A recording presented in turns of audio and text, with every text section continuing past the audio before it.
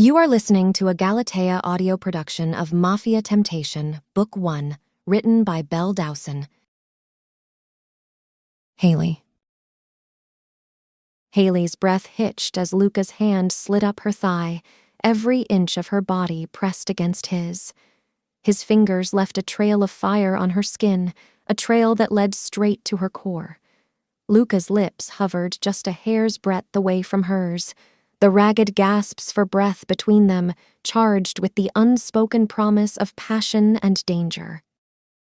"You can't escape me, Haley," Luca said, his voice the rumble of thunder. A shiver went down Haley's spine. She'd spent the last few years on the run, running from her past, running from herself, running from everything.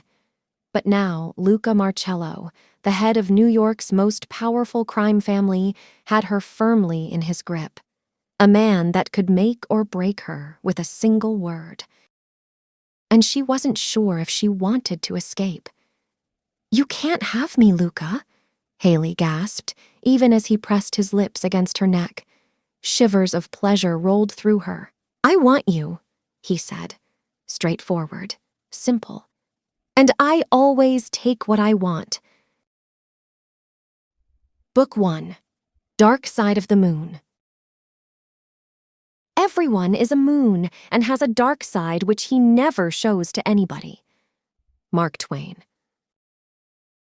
Haley. The Venetian Lounge was an elite club in the underworld of New York City. The drinks were expensive, the feather girls were available at a price, and it was the safest place for Haley. Haley wasn't a feather girl, nor did she wish to be, although she couldn't help but envy them. They were confident, gorgeous, and had the men worshipping at their feet. Haley was a bar girl. She worked at one of the 4 round bars in the underground club, alongside Ben, her friend and roommate. He was funny and smart, and they got along well, which was a relief. In the center of the circle bar on a podium was her other friend, Ava. Ava, well, she was a feather girl, and she was proud of her title. Haley envied her beautiful blonde friend, but she couldn't do what she did. Haley admired how Ava could dance and flirt with all the men in this place. She admired how confident and open about this world she was. A small part of Haley wished she could be more like Ava. "Another vodka, please, pretty one." Dmitri was a regular prop at her bar. He was a friend of the owner, and he was Russian. When she heard he was Russian, it made her nervous and wary. However, she soon learned he was running just as much as she was. Dmitri was a silent man, but he gave Haley some comfort that it wasn't just her hiding away. "Anything for you, Dmitri," she replied in perfect Russian for the first time. It made his eyes widen as she placed the vodka in front of him. She laughed at his expression. "You speak perfect Russian for a sweet English girl," he complimented her as she took the money from him. "Keep the change." She placed the tip in the jar she and Ben would share later. "Where did you learn Russian?" Dmitri asked her as she leaned across the bar so she was close to him. She was sure he was peering down at her cleavage that poked above her deep purple corset. "I went to a Catholic all-girls boarding school. I learned a lot of things there." Her lips curled into a smirk as she winked, making him chuckle. Dmitri liked this girl. She was spunky, sexy, and she was easy to chat with. "One day you will wear a feather, and I shall insist you wear a school uniform," he teased, and she laughed and leaned across the bar again and spoke low to him with a wicked smile. "When that day happens, I'll be sure to bring it in." They both laughed loudly, and she went on to serve the next gent who was staring at her ass in her shorts. They were more like underwear, and she had on her thigh-high black stockings and suspenders. "Are you flirting again, Haley?" Ben asked as he stood waiting for the cash register she was using, and she smiled at her light blonde-haired guy friend. "How else are we going to get the tips?" Haley knew tips were how they paid their rent and how they could afford their nights out, so she smiled, laughed, and flirted as best she could. She was safe here and in control. The bar was busier tonight. She could see there was a large group of men who had not been in the Venetian lounge before since she had started here a little over a month ago. The main bulk of them were in the VIP area. They wore expensive suits and seemed to be celebrating something. Haley looked up at them high up in the VIP area. They were all good-looking men, and it seemed the girls were getting excited at their presence. Ariana walked over to Haley's bar. She was born and bred to be a feather girl. She had brown eyes and bleached blonde hair and big breasts and was tall, model-like. "Get a bottle of scotch to the VIP lounge, booth 5, she demanded, her tone as rude as ever. The dislike Haley had for Ariana had always been there, and why wouldn't it be? She was a total bitch after all. It seemed Ariana didn't like the idea that Haley had made the decision to work here without agreeing to do the things the other girls did. However, as much as Haley didn't like Ariana, she couldn't say no to the request of the VIPs, so Haley rolled her eyes in response before grabbing the bottle and making her way to the VIP lounge. The VIP section was on the second floor overlooking the sweaty club that was buzzing with music. Upon heading to booth 5, Haley noticed all of Siobhan's best girls were up here. They all had a look of determination and flirtation in their eyes, ready to please the men. She went ahead and set the scotch on the table in front of Ariana, who was seated on a well-dressed gentleman who was smoking a cigar and stroking Ariana's side. His three-piece suit oozed his wealth, and his handsome looks made it hard to take her eyes off him. He was stunning. Haley bit her bottom lip as he caught her eyes roaming him, his chocolate eyes darkening. Haley felt their eyes lock for a heartbeat, her brilliant blue eyes on his. Then the darkness in his eyes reminded her where she was. Quickly, Haley decided to leave, but as she was headed toward the staircase, another man had some other plans as he grabbed her wrist and pulled her back to him. This new guy was a tall guy, strongly built. He had warm hazel eyes and some stubble along his jawline. His hair was dark, and he had a warm persona, but Haley didn't trust anyone. No one. Haley didn't like how close he was. "Well, hello, gorgeous," he said, clearly excited. "Coming to join the party?" Haley gently pushed Mr. Arrogant off her. "Nope," she said simply as she went to walk away, but he didn't give in. He took her waist, and she turned to face him, pulling her hand from his grip. "Look," she said, as she pointed to her black and purple mask. "Do you see what is missing from my mask?" Haley asked him. He looked taken aback, clearly not used to women talking back to him. He was going to have to get used to it if he kept trying to bug her. Another guy stood beside the loudmouth, and he laughed as he placed his hand on his friend's shoulder. Haley looked at him. He had eyes like the man who had Ariana on his lap. They were dark, nearly black, whereas the other man's had warmth, like a brown to them. "She's not wearing a feather, Frankie." He laughed. Haley clapped sarcastically and then put her hands on her hips. He frowned at her, but then her attention went back to the first guy. "You see, your friend." She looked at him for a name and waited as the second guy realized she was waiting for him to respond. "Nick," he answered simply, as he looked from Haley to his friend. Then Haley looked back at the first guy. "Thanks." Haley smiled before talking back to the first guy. "Nick's smart. Be more like Nick," she said sarcastically, before she seductively walked closer to the first guy and gently took his tie. She began to play with the expensive material, looking from her fingers to his hazel eyes and gently pulling the tie closer to her, with a sweet smile.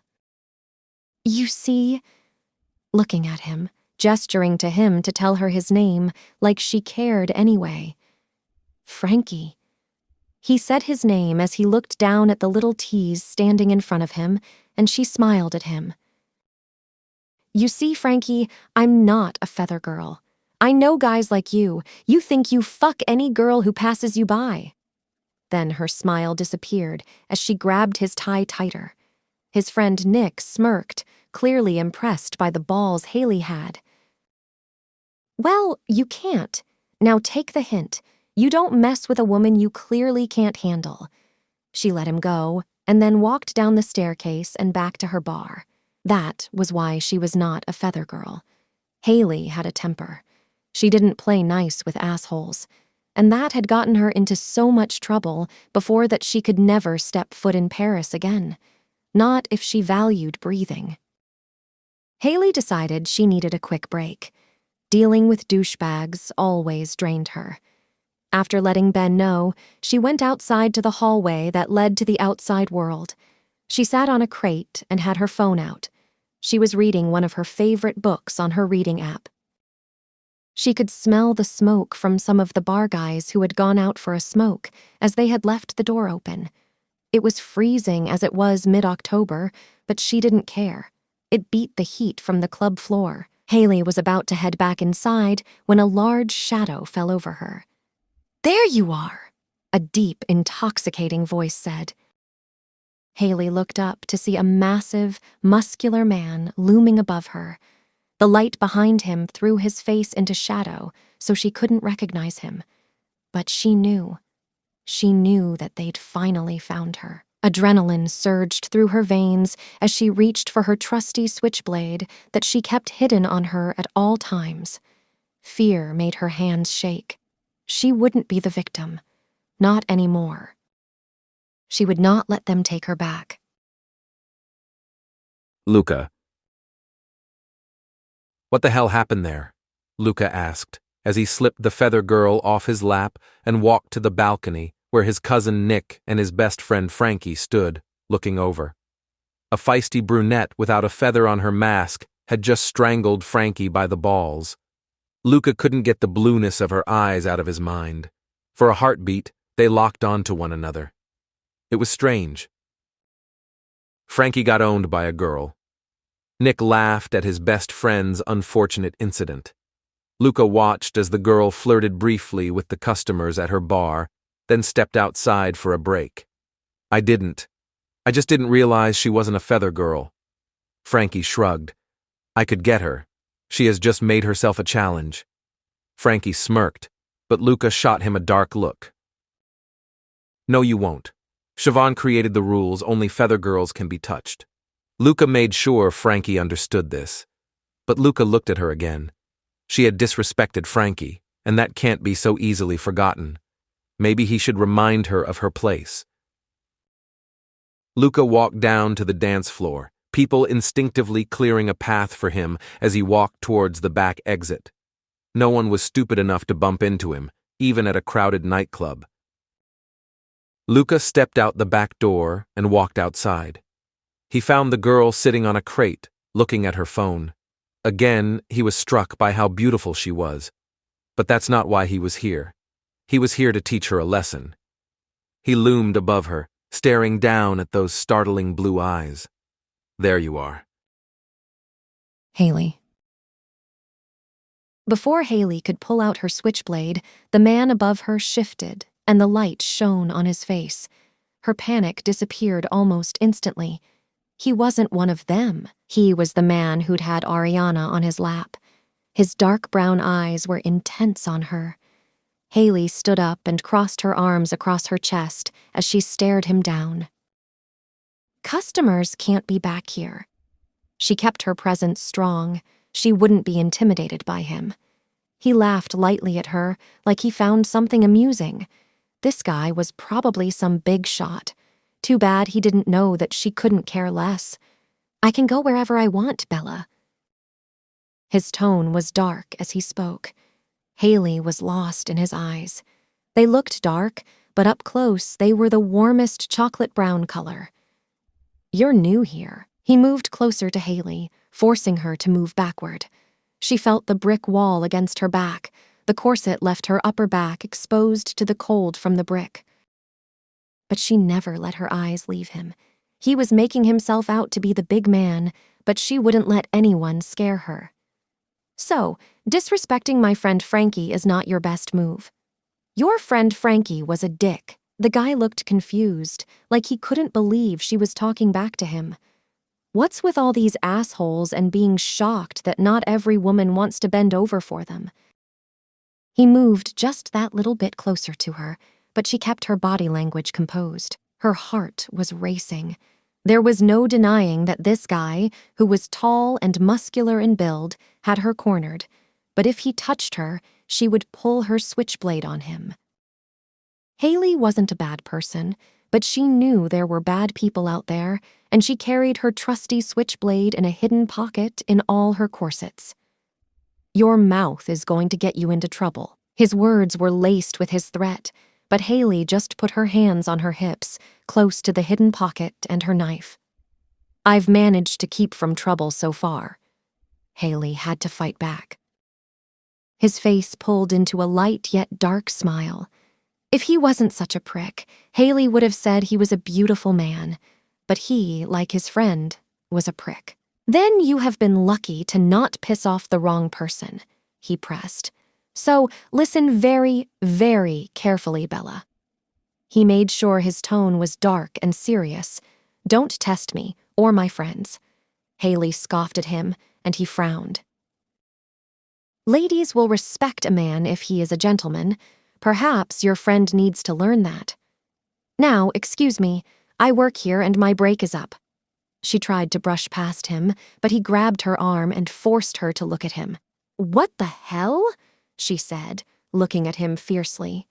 "Disrespect me or my family again, and I won't hesitate to show you how to respect me." His eyes were dark, but she wasn't frightened. She reached in her pocket to take out her knife, but they were disturbed by a voice that approached them. "What the hell is going on here?" Siobhan looked between Haley and Luca. He let go of her arm, and she stepped away from him. Luca looked at Siobhan as she stopped beside the pair, her green eyes scolding him. She then looked softly at the girl. "You, honey, best get back to the bar so Ben can take a break." She spoke softly to Haley, who nodded and walked away back to the floor. "Thanks," Haley whispered as she passed by Siobhan. She took one last glance at the arrogant man before disappearing inside, trying to get the image of those chocolate-brown eyes out of her head. Luca. Does she have a death wish? Luca thought as he watched her disappear inside. He'd never met such an infuriating girl before. Still, he couldn't get over her beauty as she was up against the wall. The light from the outside light caught her pale skin. Her bright blue eyes were striking against her deep purple mask. Perhaps it was a shame she didn't wear a feather. Siobhan snapped her head back at Luca. "Explain yourself, Luca Marcello, and not bullshit." "Where the hell did you pick that one up from?" Luca said as he recomposed himself, watching as the girl walked away and slipped back into the bar. "Paris. She came from the Paris club," Siobhan explained flatly. Luca shook his head, looking back at Siobhan. "I suggest you teach her respect or send her back to Paris," he growled. Siobhan shook her head, allowing her auburn bob to move as she did. "What? What did you do to her?" Her tone was just as dark and serious as his was when he spoke to the girl. "Nothing. Yet." But Siobhan moved closer to him. "Listen, Luca, that girl is to be left well alone." Her tone was firm, and her eyes locked on him. Luca had never heard Siobhan talk about any of her girls like that. He could see the fondness she had for the girl, a fondness Siobhan only had for him. Siobhan was the only person in the world who had the ability to get into Luca's head. She was there when his mother died, she was his godmother, and had the power to rein him in or hype him down. "You seem to like her, Siobhan. What's special about her?" Luca quizzed. Siobhan did like Haley. She liked her courage. She liked how she had overcome so much in her young life, yet still managed to smile every day. "Luca," she sighed as she watched as two guys from outside re-enter and pass them before she spoke again. "Keep away from her." He could hear the warnings in her voice. "That girl has had a rough time, and I brought her here because I thought she could do with a change of scenery." She has been at the Paris club for nearly 3 years. Luca looked beyond Siobhan at the door that led onto the floor where the girl had disappeared to. She had been in Siobhan's world for 3 years. Was she the reason Siobhan had flown back and forth to her Paris club for the past 3 years or so? This intrigued Luca. Siobhan wasn't one for sentimentality. That had been knocked out of her living in this world. No, this girl was something important to Siobhan, and that made him question who this fiery British girl was. She's not a feather girl. She never has been. I promised to keep her safe, and Luca, I intend to keep my promise. Siobhan's voice was strained as she half told, half pleaded with Luca. What's her name? Luca was intrigued by her now. Siobhan didn't care for many people. She was similar to himself in that way, apart from his family. Siobhan had nobody apart from her elite clubs around the world. Siobhan laughed and shook her head. Tonight? It could be Abby, Lucy, or even Destiny. Luca laughed. Just keep away from her. Otherwise, I will make your torture methods look like a trip to Disneyland. Then she walked away. Haley. So, tomorrow night we are getting wasted. Ava beamed as she jumped from her podium and squirted some water into a glass and scooped in some ice. It was the trio's first night off together, so Ben and Ava had decided to have a night out. Haley wasn't keen, but she had no choice. Ava was scary when she didn't get her own way, so Haley just had to accept a night out with her excitable friend. Her eyes wandered back to the men up on the balcony, and she looked up to see him standing there. Her heart raced as their eyes met again, but she looked away, scared of him seeing the dark side she was hiding. Haley. Haley never forgot being forced against the wall. She never forgot his chocolate-color eyes, and she never forgot his threatening tone. Even more than 24 hours later, she hadn't forgotten. The dress Ava had picked for her was a low-cut black dress with a tie-fastened halter neck. It was flowing and came a few inches above her knees. She wore a lot more makeup than normal, thanks to Ava, and she wore her hair in bouncy curls. Haley had to admit to herself she was nervous. She hadn't been out drinking for a long time. She always feared someone from her past would find her. She put the chain-link handle of her little clutch over her shoulder and prepared herself for her night out. Ava looked gorgeous in a bright red tight strapless number. She wore heels that made her taller than most men. Ben looked great in a plain white shirt and some dress trousers. The trio was ready, and Ava led the way to a place where she knew she would be able to skip the entry queues. Vivace was a club that had a strict dress code and had a queue around the door. Ava walked casually up to the bouncers, and we were allowed past. It was similar to the Venetian. It had booths, a stage, and a dance floor, but it was purple and black as compared to the Venetian, which was red and gold. Ben made his way to the bar and grabbed a tray of shots. "Ladies," he said, as the three of them walked to a tall, round table and stood around it. As Ben put down the tray of shots, they each took a shot glass and knocked back the strong liquid. They all pulled faces and made a gagging noise as the burning, clear liquid hit their throats, but it made them all laugh at each other's reaction. Frankie. Nick. Frankie called for his friend who was sitting in the deep purple velvet booth. Nick looked at Frankie, who was standing looking over the black metal railings that looked over the entire club. Nick stood up, excusing himself from the conversation that was taking place with Luca and his good-for-nothing brother Marco.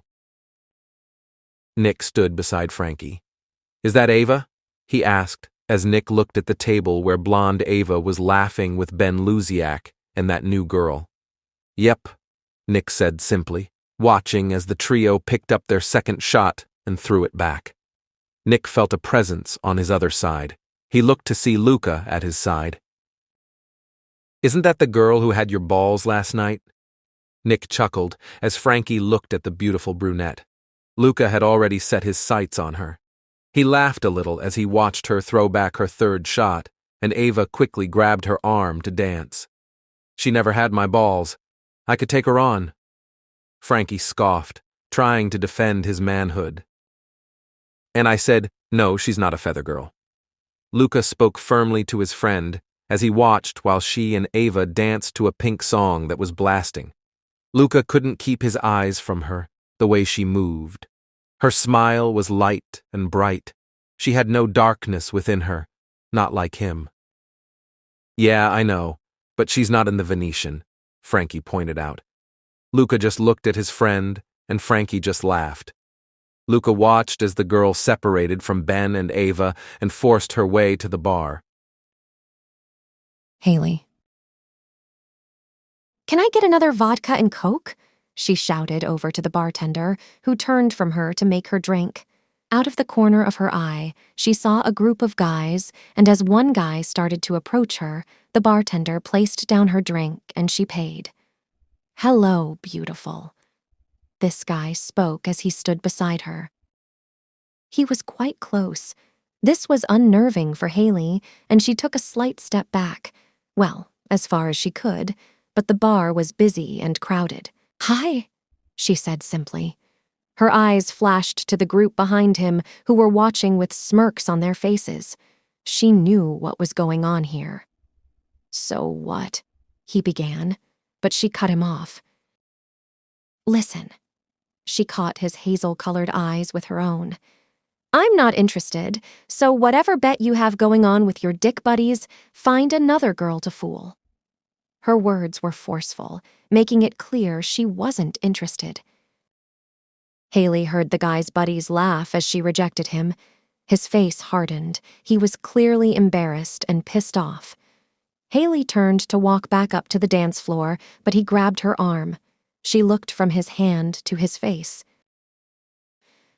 Fucking bitch! He spat, and she removed her arm from his hand. You're gonna regret you did that, whore. He spoke in a low, dark, and threatening tone, at which Haley laughed. You think I'm afraid? She put her hand on her little black clutch, which held her trusty switchblade. You think I've not been threatened by bigger and scarier men? Her heart raced as she thought of the men she ran from and the dark eyes of the man who threatened her yesterday. She then confidently walked away from the man and back to the group. Luca. She's like fire. Frankie laughed as he and Luca watched the brunette take down a guy who tried coming on to her. Luca watched as Haley walked back to the crowd. Trying to find her friends, she pushed her way through the crowds of his busy club. Where's Nick? Frankie tried to change the subject even though he knew Nick was probably off doing a job for their boss, Luca. Luca wasn't listening to Frankie anymore. He was watching as Haley walked through the crowd, innocently looking for her friends. However, Luca looked back at the dark look of the man she rejected, and he knew that look. It made his protectiveness interfere with his judgment.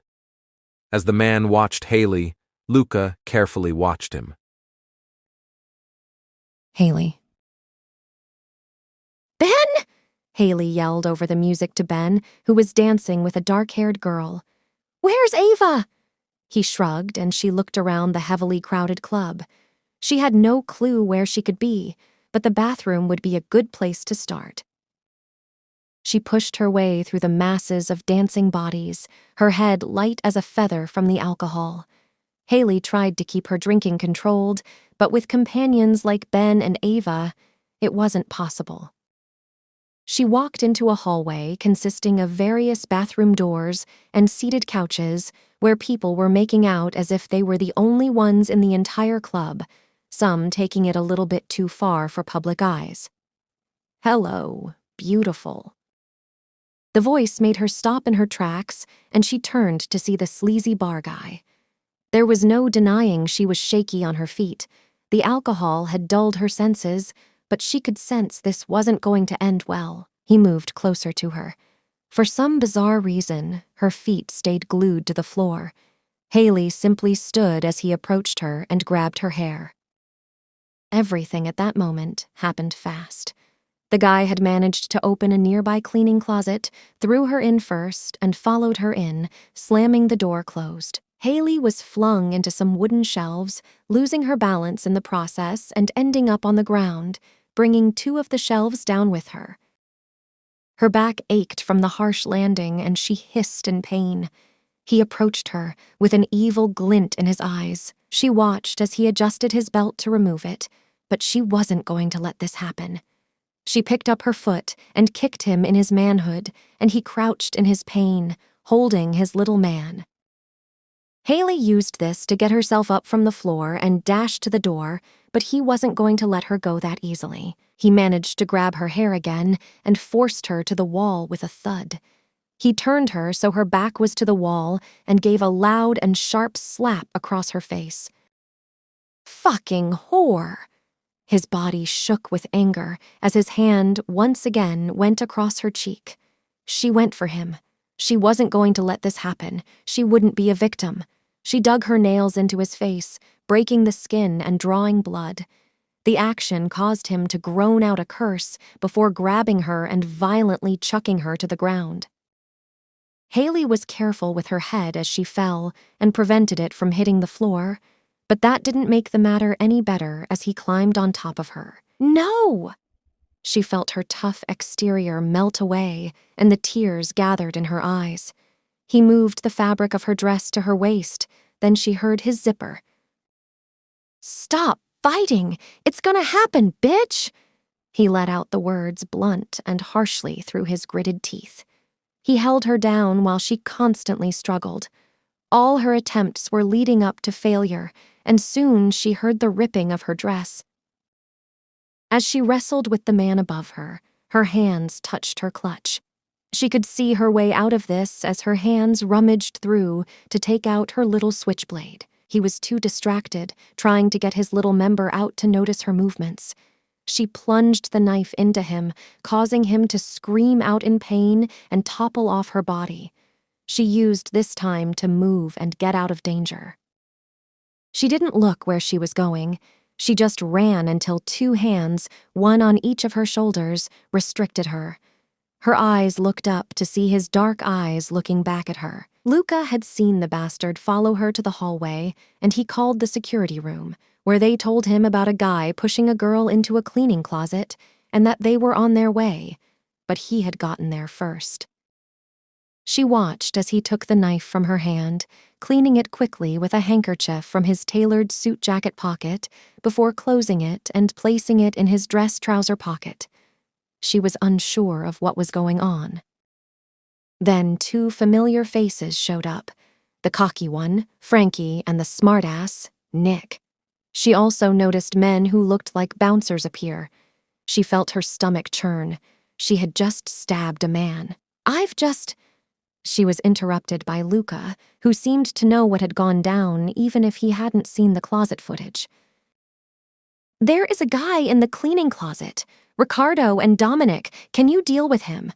Frankie, can you check the CCTV, please?" Haley was confused with what was going on. People were looking at the group. Was Haley going to be arrested? "You are coming with me." His words were laced with dominance as he looked at Haley, calmness evident in his tone as he gently shrugged out of his jacket and placed it carefully on her shoulders. He guided her through the staff-only part of the club. The staff watched as Luca led Haley up the staircase to his brother's messy office. Nick was loyally behind them.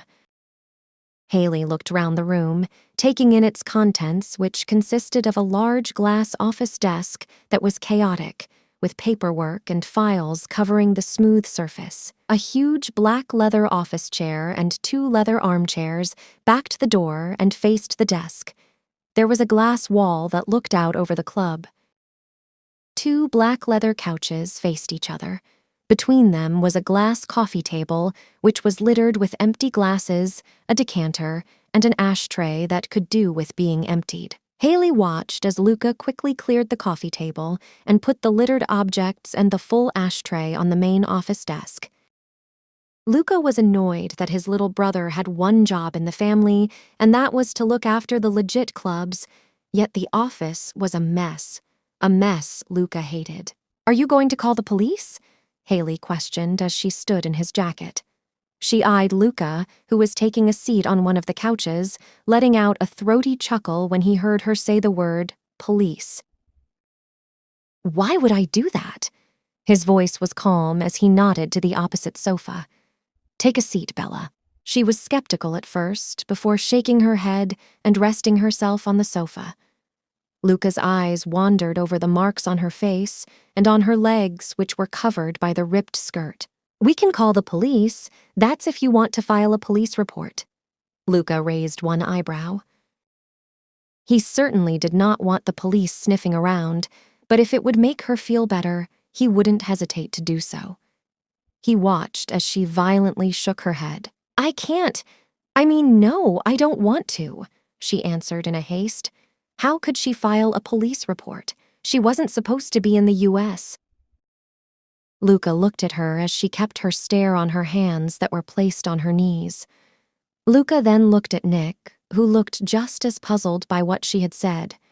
She couldn't file a police report? Was she scared because she stabbed him? No detective would arrest her, and if they did, Luca had lawyers who would get her off with self-defense. No problems there. Luca knew he would do all he could to help her. She was attacked in his club, a place she should have been safe, and she wasn't. He knew he would take action. No one got hurt under his care and got away with it. "Nick, can you grab us something to drink?" he instructed his cousin, who nodded once and then left the room. Haley looked over her shoulder and watched the guy named Nick leave the room, and she was just left with him. She looked back at him. As he sat casually on the sofa, she took him in. He was smartly dressed, in a white dress shirt and a dark tie. His trousers matched the jacket she was wearing, his shoes were stylish, and everything he wore was designer. His eyes were dark but had a warm brown to them when he was in the light, and his features were sharp and very handsome. This man looked after himself. That was clear. "I stabbed a man," she uttered, still in a state of horror as she tried to think about what she had just done. Yes, she carried a knife, but she never expected to have to use it. The knife was merely for some sort of peace of mind. "He tried to hurt you first, Bella," he said so easily. In his world, death and violence were as natural as breathing. He watched as the girl put her hands up to her face, looking as distressed as ever. His ears picked up the slight murmurs against her hands, repeating the words, "I'm not going to be a victim again. I won't get hurt again." Luca parted his lips to ask what she was talking about, but a light knock at the door stopped his words from passing through. "Excuse me, Bella." He excused himself out of the room to his waiting cousin. "Luca, Dom, and Rick have the guy locked in the cleaning closet." Nick then pulled his hands from behind his back, and Luca looked harshly at the two items he held in his hands, both belonging to the girl. One was her black clutch handbag, and the other was some black lace underwear. "Bastard! Do you think he managed to hurt her?" Luca asked as he took the handbag and did what Siobhan always warned him never to do. He looked through the bag. There was some cash, her cell, and a British passport. He opened it up and looked at her ID. Her name was Haley Tate, and she was 23 years old. He placed the ID back in her bag. Nick felt uncomfortable as he held the girl's underwear. "I don't know. He claims he didn't. Frankie is still looking at the footage," Nick explained as Luca took Haley's underwear from Nick, who went into his jacket pocket to show Luca something.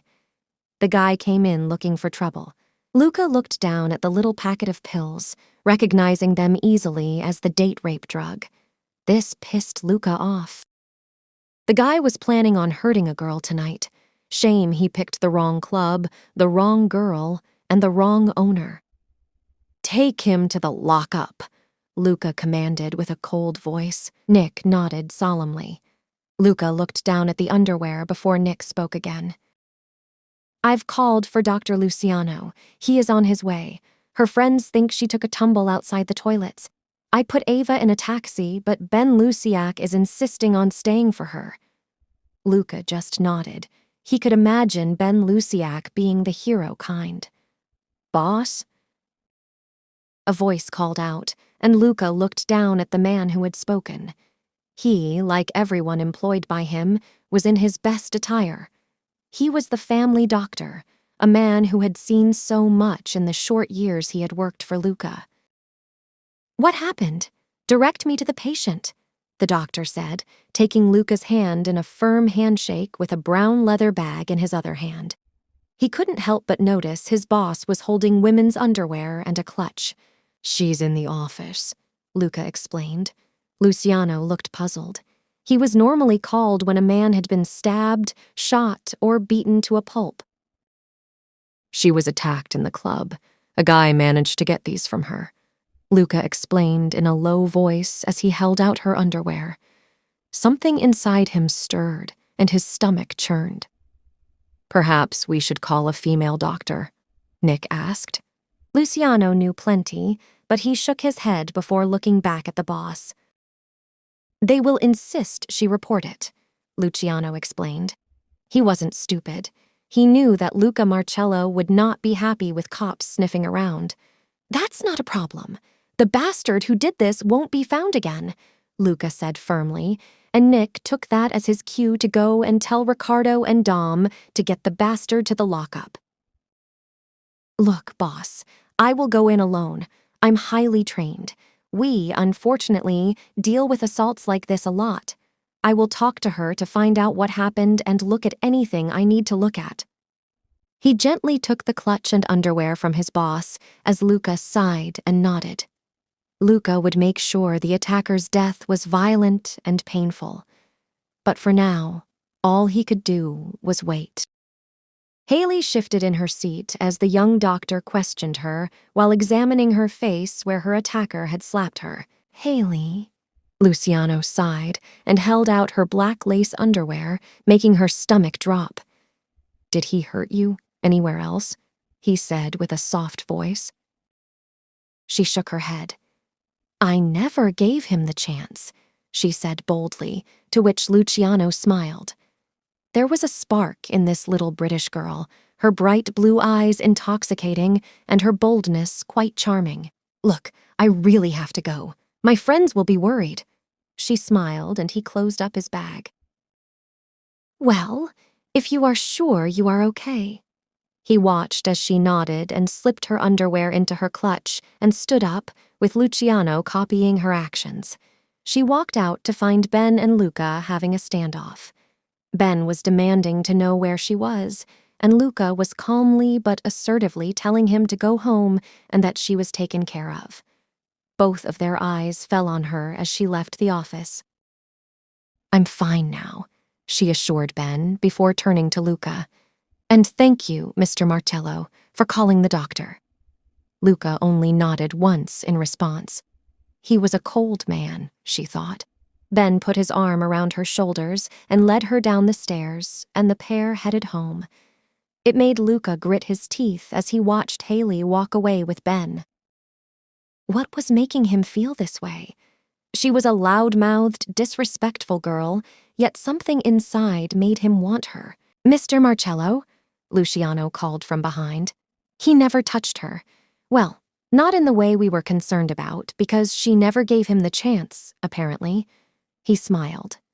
"Good night." He departed, leaving Luca standing alone.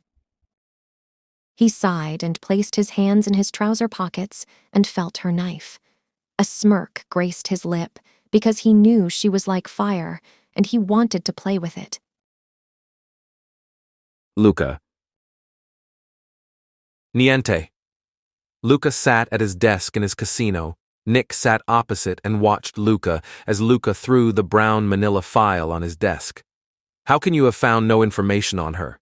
he cried out, before he lit a cigar and took a long drag. Luca was pissed. He had tasked his cousin and second-in-command, Nick, to find out any information regarding her, yet he came back with nothing. "Her passport is a fake," Nick explained, and this made Luca very wary. "I asked around about her. Siobhan brought her from Paris. Nobody knows anything about her." Nick felt uneasy as he knew what this could possibly mean. Fake passport? She could be undercover? Luca felt a little sick as he thought of her being an undercover cop. He stubbed out his cigar and grabbed his jacket and put it on. "Where are you going?" Nick asked as Luca passed him. Nick sighed as he followed Luca down the staircase to the parking garage where Rick was standing by a car. "Siobhan's, she must know who the hell she is," Luca shouted as he threw himself into the back seat of the SUV. Rick jumped into the driver's seat and drove Luca to the Dublin Club. The Dublin was the legitimate club above the Venetian Lounge and where his godmother would be. "Hello, Luca." Siobhan didn't even look up as she heard her godson enter the office. "Haley Tate?" Siobhan put her pen down and looked at Luca as he said Haley's name. "What about her, Luca?" she asked him as she watched as he undid his suit jacket button and sat on the chair opposite her. "Where did you find her?" he asked. His tone was sharp and he hated wasting time. "Why do you care, Luca?" she pressed. His face went cold as he looked at his godmother, a woman he had the utmost respect for. She helped raise him when he lost his mother, and his father was too busy being the boss. "She has a fake ID. That makes me and my family nervous," he murmured. Siobhan shook her head, making her auburn-colored bobbed hair move. "Yes, she has a fake passport, a fake visa. I know this because I gave them to her." Luca couldn't believe what she was telling him. Her real name will only lead those that want to find her straight to her. Siobhan sighed. "Who wants her?"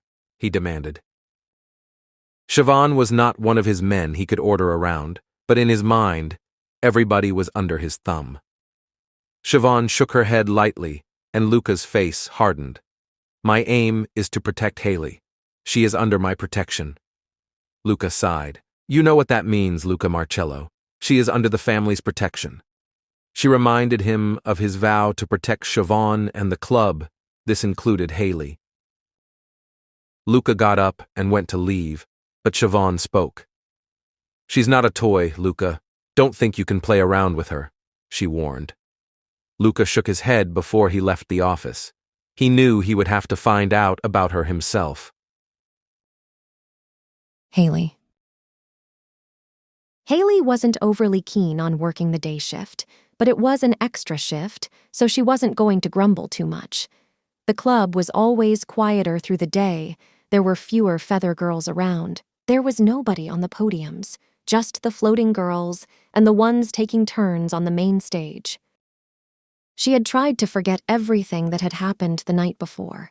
She didn't want to be reminded of how weak she had been and how Luca Marcello saved her. She was not an idiot. She knew who he was. They all knew, and Luca Marcello was someone she had to remain at arm's length from. But he did have her knife, which she was determined to get back. "Haley!" Georgia, a young girl, came up to her. "I'm taking over so you can take your break." Haley was relieved as she thanked Georgia and went out to the back area. As usual, the back door was open, and she went outside for a bit of fresh air. "Who did you piss off to get the day shift?" a voice called out as she noticed two men approaching her. The guy who spoke had a cheeky grin and hazel eyes, and she remembered his name was Frankie. Behind him was Luca, and her stomach dropped as she remembered the truth he told her the other night. Frankie approached her first. "I needed extra cash, so I picked up an extra day shift or two," she explained, and as Luca approached, his dark eyes caught hers. "There are other ways for a Venetian girl to earn money." He raised an eyebrow. She felt her stomach drop. "You'll never see me with a feather," she huffed. She wouldn't sell herself for cash. She wasn't like Ariana or even Ava. She just wouldn't. Luca laughed and shook his head. As much as her having a feather would make things easier, he had a better idea, one where little Miss No Feather could make money with her clothes on. "I didn't mean that, but that is a good way." He chuckled, and Haley felt herself blushing under her mask, but she tried to compose herself. Luca could tell she was flushed as he spoke, and it made the devil in him smirk with glee. "I am having a little game of poker with an associate in meeting room 1, and I need a waitress. The extra cash will be added to your pay, and any tips you make are yours, obviously." Haley couldn't afford to say no to the extra money. In fact, she was the girl in the Venetian making the least amount of money since she wouldn't sleep with anyone. So this was her chance to make that money back. "I'll let Siobhan know I'm using you, and Frankie will explain everything in the meeting room." Haley watched as Luca walked away, leaving her with Frankie. "The extra money, Haley, is silence money," Frankie explained as he led Haley into meeting room 1. Frankie wanted to make sure he could trust Haley, make sure she was aware of what she might hear and how important her silence was to the family. Frankie could tell she was taking in everything he said, and this gave him hope for her. "We will be discussing business, money, and family. You will serve drinks and cigars. Luca and myself won't use your real name. He will simply call you Bella." Haley nodded as she went behind the corner bar and checked that she was stocked with ice and glasses. Haley stood behind the bar as she watched Luca and 2 other men enter the room with a card dealer.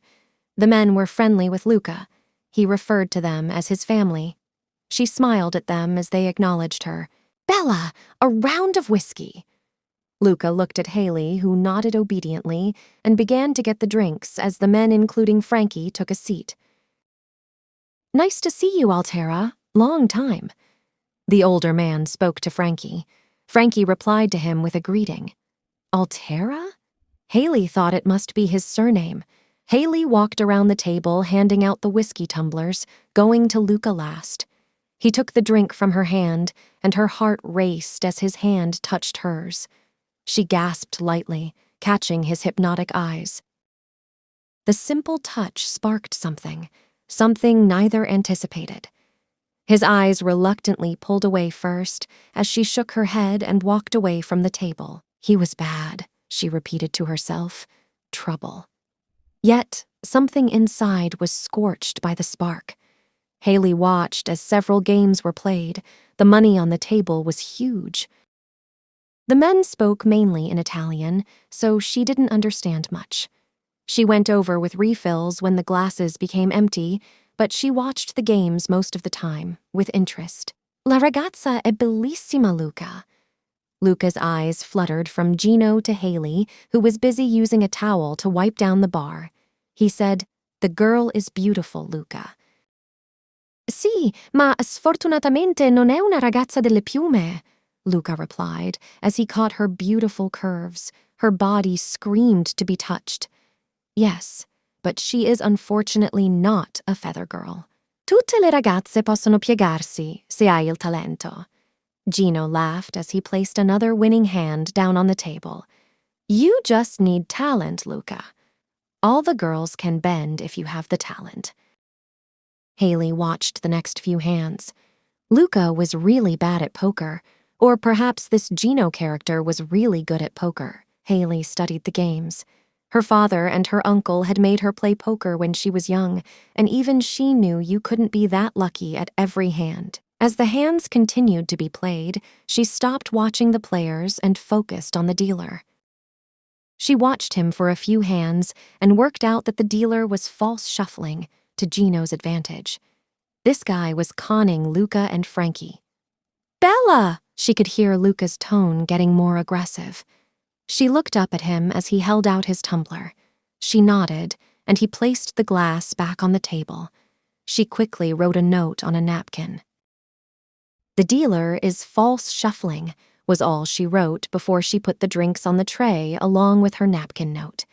She held the tray away from each player as she placed down the drinks, leaving Luca until last. She lowered the tray and took her time picking up the old glass and replacing it with the new drink. Luca was annoyed as he watched her dawdle replacing his drink. But when he noticed the note, his eyes flashed to hers. Then he watched as she walked back to the bar. His eyes went to the dealer. She was right. He was false shuffling. They were all cheating. "Darling." Haley looked at Luca expectantly. I want a drink of the Ben Wyvis whiskey. Be an angel and go to the cellar and get us a bottle." His eyes met firmly with Haley's. His eyes were dark. She nodded, saying nothing, and quickly left the room. He looked between all the men at the table, his dark side controlling him. His anger and feeling of betrayal overcame him. "I don't tolerate cheaters, Gino." He pulled his gun and fired 3 shots, one each for Gino, his friend, and his cheating dealer. "Well?" Frankie broke the silence after the 3 shots. "I think you won that hand, Luca." Frankie sighed as he threw in his cards onto the blood-soaked table. "How the hell did you know?" Frankie asked as he stood up from the table and pulled his phone out to organize a cleanup crew for his boss's mess. He watched as Luca went to the bar and held up Haley's note on the napkin. "Wow, she carries a knife, she knows about poker, and she is kind of fearless. I wish she wore a feather." Frankie couldn't help but be impressed with her as he put the phone to his ear and spoke to Rick on the other end. So did Luca. He wanted this woman. He wanted to get her out of his system. A good fuck might be what he needed from her. She was just a girl, nothing special, but there was something about her, something light that his darkness craved. He left the room and went to her bar to find another girl who explained that Haley had told her she was going home. Luca walked to the staff-only part where he watched her walking to the back exit, dressed in normal clothing. Haley wanted to get away. She had stood outside the door and heard the 3 shots. She knew Luca Marcello, the mob boss, had killed them. She had helped in that, and she wanted to get away. "Haley!" he called after her, but she never stopped as she pushed open the door and walked to the back street behind the club. Luca followed her. "Haley!" he called out again. She sighed and turned to face him. "Thank you," he said sincerely as he approached her. "It's nothing." She shook her head and went to walk away from Luca Marcello. "That wasn't nothing. You prevented me from looking like a fool," he explained. "Let me take you for a drink. I'm sure you could use a drink." He was right. She could, but she didn't trust him. "I don't trust you," she said simply, and he laughed. She was wise not to trust him. She shouldn't trust anyone. "I didn't ask you to trust me." He shrugged before he moved, so his hand was on her lower back, and he led her to the SUV that pulled up with Nick inside. Luca, like a gentleman, held open the door, but like a control freak, made sure that she went into the car with no other choice. Nick drove his boss to an exclusive bar, and he waited outside as Luca took a nervous Haley inside. Her heart was racing. This guy had just shot people. He was a mafia boss, and she was petrified of him. "Haley." Haley sat in silence as Luca spoke on the phone in Italian. She tried to control her breathing as she looked around at the quiet bar. There was a singer, a woman. Haley kept her focus on the woman. She was an amazing singer, and her arms and face were so expressive. Luca, on the other hand, kept his eyes on Haley. He watched as she unintentionally fiddled with a charm bracelet on her right wrist. He tried to work out the girl who so boldly stood up to him, the woman who worked out men were cheating him and who seemed to be fascinated by Evelyn, the singer. Frankie was updating him on the cleanup, an issue he would have to address with Haley. He hung up and he looked at Haley for a couple of seconds. He pursed his lips as he took her in. She was nervous. That bravado and boldness she had were long gone. Perhaps this little girl was scared of him. Perhaps she was aware of what the evil in him was capable of. The thought made that demon he housed inside him laugh, the sick freak he was. "Haley." His voice brought her out of her reverie. Her eyes caught his dark chocolate eyes. He was a handsome man. She couldn't deny that, but she was scared of him. Her stomach churned as she thought of the 3 gunshots. "They are dead?" she asked quietly, although she already knew the answer. He nodded once solemnly. She felt her stomach drop as she watched him take a sip of the expensive whiskey the waiter had brought for each of them. She picked up the whiskey tumbler and threw all the harsh liquor to the back of her throat. This man had killed people, and it was because they were cheating. Luca said nothing as he watched her shaking hand put the empty glass back on the table and her pretty face screwed with the taste. Her blue eyes locked onto his, and he could see the fear in her brilliant eyes. "Are you going to kill me?"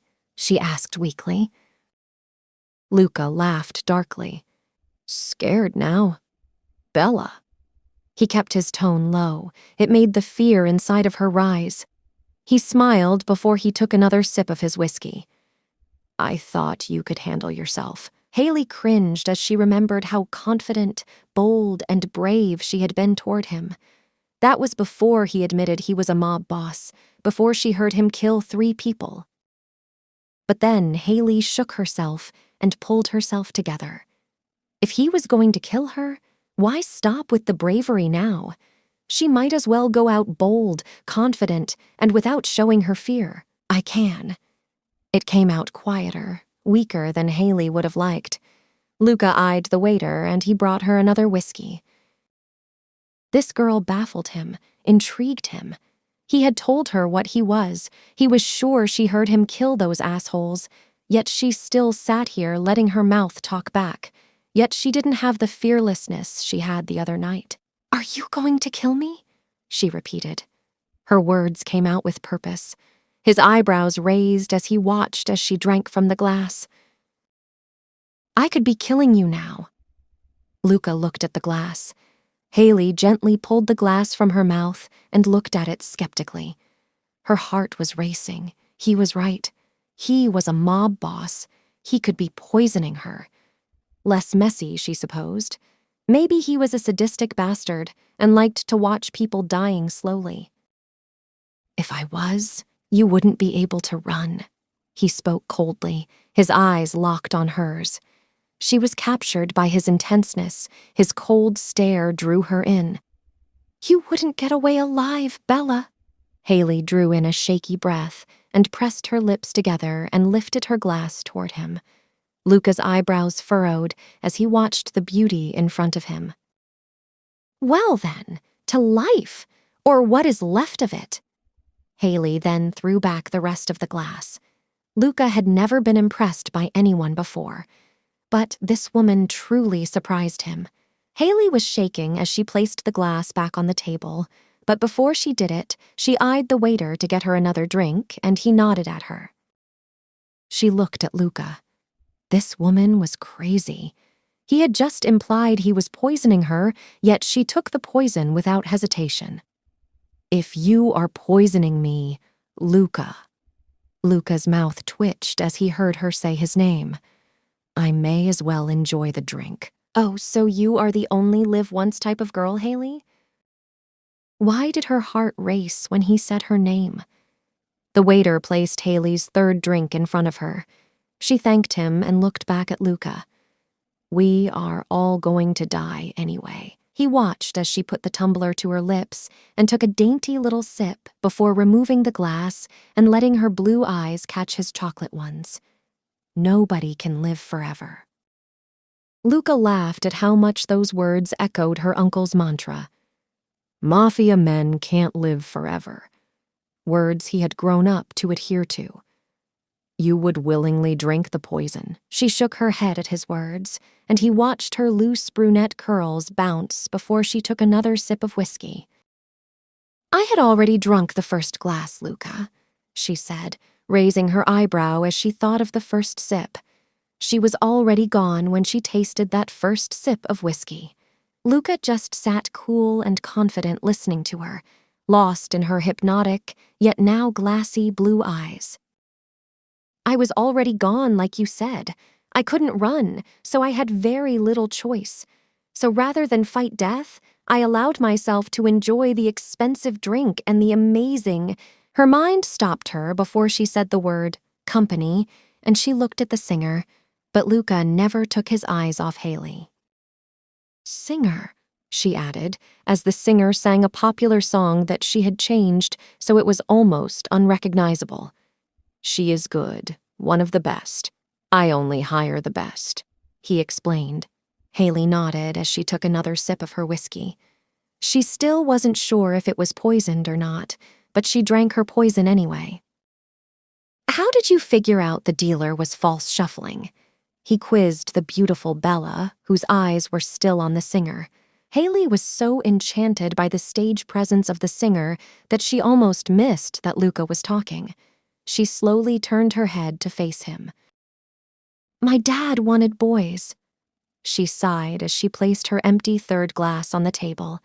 The waiter went to get another glass, but Luca could see the alcohol was making Haley a little tipsy, so shook his head at him. Luca didn't want to carry her home or for her to vomit in the back of his car. He also wanted her to make sense. He wanted to hear her thoughts, finally read her. "He and my uncle taught me to play darts, pool, poker. I even had to play golf until I put my foot down." Haley laughed as she remembered the good times she had with her dad and her uncle and took a deep breath. That time was long gone now. Haley shook her head and looked at Luca. "My dad also wanted me to never fall for cheaters and liars.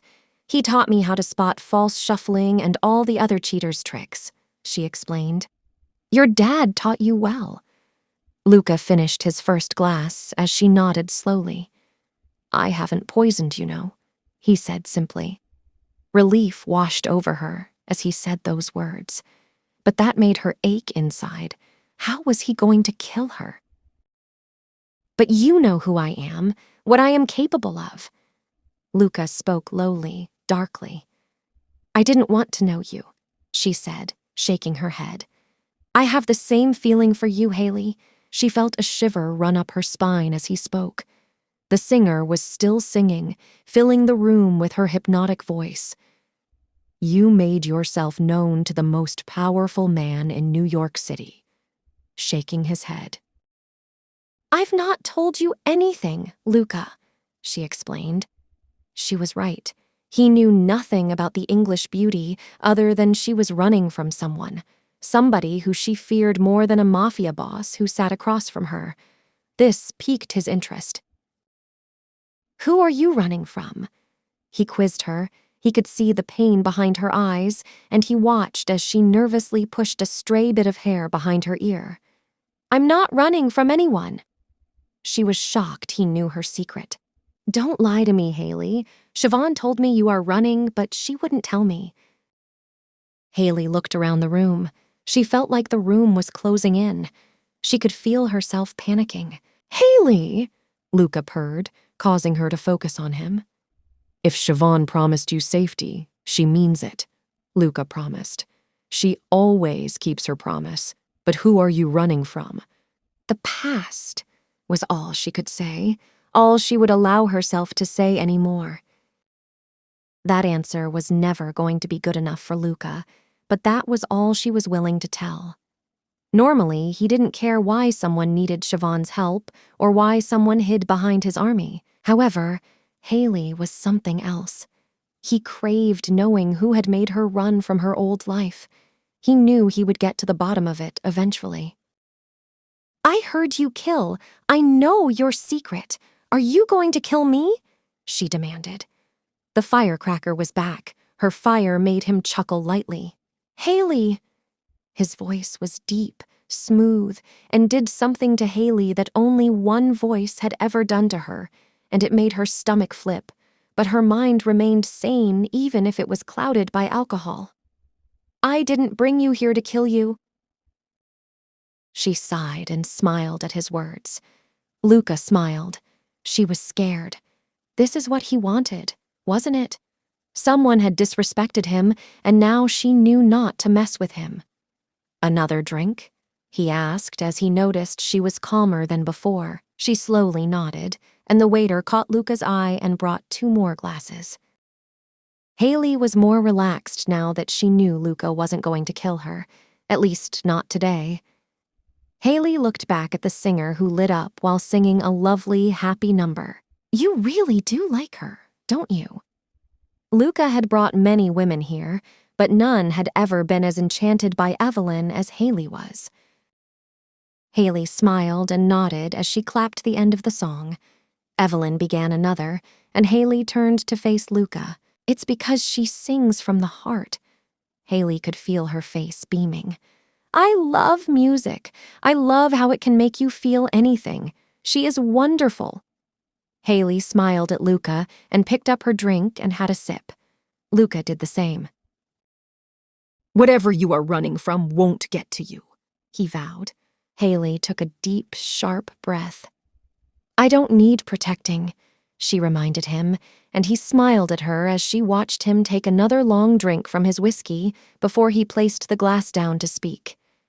Like it or not, you work for me. Haley shook her head at his words. But I work for Siobhan, she countered as she picked up her glass and took a drink. I am Siobhan's silent partner. I give her, her club, and her employees protection. Luca had always vowed to look after his godmother and her Venetian empire. He had enemies, and her clubs were a major target, as that was where a lot of his family were and where business happened. Haley was in Siobhan's empire, and that meant he had to protect her, and a part of him craved looking after her. He looked carefully at the beauty whose eyes were wandering between him and Evelyn. She was stunning, fiery, and brave. Brave and fiery were characteristics he didn't tend to like in a woman, but Haley was different. He believed somewhere underneath her brave front was a broken girl who needed protecting, and a part of him longed to be that hero, the one to look after her. However, a bigger part reminded himself he can't have her, not because he didn't want her. No, he didn't want to hurt her. A Marcello man can never love. Never. Haley! His tone was firm as he looked at her, and she stopped breathing as he said her name, but she managed to catch her breath again. What made her feel like this? This man was dangerous, but sexy as hell. A part of her knew she should run in the opposite direction. She can't fall for another man like him. He killed people. He was proud of his lifestyle, and Haley had to fight whatever her body was trying to make her feel. I think, Luca reached into his dress trouser pocket. I best give you this back. He placed her trusty switchblade on the table. She slowly picked it up and placed it carefully in her own pocket. I'll take you home. She nodded as she knocked back the last bit of her drink before taking his outstretched hand, and he helped her off the low leather sofa she had been sitting on. She put on her leather jacket, and he put his hand on her lower back and led her outside where Nick was waiting in the black SUV. Luca helped Haley into the car and spoke quietly to his cousin. They never spoke the entire journey. She looked out at the city that Nick was successfully navigating. Haley's mind was a blur. She had thought Luca was going to kill her. She had drunk way too many glasses of whiskey for midday, and she was now positive that he stirred something inside her, something she swore she would never feel again. But she knew she couldn't let those feelings show. Luca was dangerous, and she wasn't going to get hurt again. Besides, as he said, she was his employee. Luca helped Haley out of the car. He held her waist as she placed her hand on his shoulder to steady herself, the alcohol going slightly to her head. She was breathtaking as her innocent blue eyes looked at him through her thick lashes. He used his free hand to brush away her stray hair. Her heart was racing at his touch. He used her waist to pull her closer to him. He wanted to feel the touch of her lips, the touch of skin. Hell, he didn't care about the consequences. He wanted all of this woman. Haley knew what was coming as his fingers touched her face, as he moved the loose curl that covered her face slightly. She knew what his intentions were when he felt him pull her closer. A part of her wanted to be reckless. She wanted to be stupid and free, but she wasn't that girl. Haley was scarred and damaged. The one man she loved left her without so much as a goodbye, and she had never been with a guy since. Luca was not going to be the hero she needed. He wasn't going to be the healer of her heart, but the devil who would ruin her. "I won't let you touch me, not unless I wear a feather," she reminded him of a rule his godmother had enforced in the Venetian. "Bye, Luca," Haley breathed, before she left him standing by the car on the sidewalk as she opened the door to the apartment building. She slammed the door behind her once she entered the building, pressing her back against it.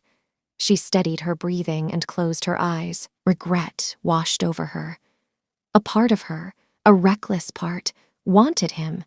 She couldn't have him, but staying away from him would be impossible. Luca sighed as he watched Haley run into the apartment building. The selfish bastard inside of him wanted the beautiful brunette, and at any cost. The selfish side didn't care that he would hurt her. He just wanted her. Haley watched as all the girls like Ava dressed around her. She had managed not to think about how she had been day drinking with Mr. Marcello. She had tried to forget the noise of the gunshots of the men he killed. A knock at the door caused a little stir, but no one rushed to hide their modesty. Haley looked at the door through her mirror as she finished applying her lipstick. Ava answered the door to a man in a suit holding a huge bouquet of roses in a crystal vase. "Haley?" Ava walked over to Haley, who turned on her cushioned backless stool to face Ava and the flowers.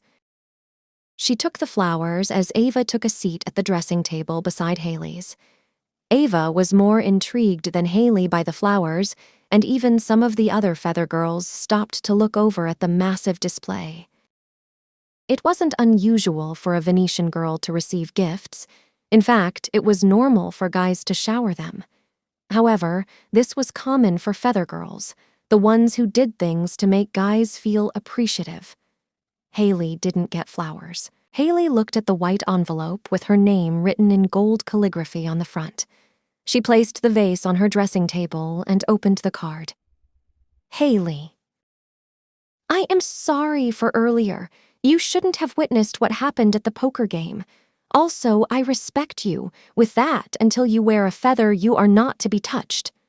Yours, Luca Marcello." Haley's heart raced. The note was simple and very formal, yet it had her heart beating like a drum. This was a man who, in her mind, never said sorry, and respect was something he demanded, not dished out. "Who are they from?" Ava asked as she brushed her blonde curls out so she had a glamorous wave to her hair, and she placed her red feathered mask on. Haley placed the note in the hidden pocket in her corset alongside her trusty switchblade and admired the stunning flowers. Ava looked at the beaming face of her friend. "Luca Marcello. They are a thank you for being his waitress earlier," Haley lied. Ava's mouth hit the floor along with a couple of others, including Ariana, who glared at Haley and the damn roses. "Luca brought you these. Did you fuck him?" Ava quizzed, and Haley shook her head with a little laugh. But her core ached as she thought of how close she came to letting him kiss her, which was a huge step for Haley. Ariana was seething in jealousy. For 2 years, she'd had Luca Marcello eating out of her hand. Yet, he never sent her flowers. She laughed herself as she looked at the brunette bitch. He wouldn't have her. She's frigid. Ariana pushed her boobs up in her black lacy bra and left the room to get ready for her first slot of the night. Haley placed her mask over her eyes and adjusted her corset before leaving the dressing room to head to the bar. Ben was already serving. The place was fully underway. Ava took her podium spot at their bar and began to dance. Haley loved it when the place was packed, and tonight it was crazy. It seemed the entirety of the New York underworld was in the Venetian. She hadn't noticed him, but he had noticed her. Luca. He watched as she beamed at customers, smiling and looking gorgeous for a girl who had pulled a double shift and a bit of day drinking. Luca laughed as he thought of how she thought he had poisoned her. Fucking Jackson. Nick huffed at his side as he hung up from his phone call and stood beside Luca. Luca looked at his cousin, who he knew would tell him the problem eventually. Jackson claims to be short again, Nick explained. Luca growled lowly to himself as he thought about the man Nick had spoken off, and it pissed him off. Jackson was a Texan asshole who had fucked him over one too many times. Now, he needed to be taught a lesson Luca was all too happy to teach him. Does he know I counted the shipment myself, and that only you had contact from here to Texas? Luca asked his cousin calmly, as his eyes watched the Belle who had enchanted him. He watched as she served drinks and moved fluidly around behind the tiny bar, and her hips moved seductively to the rhythm of the music that was playing.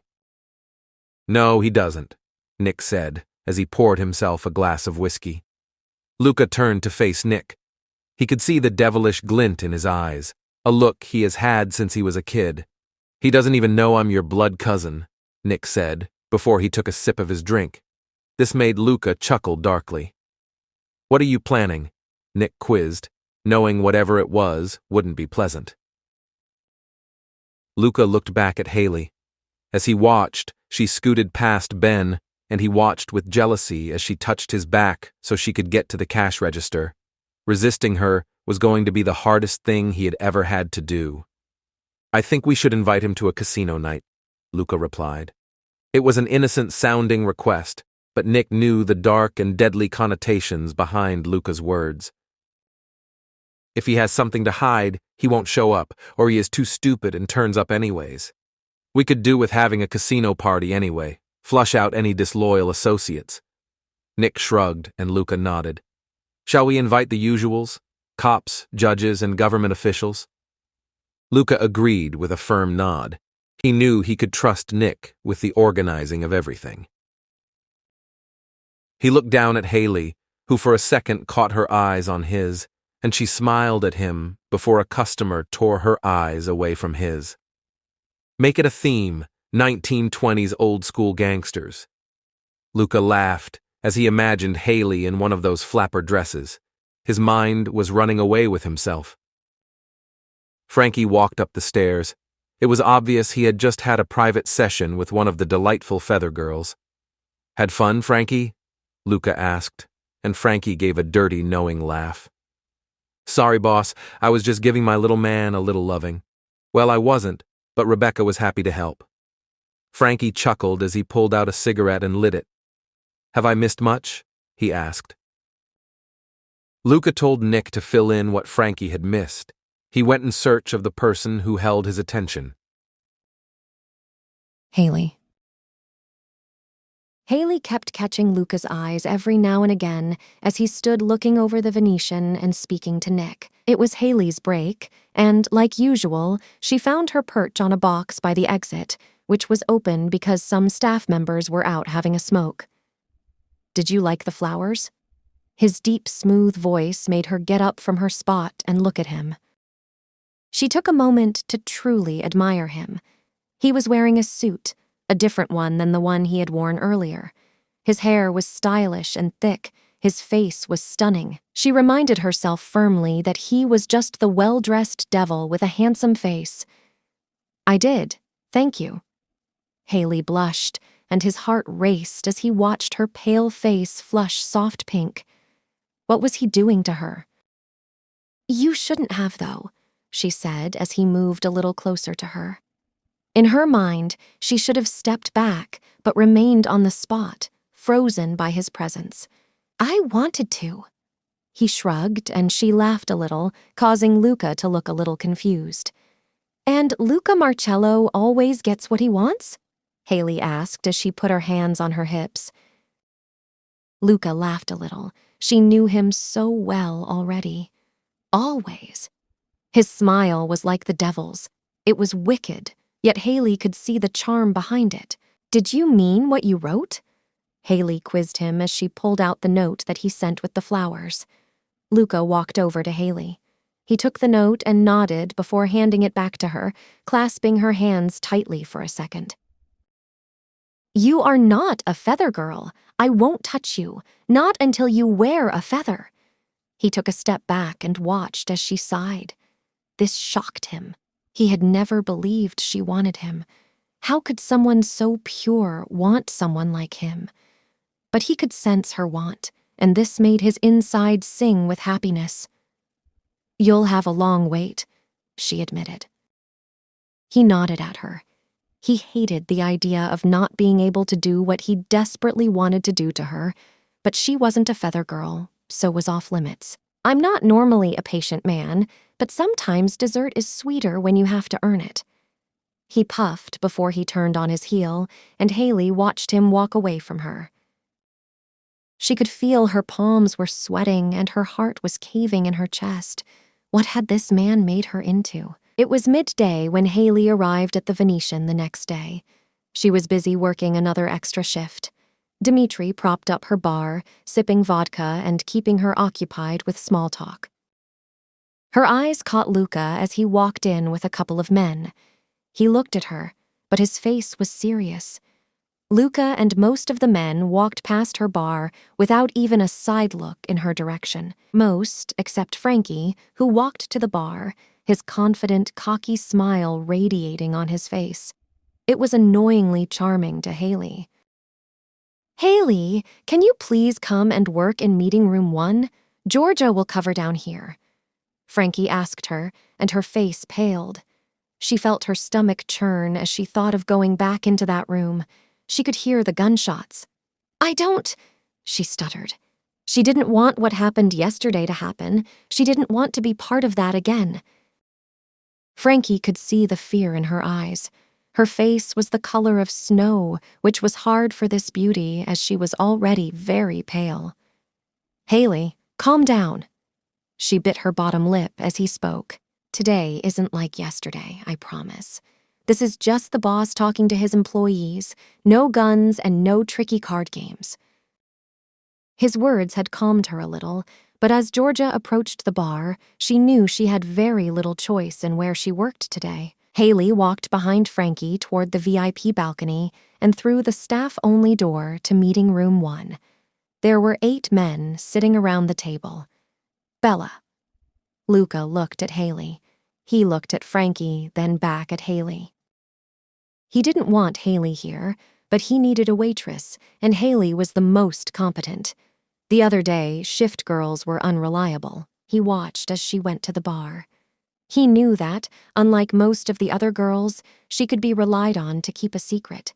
He knew this because she knew the value of secrets. "A round of coffee?" he instructed sternly. She nodded and went behind the bar and set up the state-of-the-art coffee machine. "Baroni is after the turf, boss." One of the men spoke up first, and Luca sighed. He wished they spoke Italian, but these guys had very little Italian in them. But they were Frankie's best street soldiers. Haley paid no mind to the men, she was just there to earn her money. "He is pressing down on the runners." Luca sighed again as he thought of the young men he was losing daily. The low-end guys, the ones just starting with the family, who took money and drugs between them and the dealers. Frankie's face hardened. Luca knew this hurt Frankie the most. Unlike Nick and Luca, Frankie was once a runner, then worked his way up to be the left-hand man. Like Luca said, if Nick was his right-hand man, Frankie was his left. He needed both to be the leader he was. As Haley served black coffee to each man, she could feel their eyes on her. Luca was the last person she gave coffee to before she walked back to the bar and pretended to keep herself busy, which was hard when the place was spotless. "Baroni needs teaching a lesson," Frankie spat harshly, seeing an image of a young guy he had to go identify and then bury quietly. He was just 18 and was promising, but he ran into an ambush and the animals tore him apart. Luca shook his head. "We can't have a war just yet. We have our own losses to count," Luca explained calmly. A war would mean his family would have to go underground, his businesses would be at risk, and so would their employees. His eyes caught Haley, who looked busy cleaning the bar top. "So what should we do?" one of his street soldiers asked him. "All runners are to work in pairs and be extra vigilant.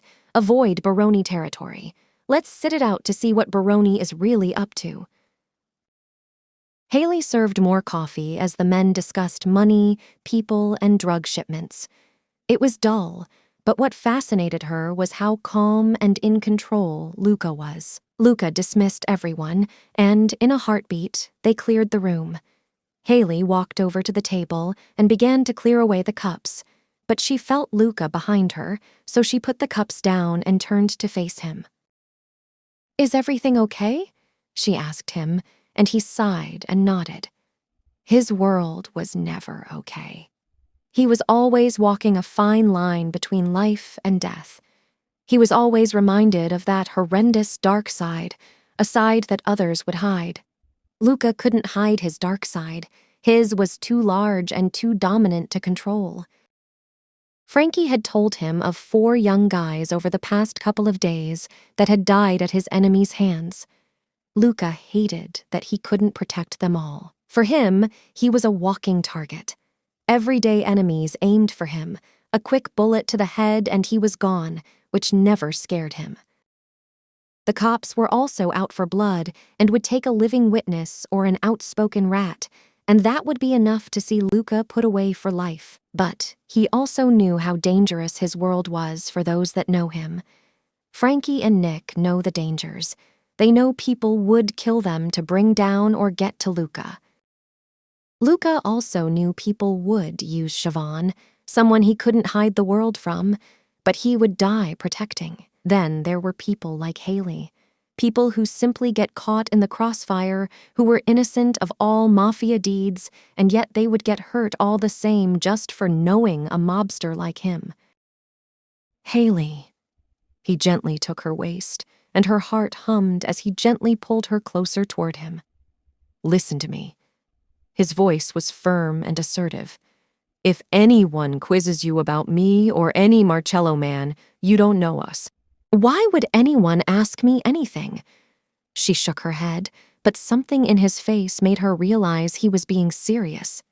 Was he that dangerous? Of course he was. Stupid girl.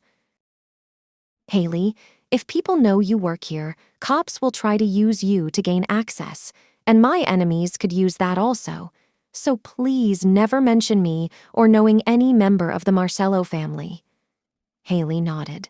She understood. Since she had met Luca, she had never seen this vulnerable side to him. Losing those guys they had spoken about crushed him, something Haley didn't expect. "I'm not a good man, Haley." He sighed, and she nodded. She knew this. Haley wasn't dumb, yet sometimes his actions made her forget what type of guy he was. The flowers were a prime example of that. "I use people to get what I want: sex, money, and power." He moved closer to her and cupped her cheek. The selfish part of him was trying to take over, but it didn't. He looked at her bright and beautiful eyes, and he knew he could hurt her. He couldn't use her, so he slowly dropped his hand. "I am not stupid, Luca," she reminded him. "I never stated otherwise, but I am a bad guy, Haley. I am a very bad guy, and the flowers, the drinks at the bar is not me," he warned. "Then why pretend? Why bother?" she asked more harshly than she expected to. "Because I use people. I paid for your silence. I am not good. Just remember that." With that, he turned and quickly left the room. Haley just stared at the door, like he was going to re-enter and take her in his arms and passionately kiss her. But he didn't, and deep down she knew he wouldn't. She wasn't special to him. She was just another faceless woman who worked for him, but her feather promise made her unattainable, and as a tear slipped under her mask, she was grateful for that promise. Haley. Nothing got past Siobhan. She knew everything that happened in her underground club, and she knew Haley had been seen with Luca. She knew Haley had been his waitress of choice. She knew this afternoon she had been in another private meeting with Luca in attendance. She knew Haley was working day and night and wanted to check in on her.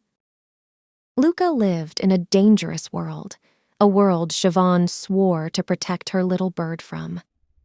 Haley sat in Siobhan's office, a little tired but happy that Siobhan had given her the shifts. "I've noticed you've done some private waitressing services," Siobhan added casually as she went through the notes Luca had left about extra money in Haley's pay for waiting in the meeting. Haley shuffled uncomfortably. Where was Siobhan going with this? "Strictly professional, Siobhan, not a feather in sight," Haley explained, although there was nothing to explain.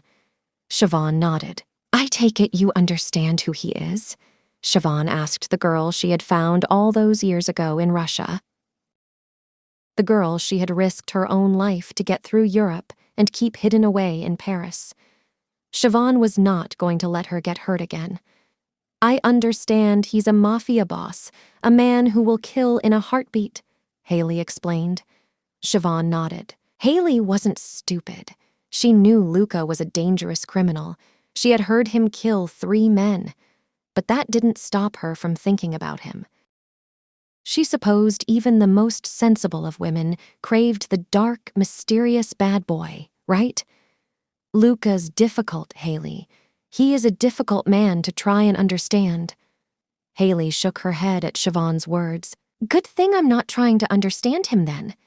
Haley beamed at her friend and boss as she put on her mask. "I'm a big girl, I can handle myself." Haley stood up and smiled warmly at Siobhan before leaving the room. Siobhan sighed as the door shut behind the young girl.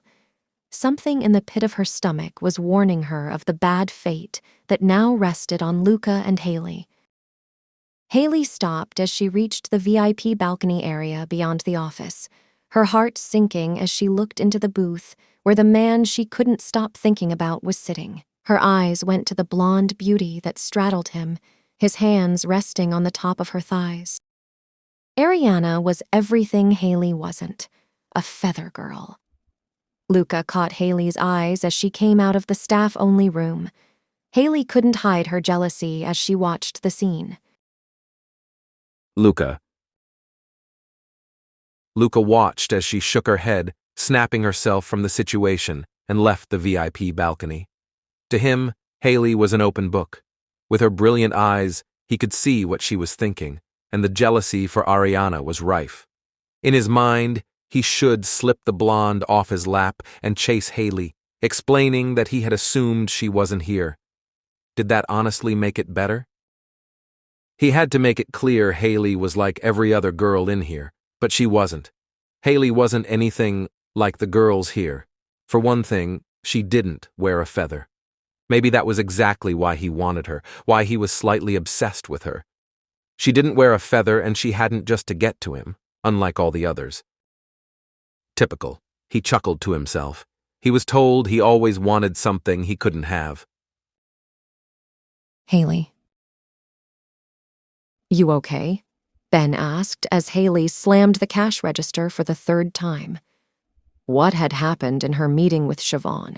He thought as he watched her throw herself against the counter that had the cash register on it. "Fine," Haley breathed as she bravely took another peek up to the balcony, where all night she had watched as Ariana sat beside Luca, nuzzling his neck as she sipped the champagne he ordered for her. Now he was looking over the balcony, and his eyes caught hers, but she looked away and began to tidy up around Ben. Why was she so jealous? He wasn't hers, and until she wore a feather, he never would be. She sat in the early hours of the morning, tired and trying to be thorough while removing the little makeup she wore. She could hear the girls talking about the money they had made, money that the Marcello men had given them. Haley turned her attention to the wilted flowers that sat in their crystal vases. Beauty all fades, and so does men's interest. And Luca's in her lasted as long as the flowers he sent. Ava tried to invite Haley, with some of the other feather girls, out for some breakfast. But Haley wasn't interested, so she watched as the night shift girls left at the unglamorous time of 5 a.m. Alone in the huge, messy, and perfume-filled dressing room, she sat brushing her hair. She brushed out the last of the curls before she put her hair in a simple ponytail. That was when she noticed the door opening, and there he stood. His dark, brooding stare locked onto hers through the mirror as she gently put the brush down. She couldn't control her damn heart as it pounded in her chest, the feeling in the pit of her stomach as their eyes caught hold of one another. This was irrational, and she hated it, didn't she? "Can I help you?" She raised her eyebrows as she spoke, and he closed the door. Her heart was racing as she looked at Luca. You would never guess that he had been sitting drinking, carrying on with feather girls, and enjoying friendly games of cards. He looked pristine, clean, and well-kept. "I'd like to take you for breakfast." Haley stood up slowly and turned to face him. He admired her and thought about how she looked so much better this way. Her natural beauty shone, her pale skin complemented by her dark chocolate-colored hair, and of course, her striking eyes. She shook her head. "I'm not hungry," she lied unsuccessfully as her stomach gave her away. She grimaced as he laughed a little. Haley was struck by how handsome he was, how the gentleness of his face appeared when he smiled. "Fine," she huffed lightly. "You can take me to breakfast." She reached for her jacket, and Luca opened the door for her, and then placed his hand on the small of her back. She walked out to a few usual faces outside the club, Frankie and Nick. She also heard the names of the other two men, bulky guys. One was Rick, and one was Dom. Haley noticed the 3 huge blacked-out SUVs. "How many cars do you own?" she choked out as she looked at the 3 cars behind the guys. Luca laughed a little, as she had no idea how much money he had. "I have quite a few. The SUVs are heavy cars," he said simply as he stopped in front of the guys. "Heavy?" she quizzed, and Frankie laughed at her innocence but answered her question. "They are armed, Haley," Frankie explained. "Bulletproof, ready for anything."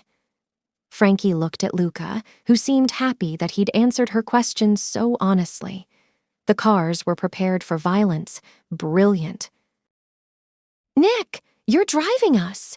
"Frankie, you have to check the lockup to make sure everything is going well.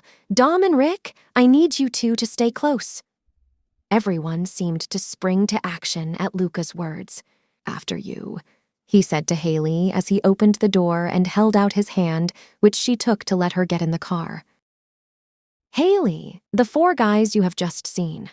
Luca spoke lowly, even though he knew his cousin up front could hear every word.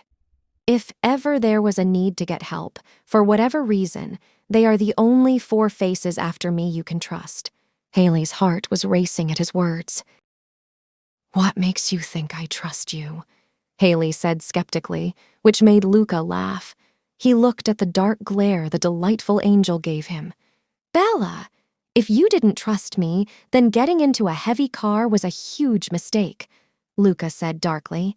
"Always remember, even salt can look like sugar."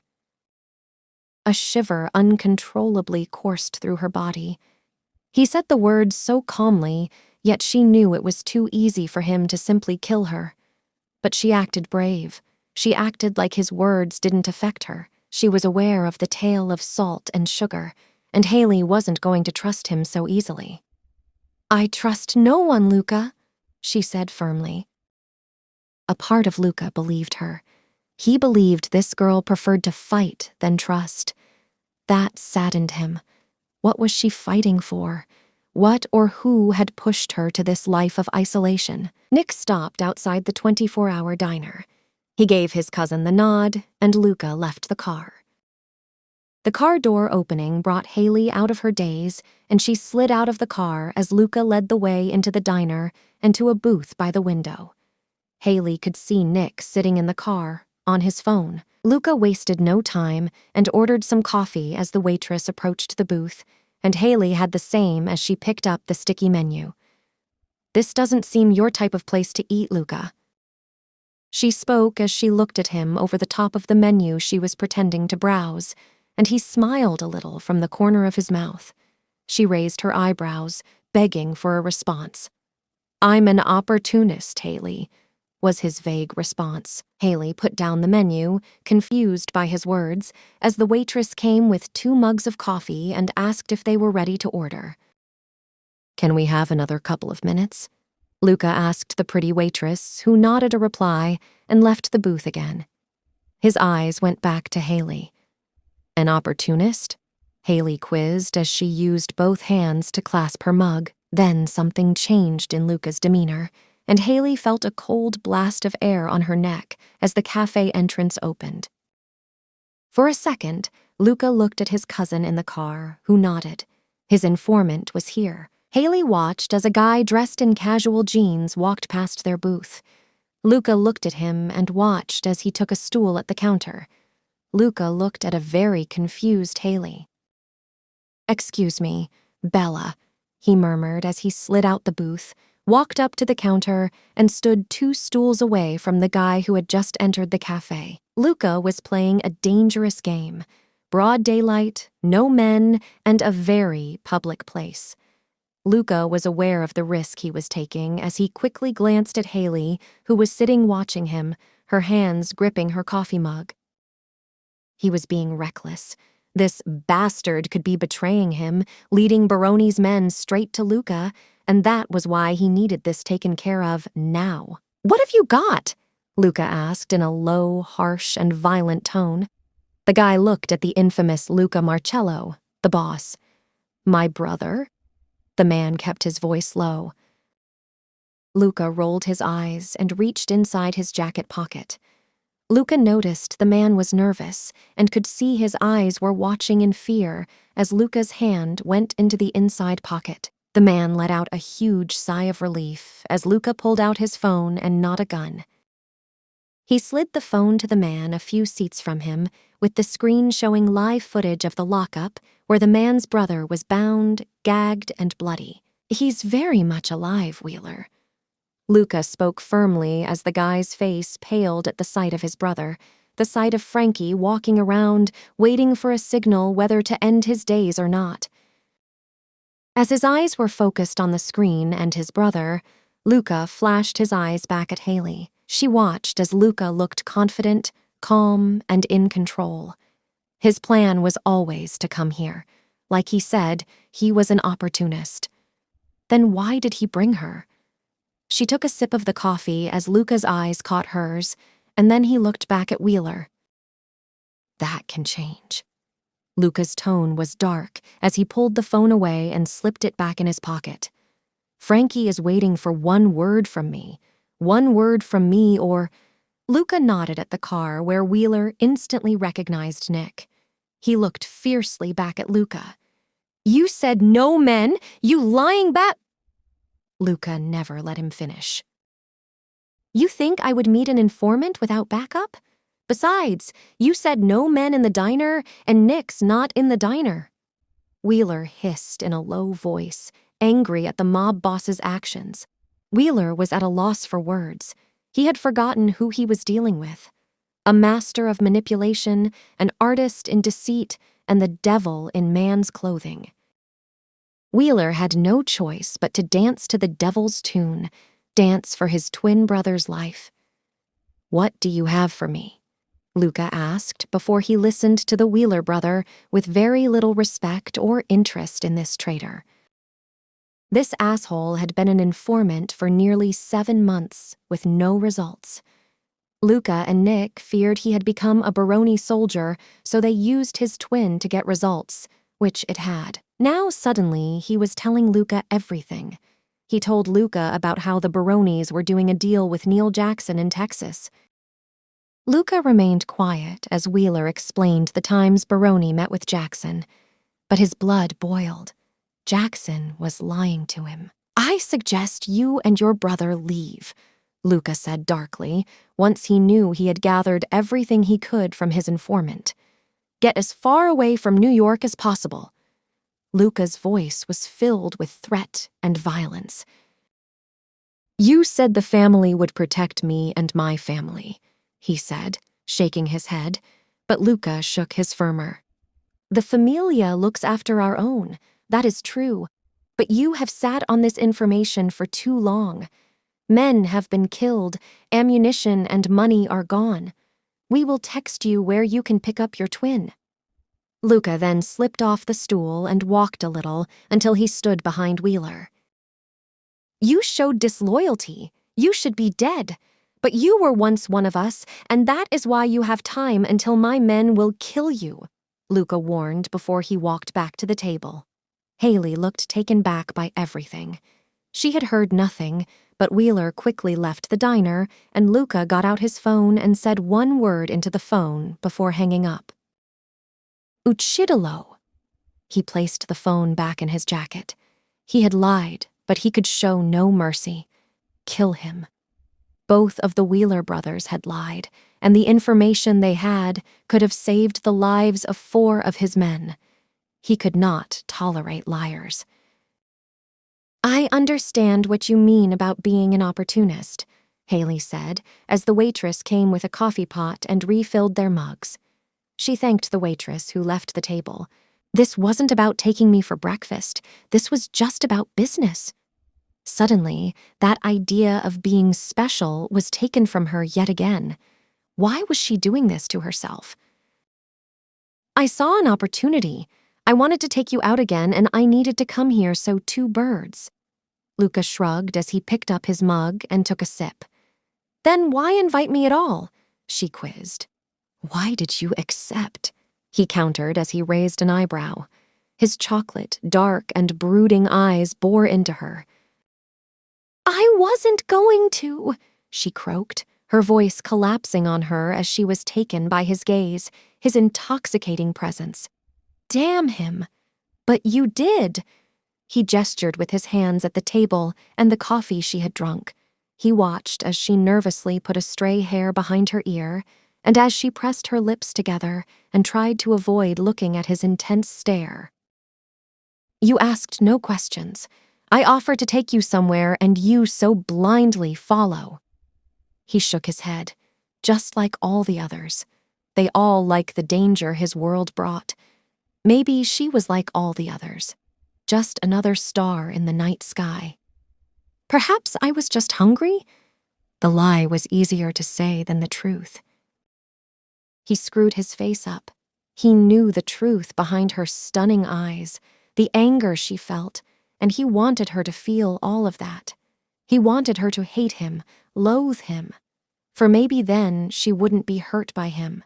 Maybe if another guy or girl asked me for breakfast, then I would have gone with them. Don't flatter yourself, Luca. I was just hungry. She lied, of course. She came because a part of her craved any little time she could get with Luca. So the other girls didn't invite you? Luca knew Ava and the Feather Girls were getting breakfast. He knew this because he heard them, and he had also heard them offering Haley to go, but she refused them. Haley stuttered. She never, ever lost her head, yet he caused her to. He watched as she grew red, trying to compose herself. He was playing a dangerous game with Haley. Physically, he wanted her. He wanted to get her hot and wet just for him. He wanted to conquer her in his bed, and that was new. But something told him she was like a drug. One taste, and he would be hooked. But he liked the idea of holding her. He liked to tease himself by putting himself around her. What was he doing to himself? To her? "This was a bad idea," he murmured, and Haley looked up at him as he stood up, and she stood up too. "I could kill you in a heartbeat. I should, for your utter stupidity." "I'm not stupid, Luca. I just like to see good in people, give people a chance," she said, shaking her head.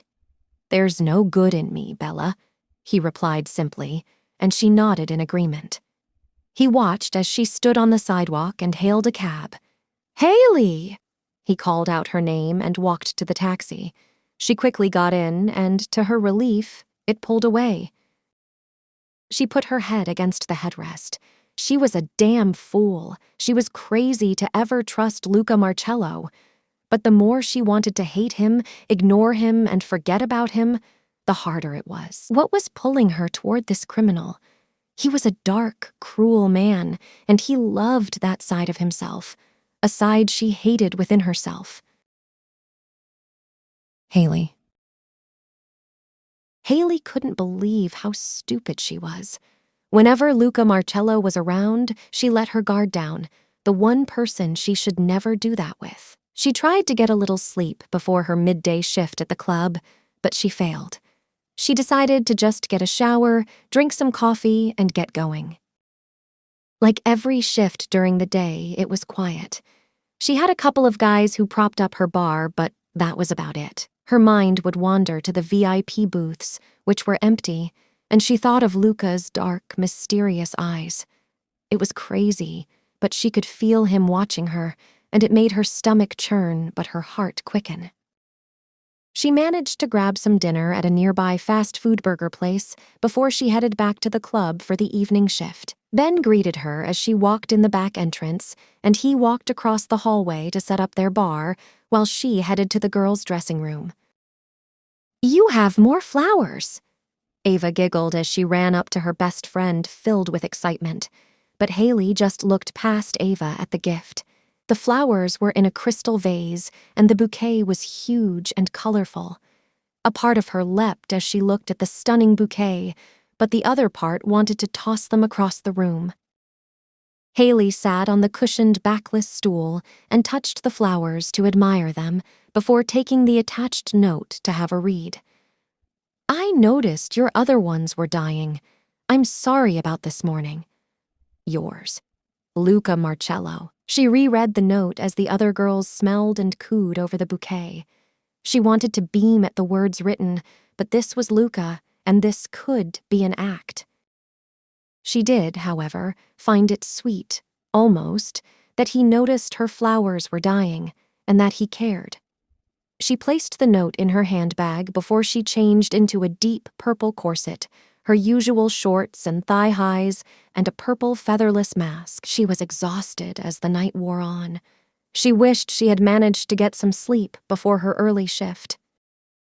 "You look tired, young one," Dmitri pointed out in his husky Russian voice. Haley nodded as she took a sip of her icy water, trying to wake herself up. "I am, but we'll manage to get you another vodka." She smiled warmly before she turned to get Dmitri another shot of vodka. Haley was dizzy, and she felt weak, but she kept going. She didn't even notice Luca Marcello had come into the club and headed straight up to the VIP booths. She was too busy keeping herself upright. Haley was starting to feel unwell, truly unwell, so she turned to Ben and excused herself. She needed some air. Taking her water, she walked out to the back. She felt like she was floating, like her legs weren't carrying her anymore. "Haley," his voice made her stop as she was halfway down the corridor. She turned slowly and carefully to face him. She had no idea he was here tonight, and he looked good as usual. He wore a clean and expensive suit. His features were so attractive, it still made her stare at him like a teenager. "Luca," she breathed before she shook her head. "Thank you for the flowers," she said as she began to feel the world spin around her. "Haley, are you okay?" Luca walked toward her. He watched her blink several times behind her heavy eyelashes before her lids closed and the glass she was holding smashed to the floor. Luca was quick as she fell forward, and he caught her in his arms. "Haley!" He called out to her as he pushed her hair back and pulled her mask off her face. He dropped to one knee and took out his phone. "Frankie, car around the back of the Venetian, now!" He hung up without hearing the reply before he picked up Haley. He noticed Siobhan walking toward him as he went to head for the exit. She ran toward him as she noticed he had Haley in his arms. "Oh my God, Haley, what's happened?" She touched her head and then looked up at her godson. A part of her believed he had something to do with this, but the look on his face made her believe otherwise. Was he concerned? "She fainted," Luca replied as he looked at the beauty he held. Was this because of all the shifts she was pulling? "I'll get Ben to take her back to her apartment." But she noticed Luca pulled her close to his broad chest. Luca shook his head. There was no way he was going to let Ben take care of her. It was strange. A part of him wanted that job. "Luca," Siobhan said firmly, "I'll get a doctor to see her. She has probably worked herself to the ground in this place," he growled lowly. Siobhan heard him blaming her in his voice. "You listen here, Luca Giovanni Marcello?" She used a voice he hadn't heard since he was a teen getting into trouble. Siobhan stood with her hands on her hips. "I've had this place longer than you have been breathing. I have had girls pour every hour of every day into their job. I've had girls like Haley fall and faint. When have you cared for them?" she barked. What she was saying was true. She did have girls who, for want of money and a better future, killed themselves for the cash they could make here. Yet Luca only cared about Haley's health. Luca said nothing. He just marched past Siobhan carrying Haley. Siobhan called after him, but it was hopeless. She watched as the Marcello man carried the woman out, and she felt sick as she watched the scene. Marcello men always got what they wanted, and, whether she liked it or not, he wanted Haley. Siobhan knew that no good came from a Marcello man and his woman. "Fainting at your touch, boss?" Frankie chuckled as he held open the back door of the car. Luca just looked at him as he got in the SUV with Haley. "Just get us back to my place," Luca hissed as Frankie started the car and drove away from the Venetian. He held Haley closer than ever before. During the drive to his home, Luca looked down at Haley, who stirred slightly, murmured something about cheese, then went silent. Luca pulled out his phone and instructed Nick to get Haley's things from the dressing room and meet up with him at his home. With the help of Frankie opening the doors, he carried Haley to his room. He'd never had anyone in his room. Nobody came into his room. Haley was completely out of it as he placed her gently on the bed and carefully removed her shoes. He looked down at her stunning body. She was what his father would call a real woman, curves where she should have them. He looked at her tight-fitting corset. Surely she wouldn't sleep well in that. He quietly walked to his huge walk-in closet, pulled one of his white shirts off a hanger, and walked quietly back to the bed she lay in. He gently picked up the Sleeping Beauty, and a part of him felt it was wrong to strip an unconscious woman. But he knew she would be better out of the tight lingerie, and besides, if she questioned his integrity, he had cameras. He carefully pulled the hook and eye fastenings that ran the length of the purple corset, pulled it from her body, and placed it beside him. There she was. Her perfect body was there for him. As sexy as she had an innocence about her. He noticed no piercings or tattoos, just her pale skin. He avoided ogling her body as much as he could, and avoided looking at her breasts, as beautiful as they were. He quickly put his shirt on her and buttoned it up, then pulled back the bed covers and placed her gently under them. Luca reluctantly left Haley in his bed and went to his study, poured himself a drink, and sat behind his desk. He knew Frankie was in the camera room, so he knew Haley was safe. But why did he care? Why didn't he let Siobhan look after her, or Ben? Why did he insist on doing it? The door opened after a sharp knock. Luca looked up to see Nick entering the office and taking a seat opposite him. "I've got Haley's things. I told Ava about her fainting and said we were having her looked at." Luca nodded. He was glad he had Nick. "Siobhan told me you wouldn't let Ben take her back to her apartment." Luca poured Nick a glass and refilled his own. Nick leaned forward and took the tumbler. "You have feelings for Haley." Nick knew he did, but he needed to hear it from Luca himself. Luca shook his head. "She's an employee, like Rick and Dom," Luca pointed out, before he looked down at the paperwork he was pretending to work on. He heard his cousin laugh before taking a drink. "Something funny, Nicolo," Luca spat as he glared at his young cousin, who shook his head. "I don't see you stripping Dom and putting him to bed or Ariana," Nick countered. Luca sighed. He must have spoken to Frankie. He said nothing as he looked back down at his paperwork. I take it she is still a very important person? Nick asked his cousin as he remembered how Luca told him she had made herself important. Normally, when someone gets on Luca's radar, it is only in a bad way. Haley is an employee, Luca replied to his cousin, never looking up from his paperwork. Nick shook his head. Bugie, Nick spoke in his native language. This made Luca look up. He had gotten his cousin's attention. Lies. What do you want me to say? Luca asked his cousin. The truth, Nick replied simply as he took another sip of the whiskey, and Luca sighed. She is pretty, fuckable, but featherless. Luca had to keep his cool. Haley was stunning, and he was telling the truth. She was fuckable. He just wished he could. Nick nodded. That's all. Remember, amare e perdere e morire. Luca repeated his father's phrase. To love is to lose, and to lose is to die. He watched as Nick laughed and stood up, placing the empty glass on the desk. I never said anything about love, dear cousin. Nick laughed. He knew Luca felt something stronger than the urge to fuck her. Luca remained quiet as Nick went into his inside pocket, produced the spare casino party invitations, and placed them on the desk.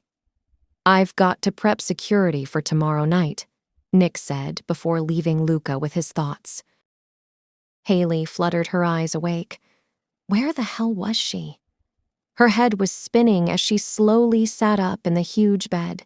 It was amazingly comfy and had gray sheets. Everything about the room was monochrome. She looked around the unfamiliar room, and even in the darkness, she could see the grays, blacks, and whites that were around the room. Nervously, she felt around the bedside table and found a gray lamp that dimly lit the room. Her heart was racing. The room was massive, simplistic, but she could tell the decor was very expensive and high-end designer. It was then she noticed what she was wearing. She was horrified as she felt the expensive material of the white shirt. Someone had stripped her. She quietly slipped out of the huge bed and noticed she was still wearing her short shorts and her thigh-high stockings. She went toward the door, which led to a white and bright hallway. Her heart was pounding as she tried to remember what had happened before she passed out. She was talking to Luca. That was all she could remember. Looking for Luca? A voice she recognized spoke. She turned and noticed Frankie was down the hall with his wide, cheeky grin. Luca had brought her here? Frankie pointed to the door down the very end. He's in his office. Frankie watched as she nodded and walked away from him.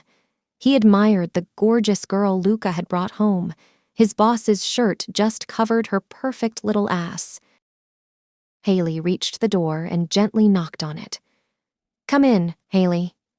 She heard his voice from behind the door, and she opened it. There he was, sitting behind a huge oak desk. He had no jacket on, his sleeves were rolled up, and he had no tie. Are you feeling better? He asked, not looking up from the work he was doing. However, his eyes peeked at her. He could see the lacy tops of her black thigh-highs that came just to the hem of his shirt that she elegantly wore. Yeah, a little. She stood uncomfortably in front of Luca. She felt so exposed, even though she wore less in the club. Did you strip me? She asked him, and he laughed a little before looking up at her bright blue eyes. I did, he replied simply, and her heart raced as she thought of him seeing her naked. I closed my eyes. Don't worry, he lied. A part of her was relieved, but she didn't truly trust him. We never. She was embarrassed to ask the looming sex question, and he chuckled again. No, Haley, you fainted.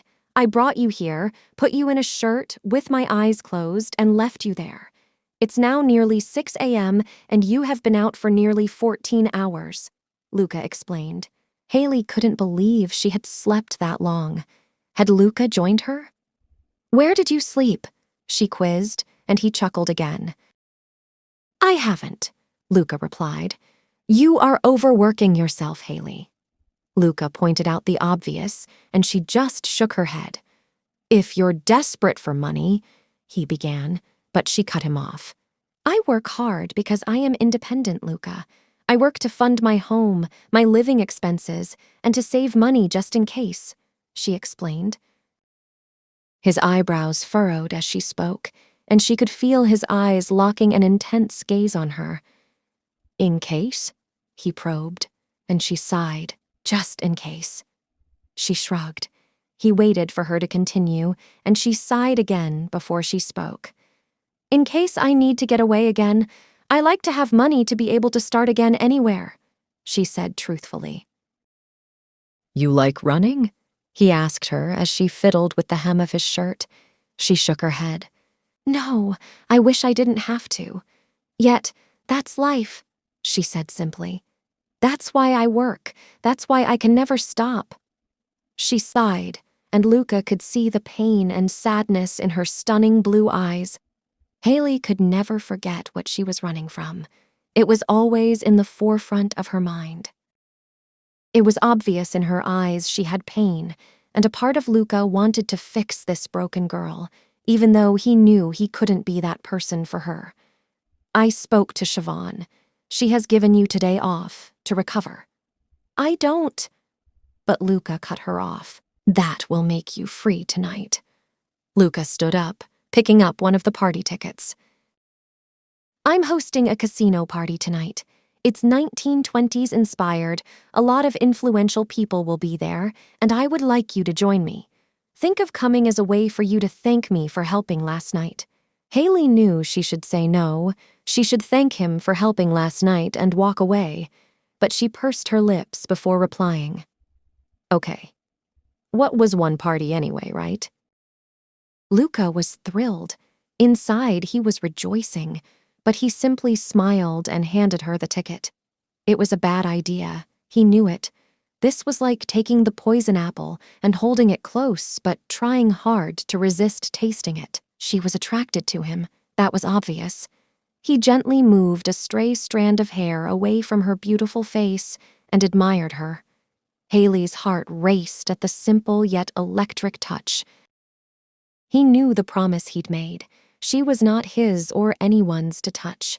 She was not a feather girl. "Nick got your things from the club," he said, using his head to indicate the bag that she took to work with her. "Frankie will take you home. Get some rest and I'll see you tonight," he said, and she nodded. "Thank you, Luca," she said simply as she picked up the bag and left the office. As much as she was trying to fight it and deny it, she wanted Luca. She was desperate for him. She looked at the ticket. Maybe a part of her should give in to him, but she knew if she did, it wouldn't end well for her. Haley. Haley had gotten dressed, with both Ben and Ava approving her outfit. Both told her to enjoy herself and left for work. She had been to a dress shop to find the perfect dress and accessories for tonight. Luca had organized Ricardo to pick her up and take her to the casino. As she waited, she paced. She was nervous. She had been bold with her outfit, mainly one part of it in particular. She looked out of the apartment and noticed the familiar SUV pull up along the building and watched as Ricardo got out. With butterflies in her stomach, she left the apartment and got into the waiting car. Ricardo pulled up outside a legitimate nightclub. Haley looked at the exterior. It had 2 bouncers on the door and a name in lights. She could feel her nerves and excitement buzz inside her stomach. Ricardo jumped out and helped Haley elegantly out of the car. She looked gorgeous as she stood looking at the club. He had to remind himself to stop perving on her, or Luca would rip out his eyeballs. "Thanks." She smiled at Ricardo, who nodded and got back in the car and drove off. Haley simply showed her ticket and was allowed straight through the velvet barrier of the entrance and straight down the dimly lit staircase to the open double doors at the far end of the hallway. As she walked through the double doors, she found herself at the top of another, yet grander staircase and admired the busy room. It was a full casino, with a stage at the far end. Girls were holding trays of canapes and champagne. A man took her white 1920s-inspired fake fur coat, taking her name so he could hang it up. She searched the crowd for Luca.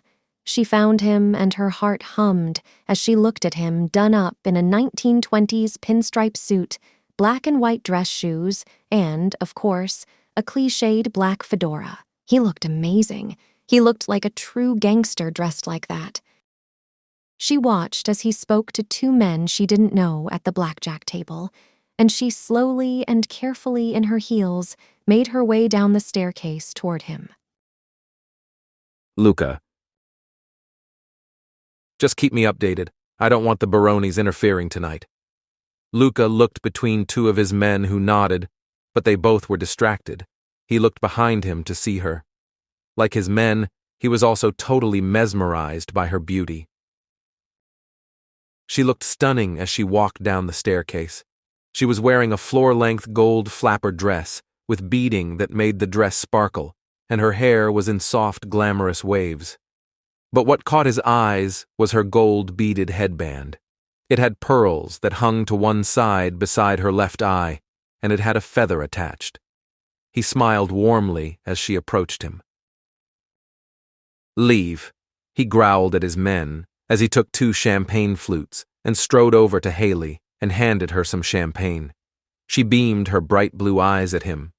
She gently took a sip of the champagne. It tasted amazing. "You look stunning," he murmured. Her heart fluttered at his smooth voice, but she smiled at him and looked him up and down before meeting his eyes again. "As do you, Mr. Marcello." She then put the glass to her mouth for another sip of the delicious champagne. She couldn't believe the size of the room they were in. She looked around at the chandeliers. The place screamed money.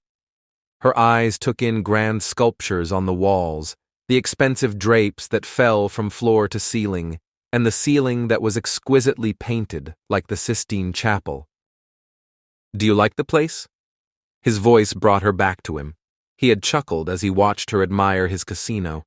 "It's typical Luca Marcello," she teased, but inside she was impressed. She had no idea places like this actually existed and that she would be within the walls. "So, what is the purpose of tonight for you?" she asked as she took another sip.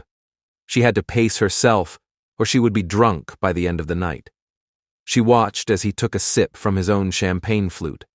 She unintentionally bit her lip as she watched his mouth on the glass and watched his Adam's apple bob with his gulp. She took a deep breath and pressed her lips together as his eyes locked back on her own. Was he aware of how much he could turn her on? The purpose is to have fun. His answer was too innocent for Haley, and she laughed before she drank the last of her glass and placed the empty flute on a passing tray that a waitress held. "Luca, I don't believe for a second there is no hidden agenda." She raised an eyebrow as she spoke, and he chuckled at her. His laugh was so natural, although it sounded wrong coming from him. She stood and waited for an answer. "Come," he said, as he put his hand on the small of her back and led her through the crowds of guests, people cheering as they won a hand. Haley was distracted by the people, the noise, and the excitement from the games at the tables. Luca took two more champagne glasses and handed her one. He looked at her innocence, the way she looked at the people around her. He could tell this type of life was not what she was used to. The people in the room were the epitome of evil, deceitful, and violent. Luca knew there were people in this room hired to kill, men hired to lie, and men hired to rig court decisions. Here, her light stood out. Her bright heart lit up the room from the darkness his life brought into it. She gently took the glass from his hand and took the moment to admire him, the man who was confusing her life. The fedora shadowed his face, but she could see his beautiful features. In this room, there are influential people, lawyers, businessmen, and other families. Luca murmured, as his eyes reluctantly left hers to scope the vast room. Haley looked around at the men. It was hard to see them as lawyers or businessmen, but it was even harder to spot the Mafia men. What did she expect them to look like? Luca looked normal, handsome, yet he was dark. Tonight, my men can socialize, have fun. They can find out if we have any problems, find any potential rats, and I can build on any alliances I have formed. Haley nodded as she took a delicate sip from her glass. Then why invite me? Her question came out of her mouth. She hadn't thought about it. She looked at him for an answer and watched as he sucked in some air before he spoke. Because I wanted to. That was all he said. Her head nodded slowly. What was she expecting? He guided her to where tables sat facing a stage, and Haley's face lit up as she noticed the singer, Evelyn, dressed in full 1920s attire. Evelyn was the singer she had admired in the club, and she watched in awe at the expressive and impressive singer. I had her hired. I know how much you like her, Luca murmured in Haley's ear. Her heart melted as she turned to look at the amazing eyes of Luca Marcello. You look mesmerizing, Haley, he murmured before the pair looked back at Evelyn, who sang like they were the only two in the entire room. Luca continued to guide Haley through the huge room, and she recognized the faces of men, Marcello men, who graced the Venetian with their presence. She was also introduced to lawyers, judges, and other important people that Luca explained were discreetly on his payroll.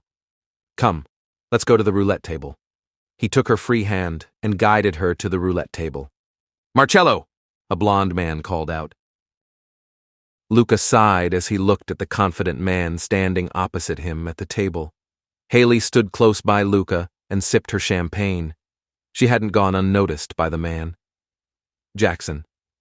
Luca was formal as he greeted the man. Jackson's eyes went from Luca to the beauty at the mob boss's side. Hello, you must be. He looked at Haley, who beamed her warm smile at him. Luca wished she wouldn't. I'm Haley. Luca looked down at her. Why did she have to be so gorgeous? His eyes wandered to her feather, and he remembered the words she had said when she told him he would never touch her unless she lowered herself to wearing a feather. Was this her letting him in? Well, Haley, I'm Will Jackson. A pleasure to meet you. His accent was Southern. Are you having a go? He asked as he placed a bet on black to win. Luca had gotten some chips put in front of Haley. She looked down at the small pile and then looked wide-eyed at him. Just petty cash, Haley, he murmured softly in her ear. His voice made her core shake. She had to learn to control herself. Haley had never gambled before and, to be honest, she wasn't sure what to do. Luca watched as she did something he wasn't expecting. She moved all her chips to number 8. Haley, that's 20 grand, Luca said in a low voice, but her eyes looked at Will, who seemed just as surprised as Haley. She was outstretched across the table as she pushed them in. I'm an all-or-nothing type of girl, she laughed, before she stood upright and looked at Luca's wide eyes. Plus 8 is my lucky number. She winked and noticed Frankie had walked over. He laughed and looked at Haley's bet. Well, boss, you'll be bankrupt by the end of the night if you let her bet like this. He laughed as he took a sip of his scotch. Haley stuck her tongue out at Frankie, and that made him laugh harder. No more bets, the girl said, and then spun the roulette wheel.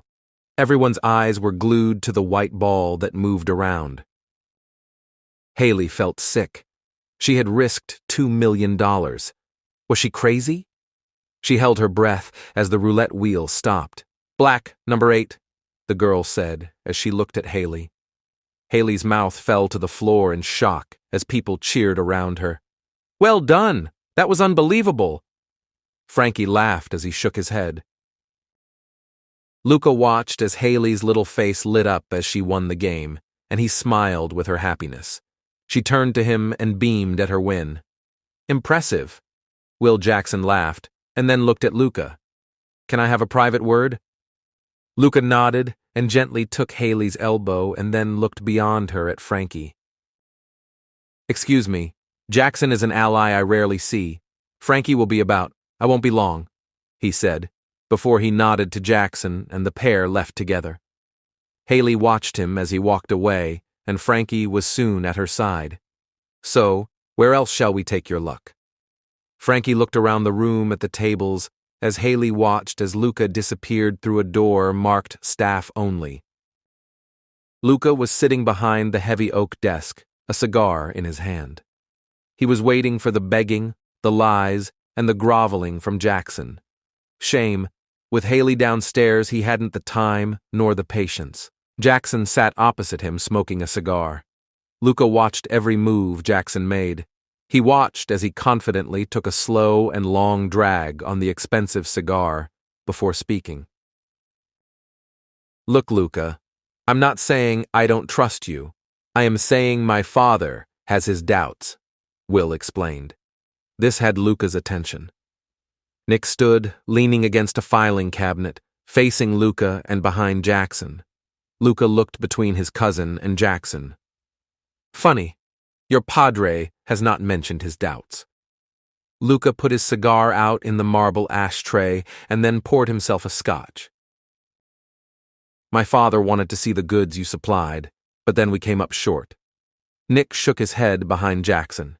He knew this kid was done for. Luca sighed, got up from his seat, and moved so he was sitting on the desk edge right in front of Jackson. "Bullshit," Luca said simply, as he pulled out a knife from his hip pocket and began to play with it. Jackson frowned, pretending to look like he had no idea what was going on. "You see, I counted the consignment myself." Luca then pointed at Nick. "My cousin, my most loyal and trustworthy family member, took the delivery all the way to Texas himself. You and your padre are lying." Luca could see the fear in his eyes, could see the sweat rolling down his face. "But it's not the first time. The first time you said the gear was short, I apologized and returned your money and killed the men who I believed had stolen from me. The second time you said you were short, I had my doubts, but sent you back some money, but I killed no one." Luca could hear the man's heartbeat, and his eyes flicked between Nick and Jackson. "This time I can assure you, you were not short," Luca said darkly. The man shook his head as he listened as Luca's dark and heavy words left his lips. "Perhaps my father made a mistake." Luca laughed as Jackson spoke and looked at Nick, who was also laughing at how stupid he and his father were. "I know he was wrong." Luca shook his head. "You see, the biggest mistake your father made was sending you here. I sent your family an invitation in the hope your stupid father would show, but I assume he knew what I would do, so sent you. I'm glad he sent someone because I hate traveling outside of Italy and New York." "What?" Jackson was blubbering now. He had worked out that his father had conned him. He was sent here as a sacrifice. "I will be sending you home. Don't worry. Your father will have you back. In pieces, of course. Then he will know not to cross me again." Luca pulled out a gun that had a silencer on the end and swiftly killed Jackson. One bullet, and Jackson slumped to the floor. The dark devil in him danced with delight as he looked at Jackson's limp, lifeless body. It was an easy thing for Luca, something his father had taught him. He was taught to listen to his inner demons. Kill or be killed. Life was just that simple. "You sure know how to throw a party," Nick said as he looked at his cousin as he removed the silencer and placed the gun back in the holster under his arm. Luca just gave him a devilish smile. Then the door flew open and Frankie walked in. For a second, he looked at the body on the floor. "Nah," he groaned as he looked at Luca. "Can we not go to one party where I don't have to clean up after you, boss?" Nick laughed. "Anyways, you have to come and see this. Haley is in the highest stakes game of poker I have ever seen." Luca got up from the desk and stepped over the slumped body. "She's pretty impressive," Frankie admitted. Luca already knew this, but had to see it for himself. "I'll take care of this, and make sure he gets sent back to Texas." Nick sighed. Frankie beamed as he knew he was out of cleanup duties, and he followed Luca out to where a crowd was forming around the poker table. Haley sat there cool as a cucumber, and he watched her as she flicked her hair over her shoulder, looking at her hand. She was internally thanking her dad and Ivan, who had taught her how to play poker when she was younger. Internally, she was grinning like a Cheshire cat. She had a royal flush, but she had a poker face that even her dad could never break. Her eyes caught Luca's. He was watching the game. "You sweating, baby?" the businessman to her right said. She looked at him and just shrugged. "You've not managed to call me out yet," she teased him, and he puffed on a cigar. Her heart rate was higher than ever as she could feel Luca's eyes burning into her. She was mesmerizing as he watched her. She was cool, calm, and totally in control. "I'm trying to find your trigger, but you seem to have mastered the art of a poker face." The lawyer, Haley had found out his name was Bill, sat opposite her. Luca knew Bill was wrong. You could tell what Haley was thinking. She always let her emotions show. But in this instance, he was right. Luca had no clue what type of hand she had. "Sometimes having a poker face is the best way to protect yourself," Haley said, as she looked back at Luca, then at the gent to her left, who threw his hand in. "Fuck, I'm done." Haley had learned he was a member of the Marcello family. Frankie had told her he was a hardcore gambler. He had spent the entire set of games trying to figure her out, which meant he hadn't concentrated and lost his own hands. "You see, boys, I was raised to play poker. My dad and uncle were big players. You, Mr. Lawyer, have at most 2 pairs. Everyone gasped as Bill laughed and threw in his hand. That made Haley smile and shake her head. Throughout the games, he had barely done anything but bet high to try and con people into thinking he had more. Luca couldn't help but be turned on by her. She was completely owning this casino. By now, the entire party was watching her, and the poker match. Her eyes went to the businessman. "As for you, you are a businessman. You haven't risked anything on anything that hasn't been worth it. I would say you have a straight flush." The businessman placed his hand down, and everyone cheered as he placed down a flush and looked smug, but she gently touched his hand as he went for the chips. "I've got a royal one," she said, as she turned her free hand around. She showed her royal flush in red diamonds, and the room silenced for a second. The lawyer and the family member began to clap, and the crowd joined in before the businessman shook her hand. He was impressed. Her heart was racing as she found Luca making his way toward her. He held out his hand as she got out of the chair. "That was very impressive," he murmured into her ear as he wrapped his arm around her waist. Frankie was at her other side. "You are Lady Luck tonight, Haley." Frankie laughed at the girl who had managed to take on 3 of the best gamblers he knew. Luca wanted Haley. As people came to congratulate her, he wanted her. She smiled and thanked people. The music began to change to a slow, melodic number, and lots of people began to take partners for Evelyn's slow number. "Would you like a dance, Haley?" Luca offered. Haley raised an eyebrow at the hard Mafia man. "You dance, Mr. Marcello?" She laughed, and he smiled at her as he took her hand and led her to the dance floor at the foot of the stage. Luca put his hand delicately on her waist, and she put her hand on his hand as he began leading her through the slow number. Haley's heart sang as it had been years since she had danced like this. She used to adore dancing. "I have many talents, Haley."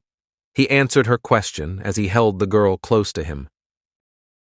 He could see the jealous eyes of the men that had watched this stunning girl play an intense game of poker.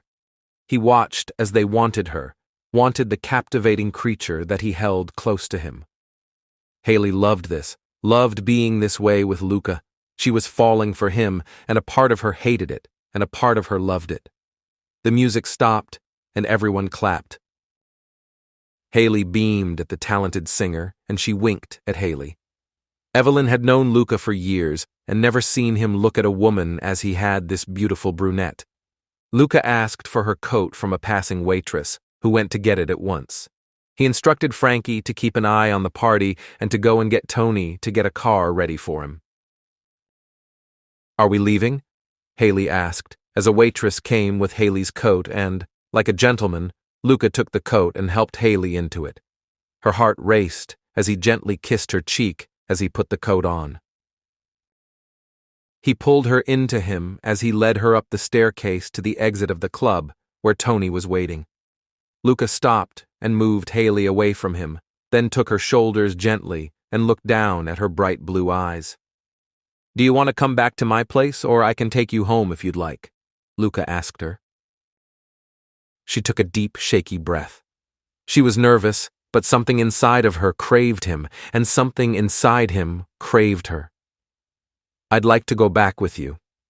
To your place," she said simply. He smiled at her reply and took her face gently and kissed her. Her eyes closed at his touch. She had never expected him to be so soft and gentle. She had expected him to be rough. He pulled away and then took her hand and let her slip into his car before he did. She knew she was heading into the point of no return, but she had no idea if she was ready or not. Luca. His house was huge, modern, and sleek from the outside. Haley had been in his home before, but it was still impressive. He led her through the house to a modern white and gray kitchen area, where she took a seat on the stool as he opened a bottle of wine and poured 2 large glasses. Luca looked at her beauty in the dim spotlights of the kitchen. The confidence that she held in the nightclub was gone. He watched as she removed her faux fur coat and placed it on the empty stool beside her, and he handed her the wine. "Your poker skills are impressive, Haley." He pulled up a stool opposite her on the other side of the kitchen island. She smiled as she thought of the hours she spent in her father's apartment playing poker with him and his best friend Ivan. "My dad and my uncle played, so I was taught to play," she replied, her eyes dropping as she remembered her dad was the reason she was in New York City. Luca sipped his drink, and suddenly it wasn't about having sex. Yes, of course he wanted her in that way, but he wanted to know about this girl. He wanted to find out all about her. Luca remembered Siobhan had told him Haley was running from her life. Was her dad why she was running? "Is he who you're running from?" he asked. She looked up and smiled weakly. She sighed. Was she really having a conversation with Luca Marcello, a man who was famed for sleeping with Siobhan's feather girls? Was he really that interested, or was he just being polite? "Yeah," she replied, although she had no idea why she was telling him all this. "We had a disagreement," she said simply. "A disagreement?" he pressed, and she nodded as she pressed her lips together. "You ran from your family because you had an argument with your dad?" he asked as he sipped the wine, and she shook her head. She was frantic as her mind thought of how her father's violence had caused her to be hospitalized and made her feel unsafe and broken. She shook her head as she thought what a fuck-up she truly was. Who was she kidding? She couldn't sleep with Luca. She hadn't slept with a man since her fucked-up relationship with Alex Hunter nearly 4 years ago. She slipped off the stool, shaking her head, and grabbed her coat. "I'm sorry, Luca." She didn't finish her sentence as she began to head out of the kitchen and reach the front door, but he took her arm and turned her to face him. She shook her head and looked up at the beautiful man in front of her. "Haley," he murmured. He had no idea what was going on in her head. He had no idea what she was thinking, but he wanted to protect her, look after her. It was a strange feeling he had. "Luca, I am no good. I am broken, and I thought I could, but I can't." She wanted to run from him and hide, but he wasn't letting her go. He gently put his finger under her chin and made her look up at him. "Haley, talk to me." His voice was low and seductive. "I'm not going to hurt you." He vowed he would never hurt this woman. As she stood in front of him, He had never wanted a woman to trust him as much as he wanted her to trust him. "I'm not what you need," she said, shaking her head. He shook his head and put his lips to hers, and she lost herself in him. Her heart stopped at the electric touch. She was captivated by him. He pulled away and kept his forehead on hers. "You have no idea what I need. Right now, I want you, Haley," he murmured. It was the truth. He wanted her. He then gently kissed her cheek and moved to her neck and kissed her sweet spot. It made her groan and her core burn for him, but she gently pushed him away. She was shaking. "I can't," she said simply. He looked at the fear in her bright blue eyes, and he put his hand on her cheek gently. She could feel her nerves making her shake. She wanted him, but she was petrified. "Why are you frightened? What are you scared of?" A tear slipped out of her eye. This was new to him. He was used to his woman succumbing to him, but here she was, with a tear in her eye. "Talk to me, Haley," he practically begged. This was unusual for Luca Marcello to beg for anything. "I'm scared," she whispered honestly. He moved back a little and she shook her head. "I'm not scared of you. Luca, I've only had one man." She spoke the truth, but Luca couldn't believe what she was saying. In his eyes, she was stunning, and he knew men at the club loved her too.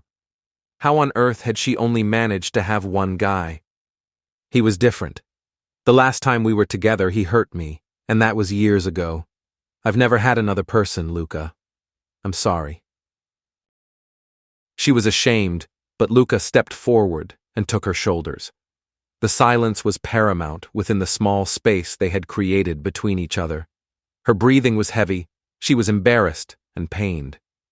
Alex Hunter was the man she once loved, but he hurt her and left her.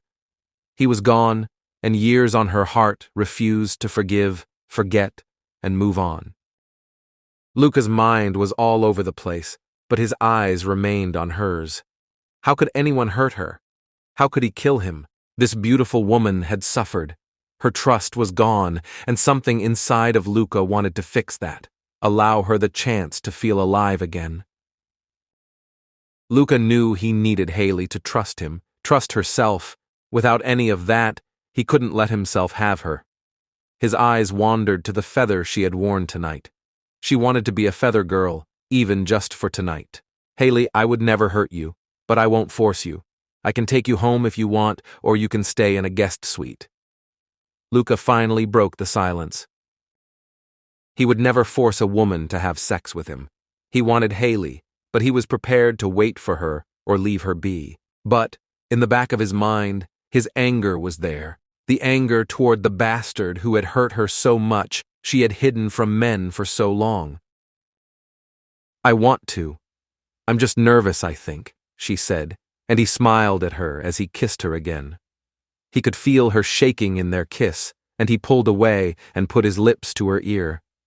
"Don't be nervous. I will go slow," he vowed. It made her heart race and her core burn all over again. "Trust me." He pulled away and looked at her bright blue eyes, and she had no idea why, but she nodded as he took her hand and led her to his bedroom.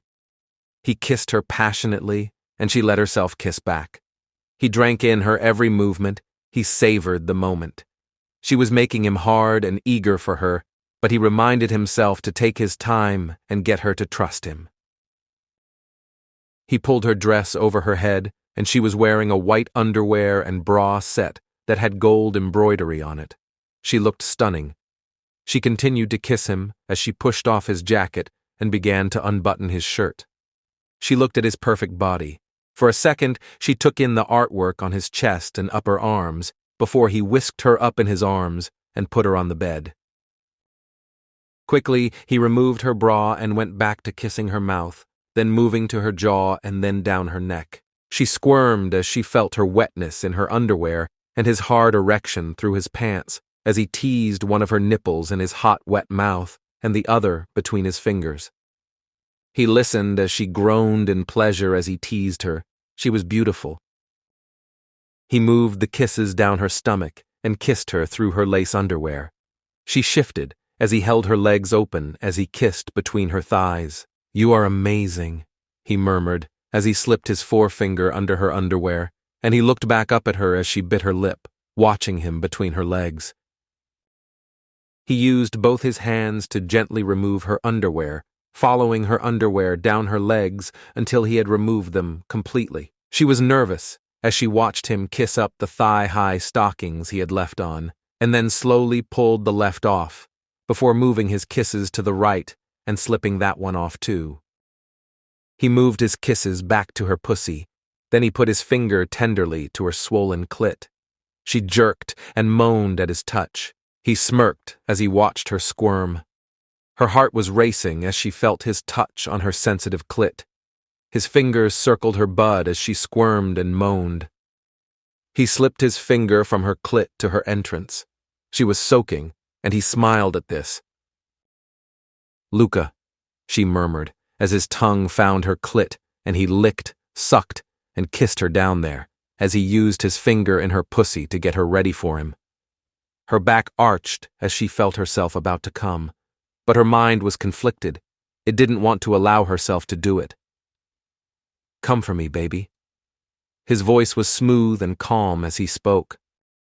She shook as she came, her toes curled as he kept sucking and licking her.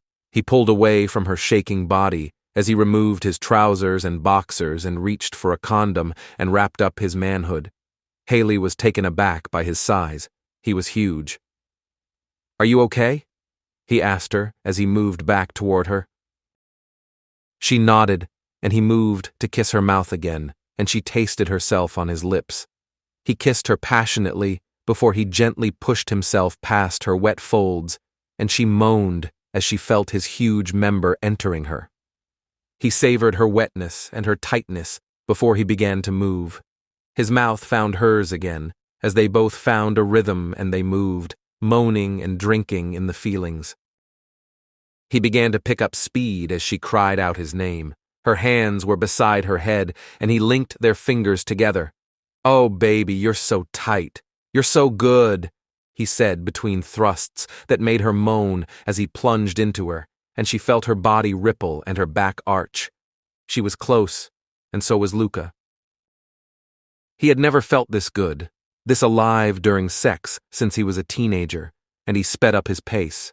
"Luca!" she cried out as a tear slipped down her face. She pushed through the feelings, she pushed through the confusion her body was dealing with. He was Luca, not Alex. He moved and kissed her mouth as they both cried out in their orgasm. He kissed her as they came down from their euphoria, and she let the shaking subside. He kissed her forehead as he left the bed to discreetly remove the used condom and came back to find her slipping into a sex coma. He laughed as she dozily tried to speak to him.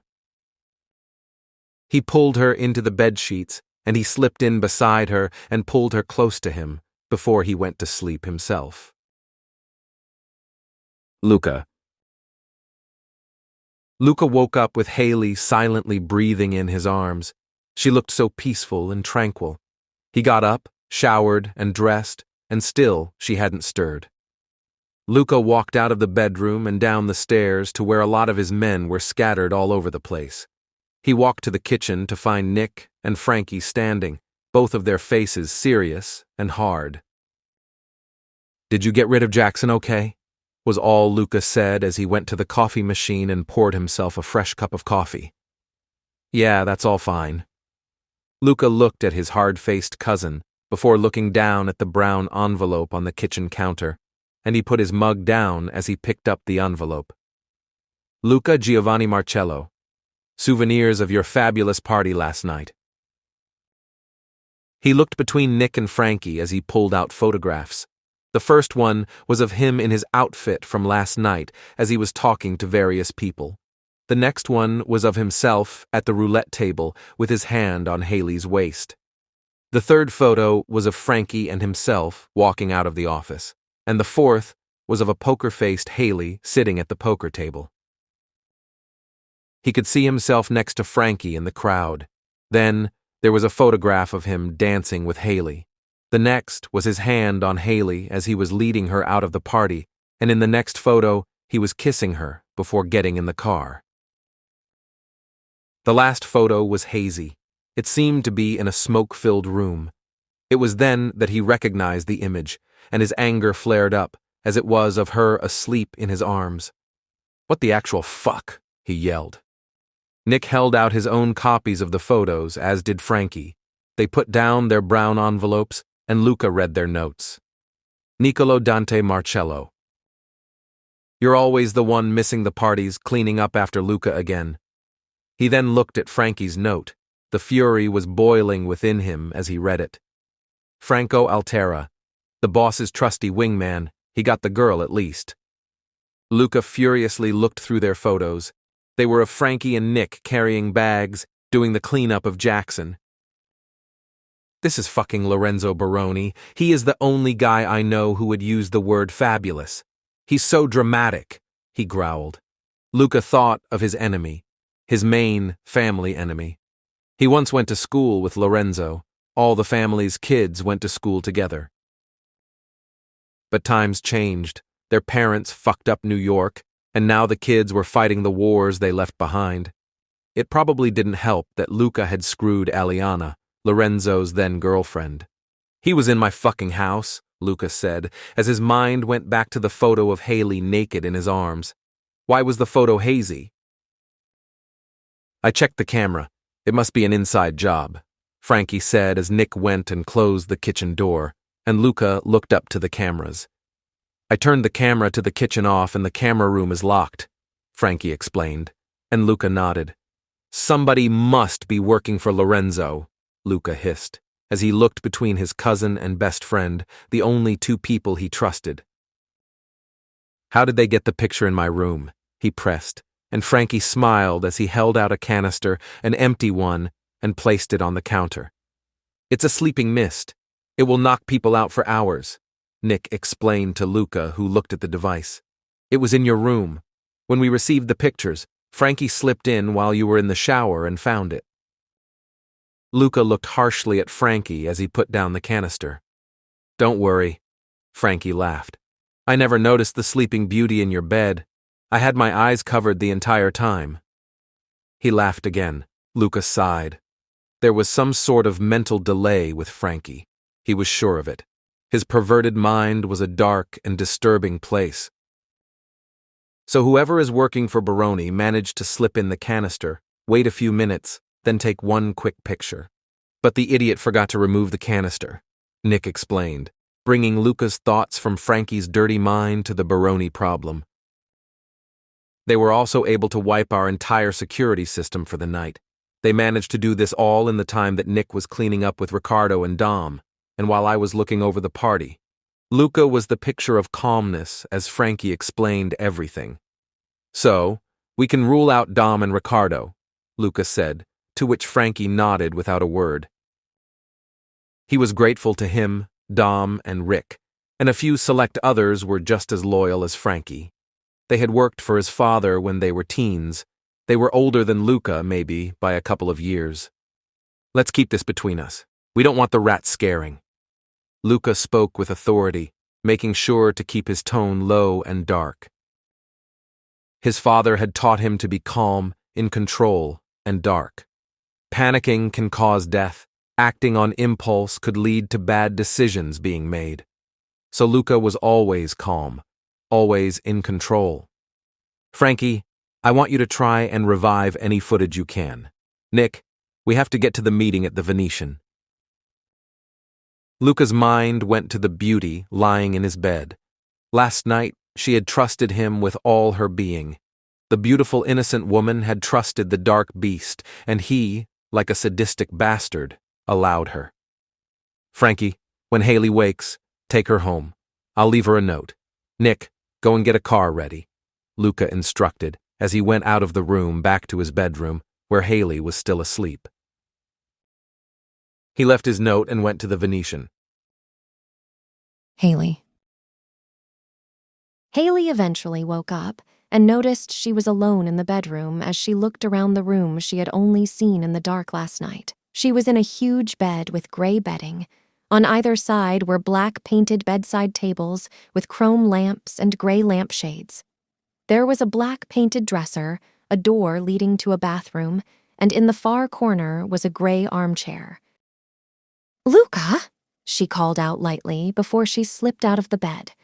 She washed her face in the bathroom before picking her clothes off the floor and beginning to get changed.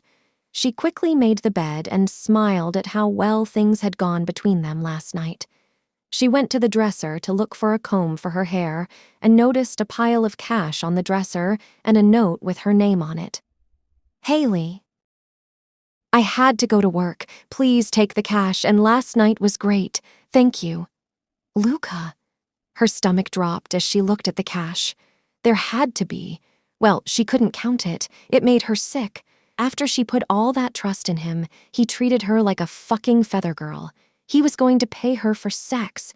She was suddenly furious and humiliated. He had played her. She noticed the headband she had worn last night, but she didn't want it. She left it with the cash and note before storming out the bedroom and down the stairs with the coat draped over her arm. "Haley?" Frankie had come out of the camera room and noticed Haley walking to the door, looking furious. She turned to look at Frankie. "I'm going to take you home," he said as he grabbed one of the car keys from the hooks. "I can get a cab," she huffed.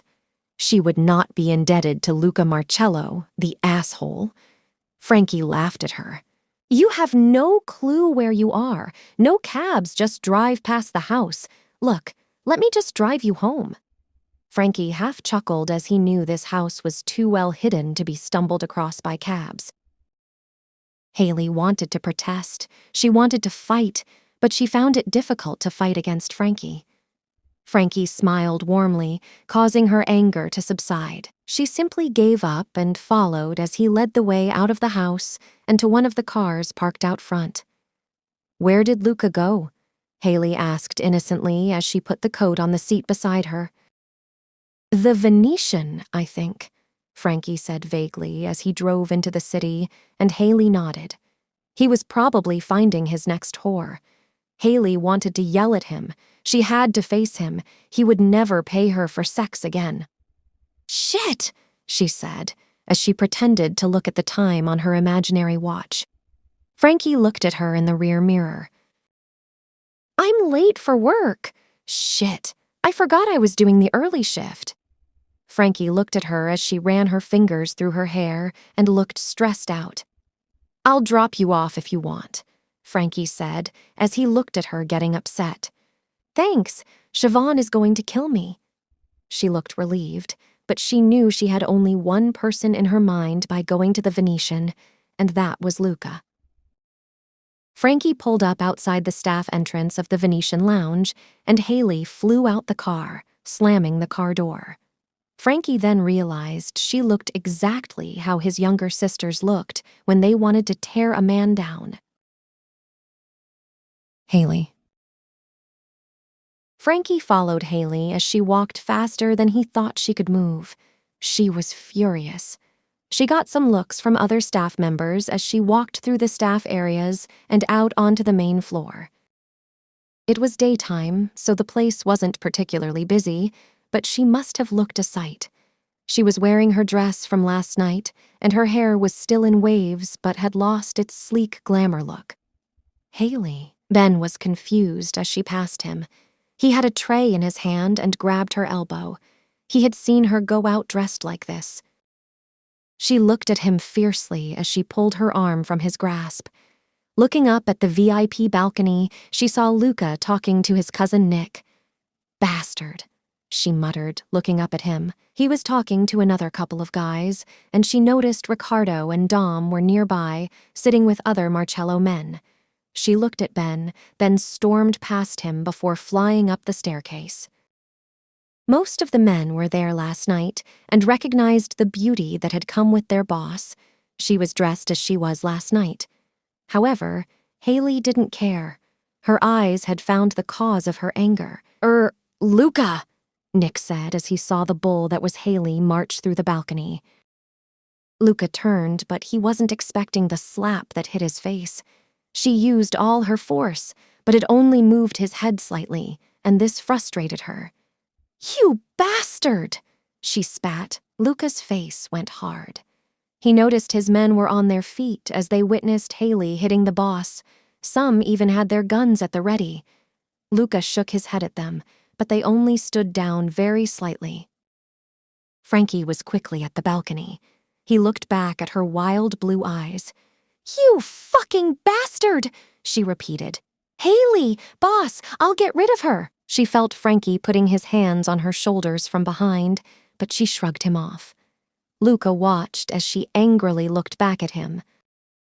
"Don't touch me!" she yelled. Then she pointed a finger at Luca. "You never pay me for sex, do you understand?" she shouted through her anger. She wanted to rip his head off. In a heartbeat, Luca grabbed her elbow and dragged her through the staff-only door that led to the 2 private meeting rooms and an office. He kicked open the door and threw her into the first meeting room. The force sent her flying into the table, but she quickly turned around to face him. He shut the door and stood in front of it. She ignored the pain the table had caused, walked up to Luca, and tried to slap his face again. He grabbed her wrist, so she attempted it with her second hand, but he grabbed that one too. "I let you have your first slap, sweetheart, but you will never get me a second time. Do you understand?" His tone was cool, calm, but the threat was clear as a bell. "I'm faster, stronger, and just better than you." His voice was deep and smooth. She pulled her wrists from his heavy, tight grip. She stepped slightly back from him, and he put his hands on his hips. This made his jacket move, showing his guns under each armpit. Her eyes caught the black weapons. "Is that supposed to frighten me?" She had to admit she was a little scared. In fact, she was terrified. But she was hiding it well. "Put it like this. I am an expert at hiding bodies, particularly of little girls who don't know how to behave." His eyes darkened, and, inside, Haley was shaking. "You're an arsehole," she hissed as she stepped back a little further. "I'm not a feather girl, you know." She watched as he laughed a little, but she didn't say anything, and his eyes met hers. "I'm not a whore you can pay to fuck. I put my trust in you. Foolishly, but I did." She was angry with herself as much as she was angry with him. He could sense she was angry. She was pissed, and partly at him, but partly because of her own trust issues. "I know you're not a feather girl. Haley, if I wanted a feather girl, I would have taken Ariana, Chloe, or Rebecca. But I wanted you." He watched as she shook her head and walked closer to him. Any other woman who disrespected him would be getting a threat, a gun pointed at them. But he felt he couldn't draw his gun at her, even if she was a pain in his ass. "I wish you had taken one of them," Haley cried out as she thought of the beautiful girls who didn't have a problem with their trust, who didn't have an ex-boyfriend who had hurt them, or a fear of rejection. Haley pushed herself off the long conference table she was leaning on and went for the door behind him. It was a bold move, but as she pulled open the door, he put his hand on the top of the door and forced it to shut. "Let me go," she demanded, but he turned her around so her back was against the door. Her heart was racing as he moved closer, one hand still flat against the door. "You fucking paid me for sex," she spat, as she still couldn't believe she had been paid for sex. "Do you get it? Do you get why I'm pissed?" He sighed heavily, and she remained strong, even though she knew it would only take him, a second to kill her. "I didn't pay you for sex, Haley." He looked at her brilliant blue eyes. He could see the hint of fear in there somewhere. A fear that many people had around him, the fear that they knew he was able to take them out in a heartbeat. He gently removed his hand from the door and stepped back. "If I were going to pay you for sex, I would have made that fact very clear beforehand." "What a gentleman," she huffed sarcastically, but he just shook his head. She was one of the most frustrating women, no, people he had ever met. I never claimed to be a gentleman or a hero, Haley. His words were dark as he looked at her. She could see his darkness, the Mafia king inside of him. Did I ever suggest you were? She laughed darkly. In fact, you, Mr. Marcello, are an arsehole. You use people. You take their trust. You take their lives and bend them to your will, and when they don't bend anymore, you dispose of them. So, no, I don't believe you are a hero or a gentleman. The words fell out of her mouth. I do what I have to keep my family safe, to keep people like you safe. Her mouth fell open at his words, but he didn't stop. I have hundreds of men, families who rely on me to make tough, really tough and bad decisions. He was angry as he spoke. His mind was a blur. He had his greatest enemy too close for comfort, a rat in his men, and now, potentially, Haley was a risk. I have a responsibility to make sure my decisions are the best ones. I have to hurt people who jeopardize my family or put my livelihood in danger. Then there was silence. Her heart was racing as he stood close and her back was against the door. I am not one of your people. I'm not in your fucked up family. His eyes darkened at her words. Something inside of her ached. Something did want to hold Luca and never let go. However, that part of her was too weak to speak up or fight. Luca was a bad man, a man she had put too much trust in. I'm glad, he said in a low voice. If you were one of my family members, you would have been dead for pure disrespect. He sighed harshly. Disrespect? She laughed as she shook her head toward him. You have done nothing to earn my respect. I wish last night never happened, she said painfully as her tears begged to fall. The words hurt that place inside that wanted Luca. To that small part of her, Luca was a hero, the man who fought the demons in her head and demons on the streets. He was the man who made her able to forget the people she ran from, the pain they had caused her. Yet he was still Luca Marcello, a man who would never be the real hero, a villain who wore an angel's smile. Before he could reply, she flung the door open and left the room, slamming the door harshly behind her.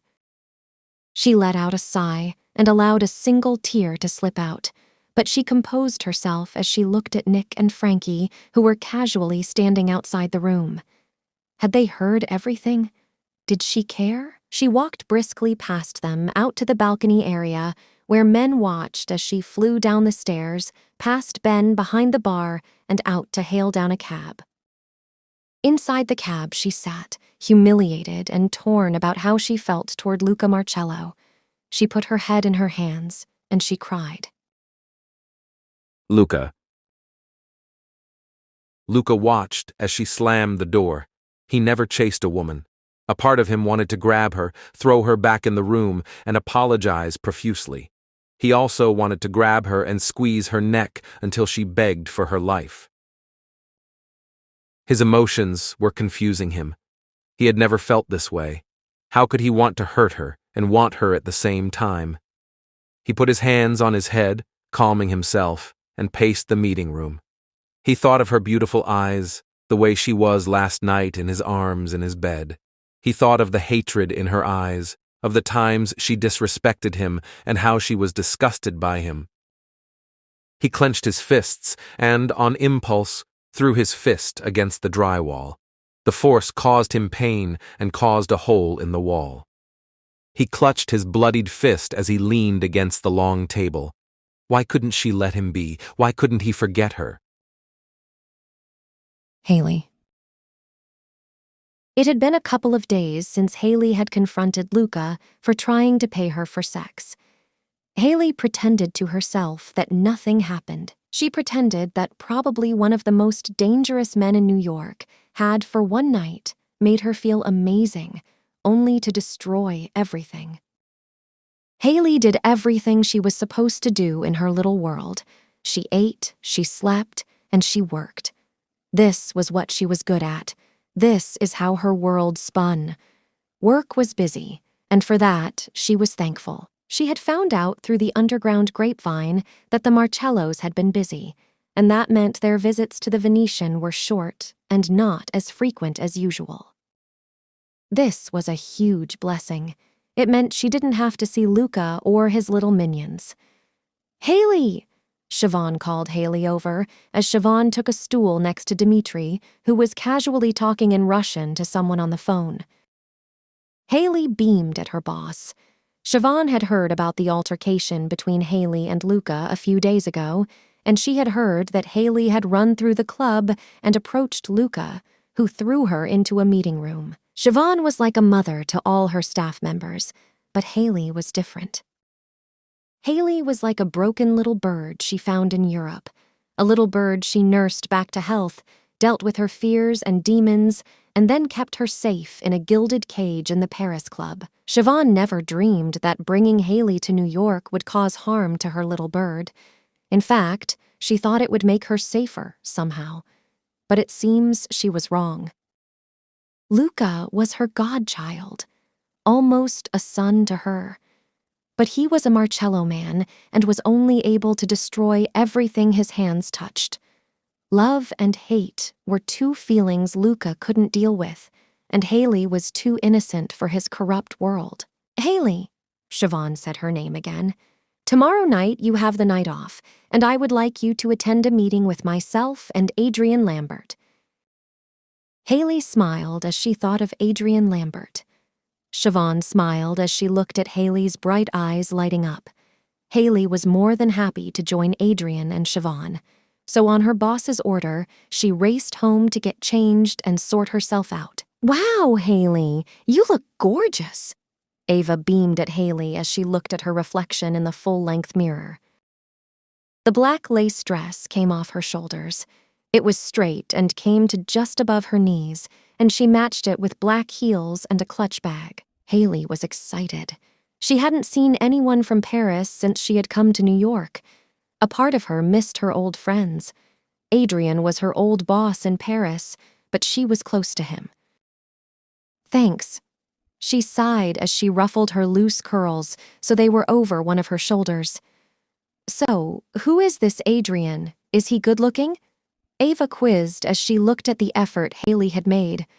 Haley smiled weakly before looking back at her reflection, checking her makeup.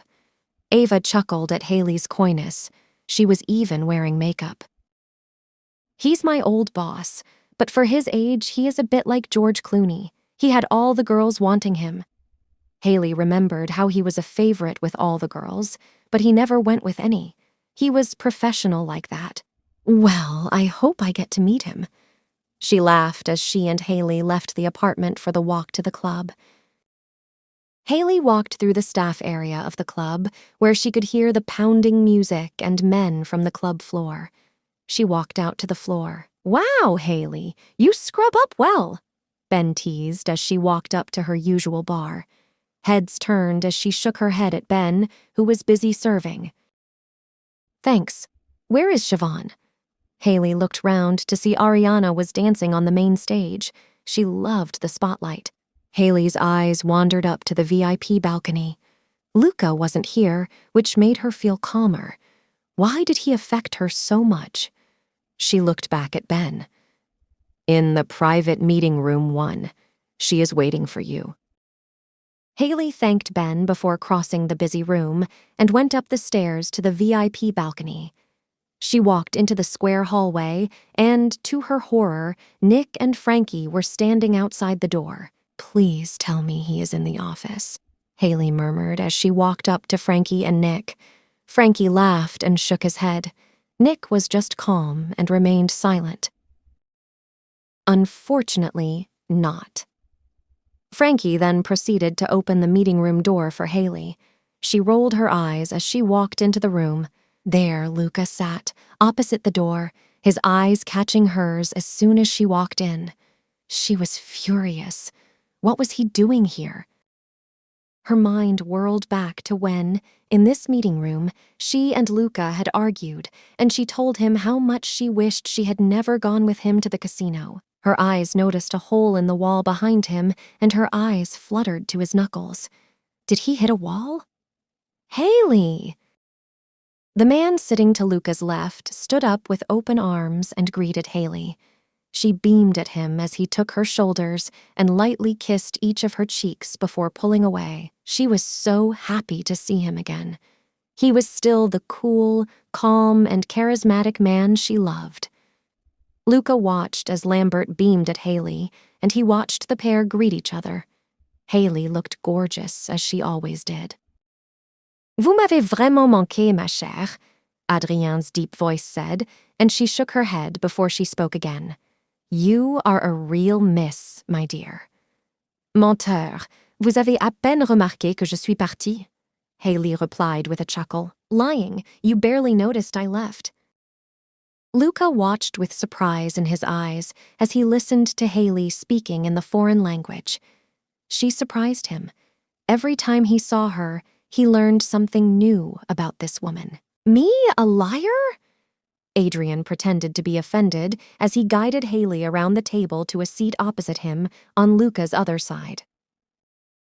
Adrian, like a gentleman, pulled out her chair and she sat down gracefully. Luca watched as she beamed a huge smile at Adrian, lighting up her big blue eyes. Adrian walked back around the table to the other side. He had missed Haley, he thought as he sat opposite the English Rose. Siobhan was sitting opposite Luca on the round table. Ava walked in with drinks, and her eyes flitted to Adrian. Her jaw dropped. Haley was right. He was a silver fox. With his white hair and silver eyes and his sharp features, he was good-looking. Haley laughed as she watched Ava's face drop as she looked at Adrian. Ava quickly left the room, and then Adrian broke the silence. "Well, let's get this underway. I have dinner reservations," Adrian announced. Luca looked at the man with a raised eyebrow. Where did Siobhan find this one? "I'm a busy man myself," Luca said in a low tone as he picked up his scotch and took a sip. Haley watched as he put the glass to his mouth, but then looked at Siobhan, who began to talk. "Well, the London Club is in its final stages." She handed around the folders containing the photos and licenses. Haley looked at them. They were similar to both the Paris and New York clubs, with a normal bar on top and then an elite underworld one. Haley wasn't sure why she was here. Was it just to see Adrian again? But she flicked through the paperwork. Luca was bored and threw the folder on the table before taking another sip of his scotch. "Adrian, I want you to run it. You have the experience," Siobhan explained. Haley looked over at Adrian, who looked happy to accept. "But I know you have stipulations, hence why you are here, so please elaborate?" Luca rolled his eyes at Siobhan. She was in charge, not this asshole. She shouldn't give him a choice. However, he had to remember she was a businesswoman. He was a mob boss, and the managing styles are slightly different. "Well, I am happy to accept the offer, Siobhan. I have worked with you for nearly 10 years. Adrian laughed, and Siobhan nodded, even though saying that showed her age. "But I would like Haley to come back to Paris." Haley was shocked as looked at her, his silver eyes burning into her. Why? Luca clenched his glass in his hand. What was this guy up to? Adrian looked at Luca. He could sense his tension. Haley practically ran the show in Paris. The girls trusted her, and she was a great manager. Adrian looked back at Haley, who was blushing at the compliment. Luca never moved his eyes from Adrian. "Then why do we pay you?" Luca's tone was dark. Haley's stomach dropped as she looked at the darkness in his face and eyes. She then looked back at Adrian, who looked calmly at Luca.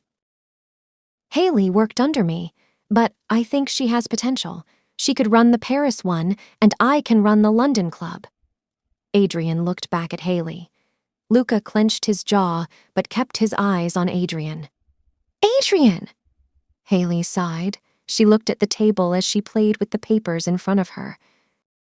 Adrian was right. She could run the Paris club, but fear was creeping in. What if her dad found her? She felt a new set of eyes on her. It was Luca's. He annoyed her. He pushed away and pulled her back.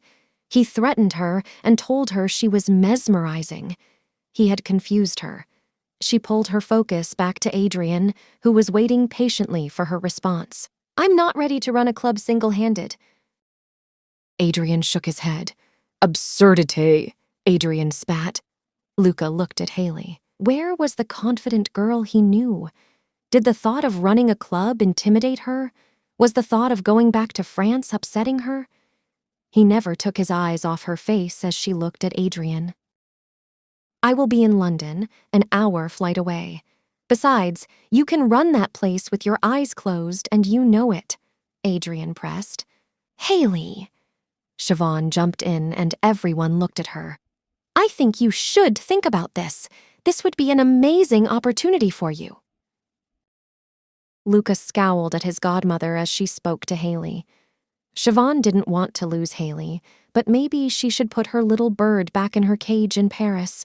She would be away from Luca and New York, and she would be back with people she trusted. "Join me for dinner," Adrian asked confidently, although he never let it sound like a question, more of an instruction. Fine food, a glass of French champagne, and a talk about old times might help you make up your mind. Adrian smiled at his English rose. Haley smiled. Luca knocked back the rest of his scotch as he watched this idiot flirt with Haley, and she was blushing. "I'd love to," Haley replied. Adrian beamed a huge winning smile, which made Luca want to pull out his gun and blow the smug grin off his face, but he controlled himself. Just. "Excellent." Adrian smiled at his beauty. "Haley, can we look at the schedule for tomorrow before you go? Excuse us, gentlemen." Haley and Siobhan stood up to walk to the office. Adrian stood up and texted his driver to wait for him. Luca. "Well, Luca, a pleasure as always," Adrian said dryly. Adrian had never liked Luca Marcello. To be honest, he had no love lost for any of the Marcello clan. But the feeling was entirely mutual. Luca stood from his chair and looked at the man, who slipped his phone into his jacket pocket. "I'm going to enjoy my dinner date." Adrian wasn't stupid. He had known Luca since he was 19 years old, and he knew Luca had something for Haley. Luca took a deep and violent breath before he spoke. Haley is not easily persuaded. He spoke low to Adrian, who laughed at Luca's words. Luca glared at Adrian as he spoke. "Oh dear, my boy, Haley is like a butterfly," Adrian said simply. Luca stood looking at the man. "You see, butterflies are pretty to see, but hard to catch, and catch her I shall." Adrian then sighed as he thought of the beauty that he had admired since Siobhan brought her to Paris. Luca didn't say anything. He just watched as the man laughed softly and then began to walk away before turning to look at Luca. "Watch her walk away, Luca, because I believe you had your chance." The anger vented up in the back of his chest. "What the hell is that supposed to mean?" he hissed as he looked at the silver-haired bastard who turned to fully look at Luca. "Haley won't tolerate second best. She's more than a one-night stand. I saw how you looked at her. However, you should have fought harder for her. Now watch her walk away, preferably into my hands." Adrian laughed. The laugh was it. A switch inside Luca was turned on. The dark, jealous devil in him made his feelings clear. Out of pure anger, he flew at the man, grabbing his jacket and throwing him up against the door. He raised his fist to hit him. "Hit me and you will lose her," he taunted. Luca knew this. But can you lose what you never had? "Adrian?" Her voice called out from behind the door. Luca reluctantly let go of the idiot he wanted to kill. "Sur mon chemin, mon cher." He spoke back to the woman behind the door as he adjusted his jacket and just looked at Luca. "On my way, my dear." Adrian opened the door, and the pair looked at Haley, who smiled at Adrian. Adrian took Haley's arm and linked it, and all Luca could do was watch her walk away in Adrian's arms. Haley. The restaurant was expensive and very much to Adrian's taste. Candles, fancy food, and of course, attentive staff. The pair drank champagne and ate the gorgeous food while they spoke about the great times they'd had when they had worked together. "You would make an excellent manager, Haley," Adrian said simply after a waiter removed the dessert plates and he poured the last of the bottle of champagne into their glasses. "You have a business head. You are fair and firm with the girls, and you know the club better than myself or even Siobhan herself." Haley picked up her glass and sipped the expensive champagne. "You're trying to flatter me, Adrian." She laughed. The alcohol had made her calm and relaxed. "My dear, I have no need to flatter you. You are an amazing young woman, and you deserve the opportunity." Adrian watched as she put the custard. Adrian knew about her past, her relationship with her ex-partner, and her problems with her father. He knew she was scared of getting hurt or being found. "You are safe in Paris, my dear," he promised, as her mind wandered to the dark streets of New York. Haley thought she was safe here too, but it appeared the fear wasn't of her father or Alex Hunter. No, her fear was the feelings she was having for Luca and how much she was falling for him. "I think I need time to think about it," Haley simply said, and Adrian nodded before he paid up and walked his guest to the car. Adrian wanted so badly to pull her into him, but he restrained, and as they pulled up, he walked her to her apartment door. He would get her.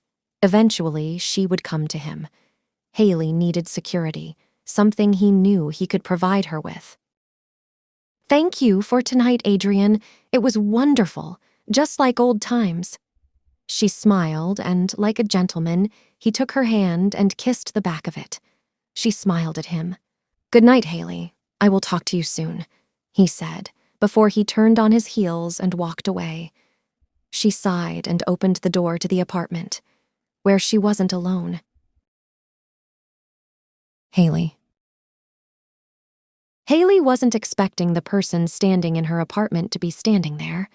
His dark chocolate eyes were waiting for hers. She looked at the immaculately dressed man, his hair impeccably styled and his features perfect. Her heart was racing. She hadn't been alone with him since the day after they had slept together. "What are you doing in my apartment?" That was all she could say. She was angry and a little bit nervous. Luca remained unmoved from his spot as he watched her eyes that were filled with passion and emotions. Luca had no idea what he was doing in her apartment. He had no idea why this woman captivated him so much. All he knew was he couldn't watch her walk away from him. "Don't go to Paris," he said firmly. He kept his tone cool and calm, and his words assertive and bold. She shook her head. She couldn't believe him. "Why?" she whispered. She wanted to remain strong, but her voice failed her. "I think you are better off here." He shrugged simply. She let out a shaky breath as she moved to the kitchen counter and placed her clutch handbag on the countertop. Luca watched as she slipped out her heels and removed pins from her hair, allowing her beautiful brown loose curls to fall more freely. "Why do you care, Luca?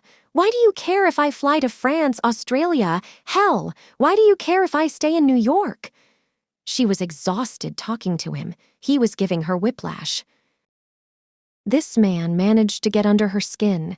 He managed to make her have feelings she thought, after Alex Hunter, she would never experience again. He just looked at her, her hands on her hips as she spoke to him. "Haley." He spoke her name firmly. "I think you're better off here." Luca knew that, to her, these were probably the words of a madman.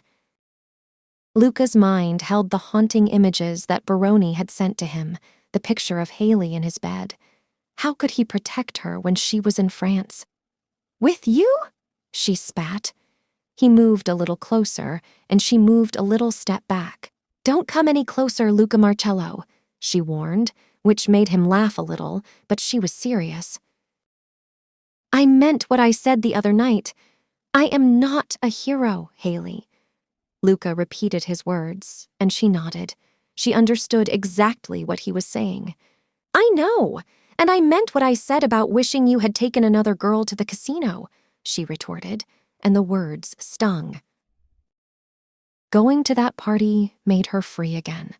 Sleeping with Luca had been sort of liberating for her. For years, she feared getting hurt if she let herself fall, yet it had happened anyway. But at least she could, for one night, feel real again. My intention was never to hurt you, Haley, he said so sincerely and formally. To Haley, it was like a script he had perfected and used frequently. It doesn't matter anymore. You are not the first man who has hurt me, Luca. She shrugged, trying to pretend she couldn't be hurt. However, Luca could see the pain in her eyes. The heartache was written on her beautiful face. I want you to leave. She tried to make her words come out with force, as if she had some power here. He watched as she wrapped her arms around herself. She didn't want him anywhere near, yet a part of her would always crave his touch. Luca wasn't going to leave her. Haley. He spoke her name again. It cut into her every time he did. The night of the casino was amazing. Luca remembered Lambert's words. Haley was no one-night stand. She was an all-in kind of girl. Therein lay the problem. She was just somebody he couldn't have, yet he wanted her. Luca moved closer to her. Haley moved back, and before she knew it, she was up against the counter, and Luca was in front of her. Haley was sure he could hear her heart beating in her chest. Her breathing was heavy as he gently took her elbows in his hands. She still had her arms around her stomach, cuddling herself. Luca, she whispered in a shaky breath as he touched her. This was not what she should want, yet it was everything she wanted. I want you to understand, he said softly, looking deep into her bright eyes. He didn't know how he felt with Haley. He didn't know how he should feel about Haley. My world, my life isn't for you, he murmured, and her heart ached at his words. I'm a walking dead man. I am a target constantly. Anyone I am close to dies. They get murdered, he whispered. She could see Mr. Marcello, the notorious leader of his family, was letting down a barrier, his hard exterior softening. Haley didn't know what made her so brave or so bold, but she moved her hand and placed it softly on his face and gently put her lips on his. Luca was surprised by her actions, but he didn't stop her. Why would he? He moved his hands from her elbows to her waist and held her as he kissed her back. The kiss was long and passionate and made Haley weak as she wrapped her arms around his neck. Luca started getting hard instantly as her lips touched his. She was the only woman who had this effect on him, the slightest touch by Haley, and he was ready for her. He held her waist and lifted her so she was on the counter. Their lips never stopped kissing each other. Haley knew this wouldn't end well, but she couldn't stop what she had started, and she didn't want to. Haley? He murmured her name through the kisses. I want you. His words were undoing. It made her core burn with passion. His eyes locked on hers, and she nodded before pulling him into her for more kissing. Tell me, Haley, he said in low growls between kisses. Tell me you want this, he growled as he slid her lacy black dress up to her hips, revealing her black lace panties. I do, she gasped as she felt his fingers skimming over her wet panties and beginning to rub her swollen clit through the lace fabric. She didn't care if this made her look easy or if it disagreed with her common sense. She wanted Luca. She wanted him how she wanted him at the casino. He watched as Haley arched her back as he touched her. Luca smiled as he felt how wet she was. He never usually had this much fun getting a girl wet. In fact, sex in the past was purely to let off steam for him, but with Haley, he enjoyed the foreplay. He stopped thumbing her clit and used his hands to remove the dress and discard it across the room, and brought his lips to her. He removed her bra and then lay her down on her back. Haley felt him tracing his kisses down her cheek to her neck, and then he concentrated on teasing her hard nipples as she lay fully exposed to him, just in her lace panties. "You look beautiful." His smooth voice spoke as he moved his kisses down her stomach and kissed just above her panty line. He pulled them down and tossed them as he had with her dress and bra. He looked down at her glistening pussy and began to kiss it. Her heart raced as she felt his breath on her pussy, and he took her clit in his mouth and rolled his tongue over it. She jerked with every touch, and he slipped a finger inside of her as his mouth worked on her very sensitive clit. She arched her back off the counter as she felt him putting a second finger inside of her. She was close, and he knew it. "Come for me," he purred, and this was all she needed. Her body shook as he picked up the speed with his fingers, pumping in and out of her slick, wet pussy. He gently bit her clit and then sucked it hard. He felt her body shake as she reached her orgasm, and he felt her juices flow. He smiled into her delicious pussy as she did. He slowed his finger, but didn't completely stop as he gently kissed her sensitive pussy. She felt him slowly remove his fingers, and she heard him lick them clean. She looked up at him and his devilish grin. He was clearly proud of himself. She sat herself up and kissed him, and he kissed her back. She slowly slid herself off the countertop and felt his hard cock as she did. She gently took his hand and led him to her bedroom. Haley wasn't used to being in control, and this was all new for her. She turned and kissed Luca, who was happy, for tonight, to let her control what happened next. Again, another first for him. She removed his expensive jacket and threw it over the nearby chair, and then removed his tie and shirt. She kissed his bare chest. Luca was finding her touch intoxicating. Haley took a second to admire his well-shaped torso. She looked at the intricate artwork on his body, the tattoo of dog tags wrapped around a gun. As she looked at the intricate cross that was on his right forearm, Haley noticed that the cross had scrolls around it and lettering that said, "Family, Honor, and Loyalty." On his left shoulder was an anchor that was beautiful in its detailing. Underneath, it said, "Refuse to sink." And on his other shoulder, coming just across his chest, was a lion's head. She unbuckled Luca's belt. Luca took a condom from his pocket and hid it away in his hand. She didn't spot it as he stepped out of his designer trousers. She practically pushed him onto the end of the bed, and she knelt in front of him. She pulled off his boxers, freeing his hard member. She could see the tip glistening with pre-cum, and she gently put her hand around his thick shaft and moved her hand up and down. She was teasing him, and he growled lowly at her delicate touch. Her heart was racing as she put the head of his member in her mouth. He felt her warm mouth on his hard and ready member. He didn't take his eyes off her as she began to take as much of his lengthy cock in her mouth as she could. Her mouth and hand worked a steady rhythm that made him groan her name. He couldn't take much more of her work on him. He would come soon, he knew. "Haley," he said, causing her to look at him. "I need to be inside of you," he said breathlessly and frantically. She smiled innocently, and Luca took over. He pulled her onto the bed and in one swift movement had the condom on and kissed her neck before he plunged into her. He loved hearing her moan and groan. It was exciting and something he wanted to hear more of from her. Haley could feel him pumping into her. He was fast, and it wasn't long until they both came. Haley sat under the sheets as Luca went to discard the used condom and put on his boxers. Haley was sitting up and watching as he came back into the room after going to get a glass of water. He had all her clothes in his arms and placed them on the dresser.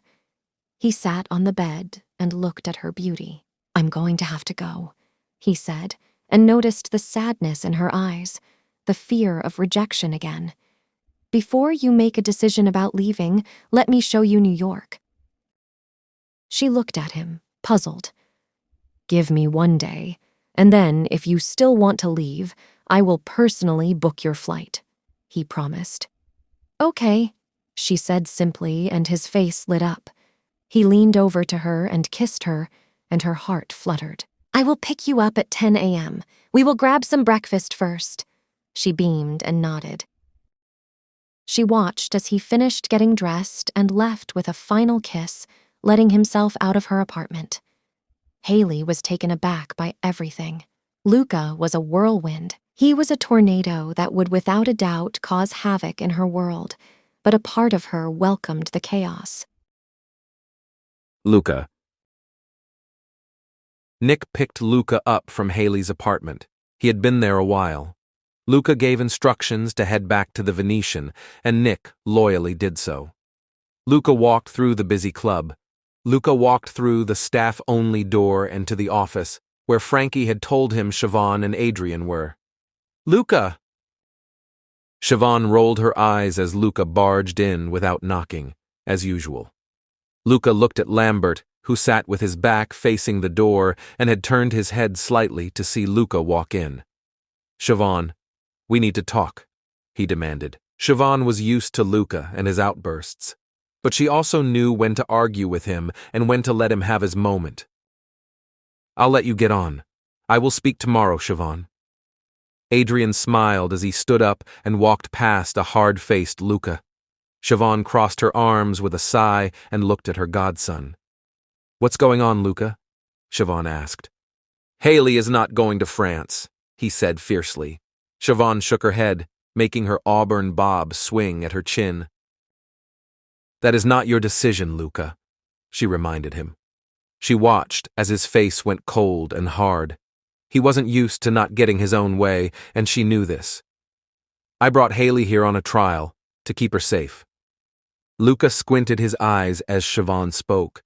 He noticed she was looking frantic, worried even. "What are you trying to protect her from?" Luca urged, and her green eyes looked wide for a second, as if he had hit a nerve or something. "Haley has a past, Luca, a past that she needs protecting from. I brought her here to protect her, but then your eyes caught her, and now I have to protect her from you." Siobhan groaned as she thought of what she had done to Haley. Her protection had been in vain. "I wouldn't hurt her." Luca's words came out with force and determination. "Not with violence, Luca, but you can't love her. You can't love anyone. It's not your nature." Siobhan slumped into her desk chair and placed her head in her hands. "You are a son to me, Luca, and she is like a daughter. I can't let you hurt her. You can't treat her like Ariana or any other of your conquests." Siobhan looked at Luca. She had to get him to let her go. "Please, Luca, let her go," Siobhan begged. Luca shook his head. "I don't think I can," Luca confessed, and Siobhan's stomach dropped. This was what she had feared, and she watched as he left the room. Siobhan wanted to cry. She wanted to put Haley on the next flight out of New York, going absolutely anywhere. In her mind, these two could never be together. Yet, she knew he was his father's son, and if he wanted Haley, he would destroy the world to get her. Haley. Haley fidgeted with her top as she waited for Luca to come for her. He wanted to show her New York. Was he trying to give her a reason to stay? Did she truly need a reason? Luca was blowing hot and cold. One minute he was pulling her toward him, wanting her. The next he was trying to avoid her, shouting at her and making her hate him. It was 10 a.m. on the dot when he turned up. Haley's heart was racing as he knocked on her apartment door, and she grabbed her jacket before answering it. "Hello." She beamed at him as he stood in one of his expensive suits. Did he own anything else? He couldn't help but admire her. As hard as it was to admit, she was breathtaking. He drank in her natural beauty, the way her hair had its natural warmth, her brilliant blue eyes, and her perfect body. "Ciao, Bella." He beamed back and watched as she blushed slightly, brushing a stray piece of hair behind her ear. How did he have this effect on her? How did he manage to make her feel like a teenager rather than the strong woman she believed herself to be? "Ready to go?" he asked as she put on her jacket. "Yep," she replied as she followed Luca down the stairs and out onto the street. Nick was in the driver's seat. He smiled at Haley as Luca opened the door and let her slip in first. It was mid-October and the air was a lot cooler. Luca took her to an Italian cafe where she drank expensive Italian coffee. Luca was casual as they spoke. They discussed little topics, favorite music styles, favorite seasons. They talked about nothing in particular, and Haley just let the conversation flow. They strolled through the park that had leaves beginning to change to the warm autumn colors, reds, golds, and oranges. "Do you miss England?" he asked as he took her hand gently. He knew Nick was around, and perhaps a few others of his security, which meant he could focus all his attention on the brunette that walked beside him. Did she miss England? That was a tough question. There was nothing left for her in England. Her dad lived in Russia, her grandma was dead, and the man she loved was long gone. "I miss the life I once had," she replied honestly as she walked, holding Luca's hand. It felt strange, yet comforting. "I miss the friends I once had, my home," she explained, and he nodded. "What about Paris? Do you miss Paris?" he quizzed her, and she sighed. "Paris was never home. It was a place I used to hide from my dad, a place that kept me safe," she replied. "Adrian and the girls there were fantastic friends, but I wasn't a huge fan of Paris as a city," she said, and he chuckled. "What about New York?" he asked. Had he managed to convince her to stay? "New York is much like Paris, busy but safe," she sighed. "I suppose home is where the heart is, and my heart hasn't made up its mind," she explained. "The guy you were with, did he have your heart?" Luca asked. It had bugged him since her confession. This guy was the one to her. Was he so cruel that he took her heart and hurt her first? "He did once, but he's long gone now. He left England after he left me. No goodbye, just the pain he inflicted." Haley had no idea why she was being so open. Maybe it was because Luca was letting down his own guard. What mobster just takes a girl out for a day in New York? Luca wanted to ask what he did, find out his name. Perhaps his men could track him down, but his mobile distracted him. It was a text message from Isabella Altera, Frankie's little sister. "Damn, I forgot we have somewhere to be. Do you want to go to a birthday party?" he asked Haley, who just nodded. Anything for more time with Luca. The Italian restaurant he brought Haley to was the stereotypical Italian place. It had the red and white checked tablecloths and wine bottles with candlesticks in them. Along the wall were old photos of members of the huge Altera family, alongside black and white photographs of New York and Italy. Frankie's family was huge. He had 4 sisters, but only 3 were here: Isabella, Mia, and Sophia. He also had an abundance of cousins. Haley thinks somebody said 22 of them. His dad was a true Italian man called Salvatore, or Sal as everyone called him. His wife was a petite woman called Maria, and she loved to fuss over everybody. It was obvious Frankie loved his family, and his family seemed to worship him. His older cousins picked on him, but the younger boys seemed to admire him. Luca seemed amazingly comfortable in the family. He laughed alongside the older cousins that bullied Frankie, and Frankie took it in his stride. Nick also stood among the family, talking to the older men, Frankie's uncles. It was like they fit like some sort of jigsaw puzzle. Haley sat with Isabella, Sophia, Mia, and some of the girl cousins. They all talked mainly about men, films, and other casual subjects as they passed the bottles of Italian wine around. Sophia, whose twin, Elena, was away at college, was only 19. Attached to her hip was a young boy, about 3 years old, Samuel, or Sam, who was her son. Haley learned she had gotten pregnant by a man who was several years older than her. She believed he loved her at the time. While Sophia enjoyed the wine, she confessed to Haley that Sam's father was an enemy of Frankie's and got with her to prove he could. She told her he ran away when she told him she was pregnant. She proudly admitted to Haley that Frankie was like a father to Sam, helping financially and doing the things his father should be doing. Luca couldn't take his eyes off Haley as she sat among the Altera women. They were all laughing and joking, and he watched as Haley smiled and sipped the wine that Mr. Altera had laid out for everyone. Suddenly, Sal stopped the music and coughed loudly. He was going to make a speech.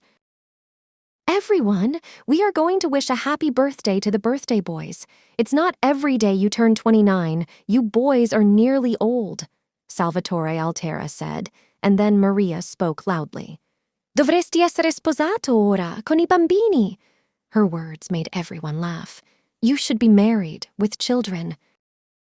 "Non ancora, mamma. Sono troppo occupato per quello," Frankie replied, which made all the men laugh and his mother frown. "Not yet, Mom. I'm far too busy for that."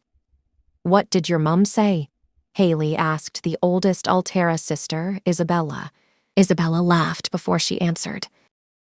"She says they should be married with babies, but Frankie says he is too busy for that," Isabella explained before her father spoke again. "Calmati, si sposerà a suo tempo," Sal said, laughing at his wife. "Calm down, he will get married in his own time." "Now, Frankie and Luca," Sal said. Suddenly, Haley realized it was both Frankie and Luca's birthday, and she noticed him standing beside Nick and Frankie. Maria walked over to them and kissed each of the birthday boys on the cheek.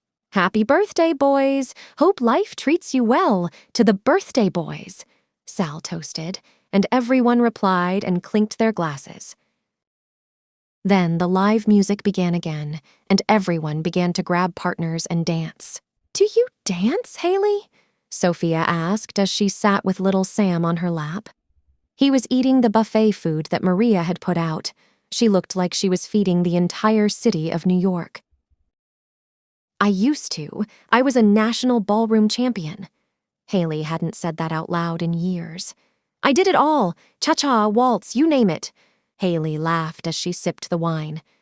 Sophia's eyes lit up as she scanned the room before she found her dad, standing beside Luca and Frankie. "Papà, Haley era una ballerina della sala da ballo. Dovresti ballare con lei," she shouted. Luca looked up at Sophia. What the hell was she going on about? Was she drunk? Luca watched as Sal nodded and walked across the room to Haley and Sophia. Haley had no idea what Sophia had said to her dad, but he held out his hand toward Haley, and she could hear the distinctive beat of a cha-cha being played. "Can I have a dance, Bella?" he asked her. She was unsure, but she had been drinking, and it was a party after all. So she took the older Altera's hand, and he guided her to where other couples were dancing to the cha-cha-cha beat. Luca's eyes were locked on the beauty dancing with Sal. Sal and Maria were once professional ballroom and Latin dancers in their younger years, and so, it would appear, was Haley. Haley was nimble, light, and energetic. He smiled as she laughed, and her face lit up with pure joy. It had been years since she had danced like this. Sal was guiding her, leading her well, and he was impressed with her footwork. The other couples had left the area they had created as a makeshift dance floor, and they were clapping to the beat, cheering Sal on as he spun, twisted, and danced with the young girl. Maria stood beside Luca, who looked down at the Altera matriarch. "She's a beauty, Luca. I hope she is a keeper." She spoke in a low voice as she watched her husband dance with Haley. The music ended, and Haley curtsied to the audience. Sal lightly kissed the back of her hand as the music began with another lively piece, and Luca walked over to them along with Maria. Lei è un diamante, Luca. Non lasciarla andare, o ti mancherà la sua scintilla. Sal spoke directly to Luca before taking his wife and dancing with the other couples. She is a diamond, Luca. Don't let her go, or you will miss her sparkle. Luca knew Sal and Maria were right. She was something unique, something he had never encountered before. Luca took Haley and pulled her toward him as he joined in the dancing. It was a party, after all. You never told me you were a ballroom dancer, Luca murmured as he held her close, and she laughed at him, looking at his chocolate eyes. You never told me it was your birthday. Happy birthday, Luca. She smiled as he looked down at her bright blue eyes. Thank you, was all he said before he twirled her under his arm and then brought her back into him, and she let out a light laugh. It made him smile at the sound. The music came to an end, and Frankie stood beside Luca and Haley. Sorry, Luca, it's my birthday too, and I want to dance. Frankie winked at Haley as another fast-paced piece of music played, and Frankie came between the pair. Addio, capo. And he danced away with Luca's woman. Luca would be mad if it wasn't Frankie and his birthday. Haley danced most of the night, and everyone was getting merry with the drink. She was exhausted as she sat at a table, and Sal began singing a song in Italian with a merry Frankie joining in, along with some of his drunk cousins. Luca sat with Haley.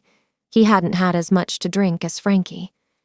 I've had a great night, Haley confessed as she looked at Luca, who smiled at her. I'm glad, he replied before taking a sip of his whiskey. Haley looked around the huge room at the family of Italians who were all getting along, singing and dancing. Frankie's family is lovely, she said, and Luca nodded. They are amazing people. They have always been good to me. Luca nodded again. This family was always here when he needed a family. He spent many Christmases, birthdays, and other holidays here. Frankie and Luca were school friends. Frankie was a rebel kid, getting into trouble until Luca's uncle offered him work, and soon he was like Nick, always at Luca's side. His sisters seem like nice girls, Haley said as she sipped from her glass.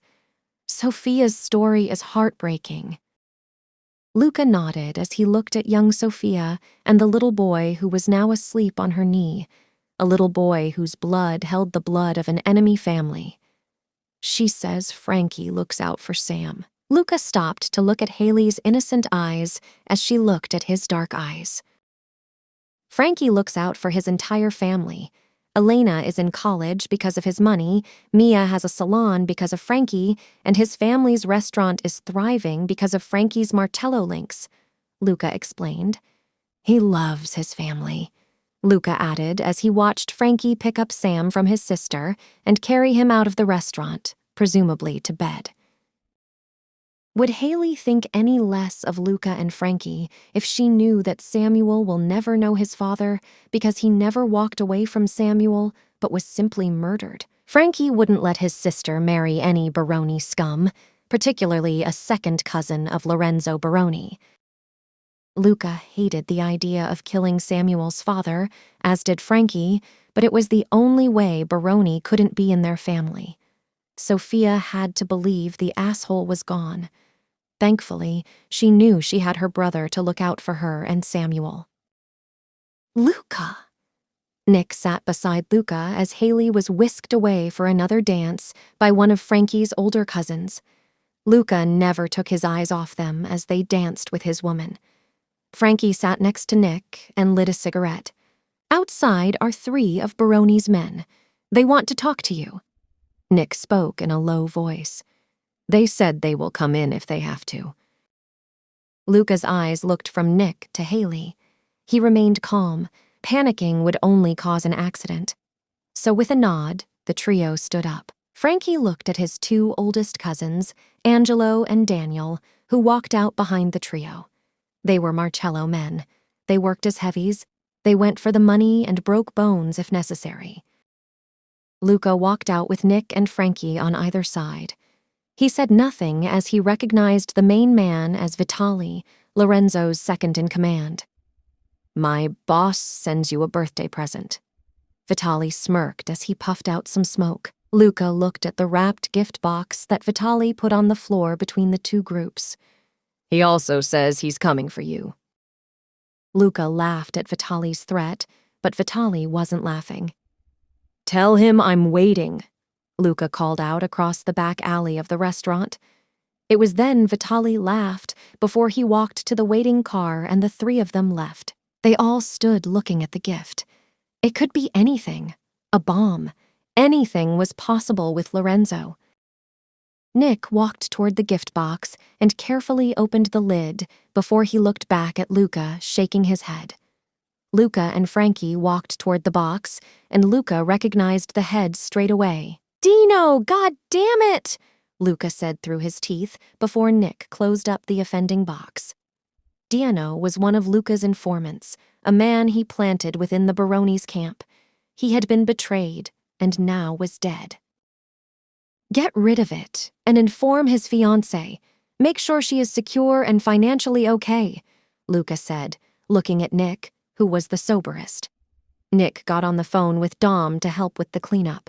Luca and Frankie entered the party where Haley was laughing with Maria. She hadn't noticed the trio had left. She presumed they were drinking somewhere or having a cigar. Frankie joined a game of cards, and Luca texted Rick to pick Haley and him up as he approached her, taking her waist lightly. "Thank you so much for making me feel welcome." She thanked Sal and Maria, who said they were delighted to meet her. Luca was warned, in Italian, not to be a stranger and to look after Haley. It was easy for Luca to forget the visit from Baroni's men as he held Haley close to him, and the pair laughed together as they talked about the party and the Altera family. Luca took her back to her apartment and walked her to the door. She sighed and turned to him. She knew the alcohol was fueling her, but she didn't care. She wanted him. "I don't have a birthday present for you," Haley said breathlessly, and he smiled and shrugged. She pulled herself closer to him and began to kiss his mouth. Her hand was on his cheek, and he pulled her even closer to him before she gently pulled away. "But I can't change that." She raised her eyebrow, and he grinned like a naughty boy. "Come inside," she teased as she unlocked the door. She knew she was alone. The others were at work. They lost themselves in their kisses, and he carried her to her room, kicking the door shut behind him. They removed each other's clothes, and he had her naked on her bed. She felt his mouth trailing kisses along her body before his mouth reached her entrance, and he worked his magic on her. He craved her. He wanted her, and he wanted to give her the best of everything. She only wanted him, gangster or not. She wanted him. She watched him as he got dressed. The sex with Haley was amazing, and he didn't want to leave her, but he had work to attend to. He sat with his dress trousers on, but still shirtless. He ran his hand across her cheek and kissed her again. "Haley." "Another vodka. Beauty," Dmitri asked, and Haley brought over another drink to the Russian. Her eyes would occasionally flash to the men in the VIP booths, in particular, Luca. The bar was starting to wind down. It was about 5 a.m., and most of the girls were finishing up and heading out the back to get ready and go home for the day. Haley was wiping down the bar as Ben headed off. She could feel him approach the bar. She could smell his cologne a mile away. She looked up from the bar she was vigorously cleaning to look into his chocolate eyes with a wide smile. "Breakfast?" he asked casually, and she nodded. "I'll meet you at the back door," he answered, before he answered the phone in Italian and then walked away. Haley was the last girl in the dressing room. The rest had gone. Even Ava, she said she was heading off with someone. Haley quickly changed and noticed Siobhan was standing behind her, scaring her half to death. "Shit, Siobhan, you scared me." Haley laughed as she zipped up her jacket. "You're being foolish, Haley." Siobhan spoke firmly to the young girl she'd saved and now had to protect from her godson. What? Haley was confused by Siobhan's words. Siobhan knew what was happening. She wasn't blind, and she was sure as hell not stupid. She could see the sparkle in Haley's eyes and the looks she had given Luca. Siobhan knew Haley would refuse to take over in Paris because she would think she had some love for Luca, and he felt the same. You are not going to accept the job in Paris, are you? Siobhan's words were stern as Haley sighed. I appreciate the offer, but I am not ready. But Siobhan cut her off. Bullshit! Haley, you are more than capable, and you know it. Siobhan sighed violently before she spoke again. Luca is not a good man. Damn. I love him like a son, but that doesn't mean shit. He can't love, can't be happy, and he can't let his mafia boss exterior down. I know all this, Siobhan. Haley laughed, shaking her head before she walked past her boss, who took her arm. As they stood shoulder to shoulder, the pair looked at one another. I know you do, but never forget who and what he is. He will hurt you before his family. Siobhan then let go of Haley. Please, don't say no. Not yet, anyway. The offer is open until Adrian leaves, and he will be here a little longer to help with planning. Just keep this an option, a way out if you need it. Haley nodded. There was nothing more to say. Of course, being a manager was a great opportunity for her, but she was starting to feel again, which she never dreamed would happen to her. She smiled at Siobhan before leaving the dressing room. Siobhan knew Haley was lost to the Marcello curse, the want of a Marcello man. She was angry because there was nothing she could do but watch history repeat itself. Haley didn't mention Siobhan's little visit as she sat in the car that was being driven by Frankie. Did Luca know how to drive? We are going to my mama's for breakfast, Haley. She does amazing food, as you well know, Frankie said, looking at Haley through the mirror. Isn't it a bit early, though? Haley noticed it was only 5:30 a.m. Luca and Frankie laughed. Nah, she is up all the time this early making food, cleaning, and sorting out the family, Frankie explained. Luca slid his hand into hers and squeezed it, and Haley smiled up at Luca. Frankie was right. Maria was up, and she beamed at Haley's entrance and greeted her like she was her own child with a kiss and a hug. She offered everyone cappuccino while she began cooking. Uncle Frankie! Little Sam beamed as he ran into the kitchen, followed by a very tired-looking Sophia, who went to grab herself a coffee before sitting next to Haley. Hello, little man. You been good for Mama? He asked as he slipped the little boy onto his lap and drank his cappuccino with his free hand. Sam nodded, and Sophia scoffed. Good my ass! Haley heard Sophia mutter beside her, and Haley laughed as Sophia chucked back her coffee. Sal walked into the kitchen, followed by Mia, who said hello and goodbye while taking a cappuccino in a travel mug and explaining she had to go to the wholesalers. A few of Frankie's cousins walked in through the door. They apparently came and joined the family for breakfast before heading off to their various jobs. Haley loved being among this family. They spoke English, but occasionally spoke to each other in Italian. Even little Sam had a good grasp of both languages.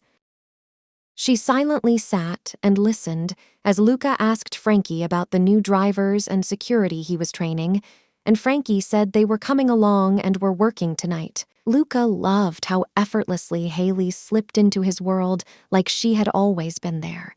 He liked how she was with Frankie's family, how she oozed confidence and had the family adoring her. He knew keeping her close was dangerous, but he couldn't walk away from her. After breakfast, he took her hand and led her to the SUV they had come in. Frankie jumped in the front, and she and Luca went to the back. Join me for dinner tonight. I spied the schedule, and I know you are off. Luca wanted to spend as much time with her as he could. She could choose to leave with Adrian. He had no idea what her plans were, but he wanted to be with her when he could. Stalker tendencies, Luca? Haley laughed as he placed his hand on her knee and gently squeezed it. Only for you, he admitted, and her heart fluttered. Rick will pick you up at 7 p.m., he said, and she nodded. A little safety information.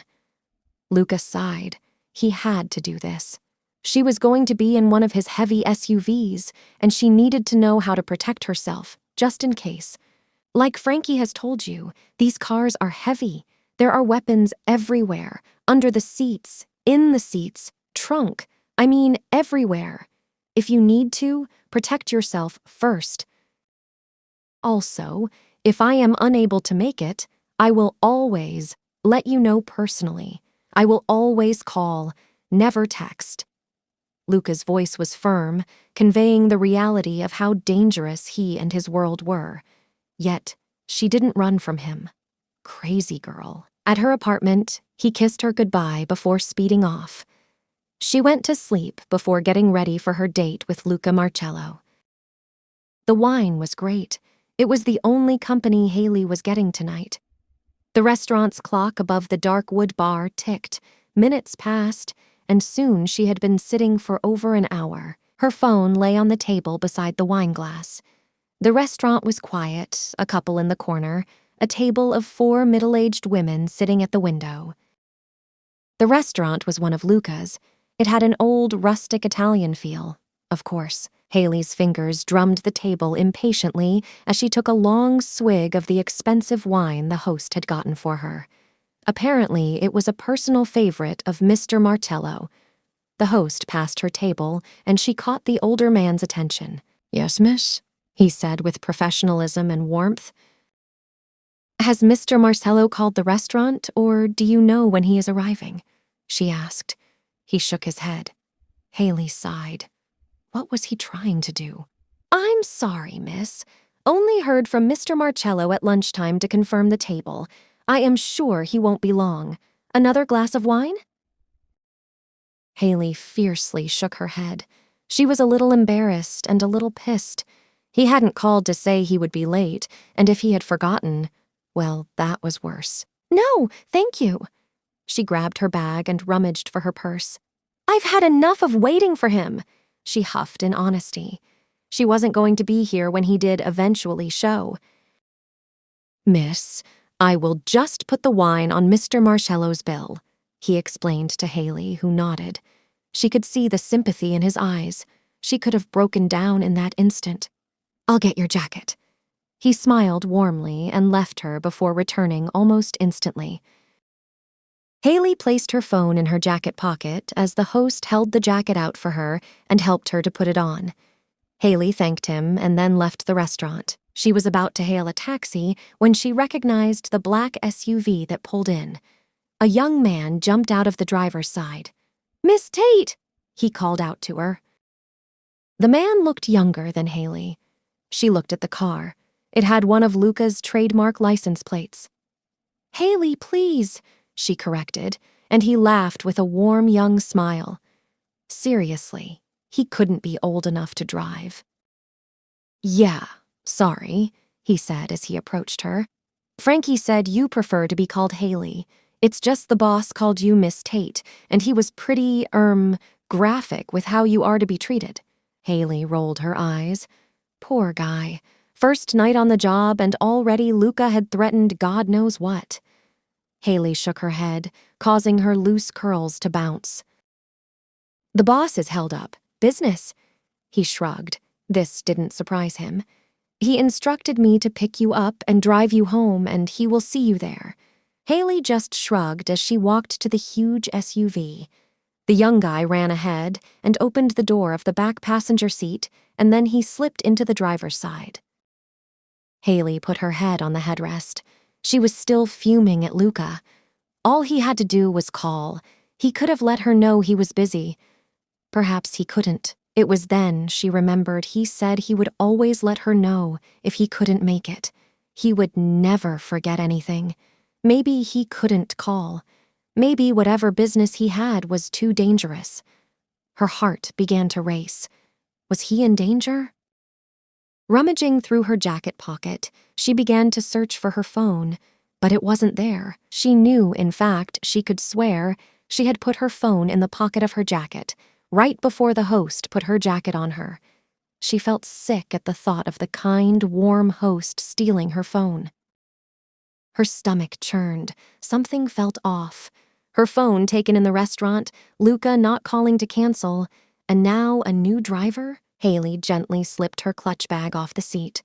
The driver looked at her in the mirror, and she sighed dramatically and went to retrieve the bag. She remembered Luca telling her how his cars had weapons under the front seats. Haley used her hand to check, but no weapons. She picked up the bag and sat upright. She moved quietly to the door and subtly tried to open it. It was locked. She could feel her heart racing, her palms sweating, as she let go of the handle and clutched her bag. She noticed slashes on the back of the seats. Had this driver removed the guns? This was bad. She could feel it. The driver stopped, looking straight out the windshield. She knew this was not Luca's home or her own. The driver said nothing, did nothing. Haley looked at the warehouse in front of the car and the odd person outside of it. She knew Luca was crazy and he was a mobster, but deep down, she knew Luca would never tell his men to bring her. Did Luca even have a warehouse? "This is a trap, isn't it?" Her voice was weak and her heart was racing. He didn't say anything. Haley was just about to lunge over the seat and grab him, but the passenger door opened. "Hello, Miss Tate." A man spoke in a deep, rough voice. He roughly grabbed her wrists and pulled Haley out of the car. She struggled. With all her might, she struggled against him. She was kicking, thrashing, and trying in vain to get him to loosen his hard grip. She heard a couple of men laughing, but the one holding her didn't laugh. "Smetala di ridere e di aiutarmi, idioti," the one holding Haley growled through gritted teeth. "Stop laughing and help me, you idiots." One man tried to approach her legs, but as he went to grab her legs, she kicked him hard in the face. She felt quite proud of herself as he fell to one knee. "Little bitch," he hissed as he held his nose. Haley continued to fight with the other man, who now held her tightly around the waist. She tried standing on his feet as another guy tried to grab her legs, again, but she kept missing him as she went to kick him too. Suddenly, a loud bang filled the air. Haley didn't scream, but did stop struggling. She was panting as the man didn't loosen his grip.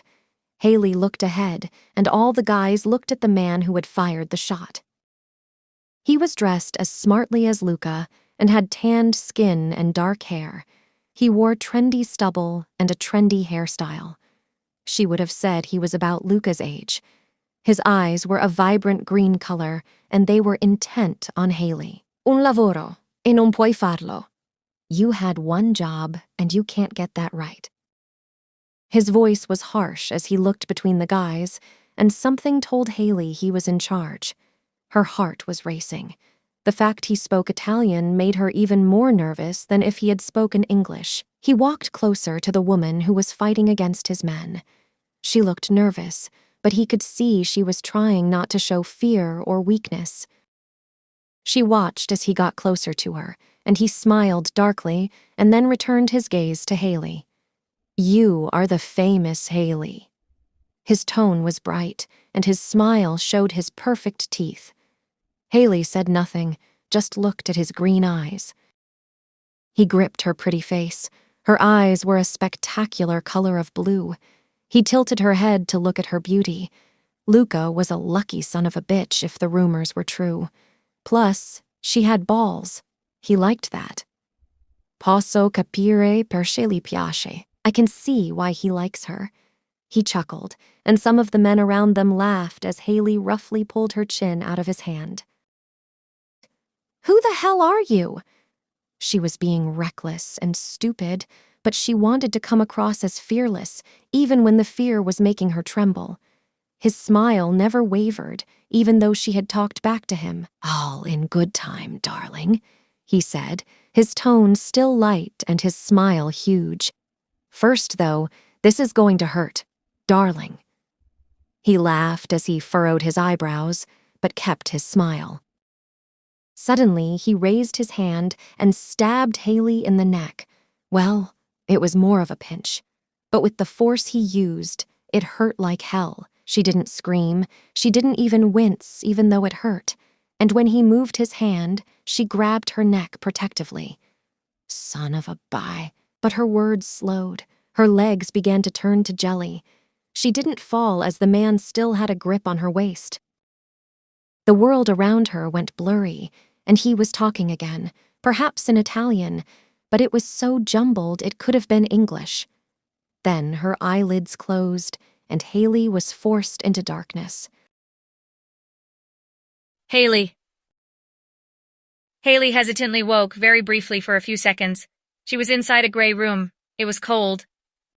She could hear voices, but her vision was too blurry to make sense of who they were, or where she really was. Haley's body gave up again and went back to darkness. Her senses slowly began to return to her, first the pain in her neck. It was tender and sore, but the world was still in darkness. Then the coldness of the room washed over her, skimming over her bare skin. Haley could hear the voices of men. Some spoke in Italian, some were speaking English, but it made no sense to her. She fluttered her eyes open. It was blurry at first. Someone, somewhere, announced she was awake, and someone banged a heavy metal-sounding door. She began to slowly get her vision back, the blurry figures returning to normality. Two heavily built men stood at either side of the door, each holding a huge gun. They wore suits and fedoras. Looking over her shoulder, she saw two more were leaning against the gray concrete wall. They were just as bulky and held guns too. She was sitting in a chair. Her arms were tied tightly behind her back. Haley's waist had rope tying her to the chair, along with rope at her legs and feet. Haley said nothing. These guys were just yes-men. They wouldn't tell her anything.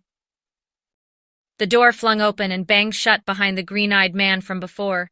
He smiled broadly as he entered the room and stopped in front of her. "Hello, Haley." He beamed. She remained silent. He pouted and looked at the men around him. "Funny," he mused before looking back at the girl tied to the chair. "I thought the British had good manners." She just rolled her eyes and remained silent. His face hardened for a second before he spoke again. "But Luca has probably rubbed off on you. He doesn't understand respect either." Haley shrugged. She had to pretend she didn't know Luca. It was what he had told her to do. "Who's Luca?" Haley spoke flatly. The unknown power laughed, and then some of the others joined in around the room. She could feel her heart beating in her chest. She had no idea what the hell was going on and who this man was. The man shook his head. He wasn't buying this bullshit. "Let me introduce myself, darling. I am Lorenzo Baroni." His voice was firm, authoritative, and right now very formal and polite. Haley remained calm, even though she had heard his name. From what she could gather, he was no friend of Luca's, but she just looked at the man disinterested. "But you, darling, can just call me Enzo." He flashed her one of his devilish smiles, but she just looked at him blankly. "It's fine. Dickhead works for me." She watched as he raised his hand and slapped her across the face. It was hard and caught her cheekbone, but she didn't whimper. She just looked back at him. He then pulled his trouser legs up slightly before crouching down so he was eye level with Haley. "If I were you, darling, I would be very careful what you say. You see, I'm a crazy son of a bitch and can't stand people disrespecting me." His tone was dark and low. Haley just looked at him dead in the eyes. She tried not to let her fear show. She was stronger than that. However, her heart was racing. What was he going to do with her? "Now me and Luca go way, way back. In fact, once I would have called him a friend. Now, you see, the friendship has gone a bit downhill." He then looked at his friends and laughed before looking back at Haley. "He's here, by the way." He gestured in the air. Haley suspiciously looked around. "Who is?" She looked back at him and smiled. She wasn't going to let this prick win. He laughed, shaking his head. "Keep pretending, darling. I think it's time we reunite them and play a game. He laughed darkly as he stood up. Haley watched silently as he nodded to his friends, who roughly grabbed her and untied her. You're making a mistake. I have no idea who this Luca is, she yelled at Lorenzo. She looked desperate and he smiled. He liked it when they begged. Please, I have no idea. Lorenzo walked over to her, grabbing her face, and shushed her. Darling, if what you say is true, you know too much now, so you will die. He looked down at her perfect little body, the beautiful lace dress that she was wearing, and then he looked back at her. Haley's breathing was deep. She was frightened. But we can make a deal. I'm sure you could be kept alive with the correct use for your pretty little mouth. His mouth curled into a dark, wicked smirk, and her stomach dropped at his sickening words. Haley felt sick, and she did something that usually repulsed her. She spat in his face. The grip on her arms tightened. Some men gasped, but she looked at Lorenzo fiercely as he wiped her spit. He nodded, and then held a blade to the side of her neck, just above her collarbone. Stupid. He slipped the knife down her exposed neck, and she yelped in pain as he brought it down to the top of her chest. He wasn't deep enough to truly hurt her, but the pain was there, and tears came to her eyes. Little bitch, he finished as he removed the knife, and she looked at the crimson blood on the end. I will kill you. Make no mistake, you are not leaving here alive, he promised. They all walked down the gray-walled hallway. Haley was in pain. Her cut was bleeding and her cheek was burning from his slap. Oh, Luca! Lorenzo sang as he threw open some heavy metal doors. Lorenzo practically danced with excitement as he smiled at his enemy in his vulnerable state.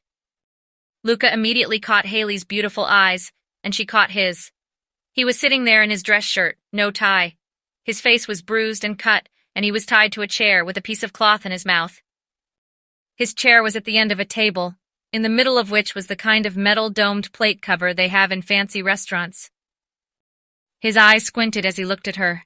She was in the hands of his enemy. He had to remain calm. Now he was in dangerous waters. Luca looked at her.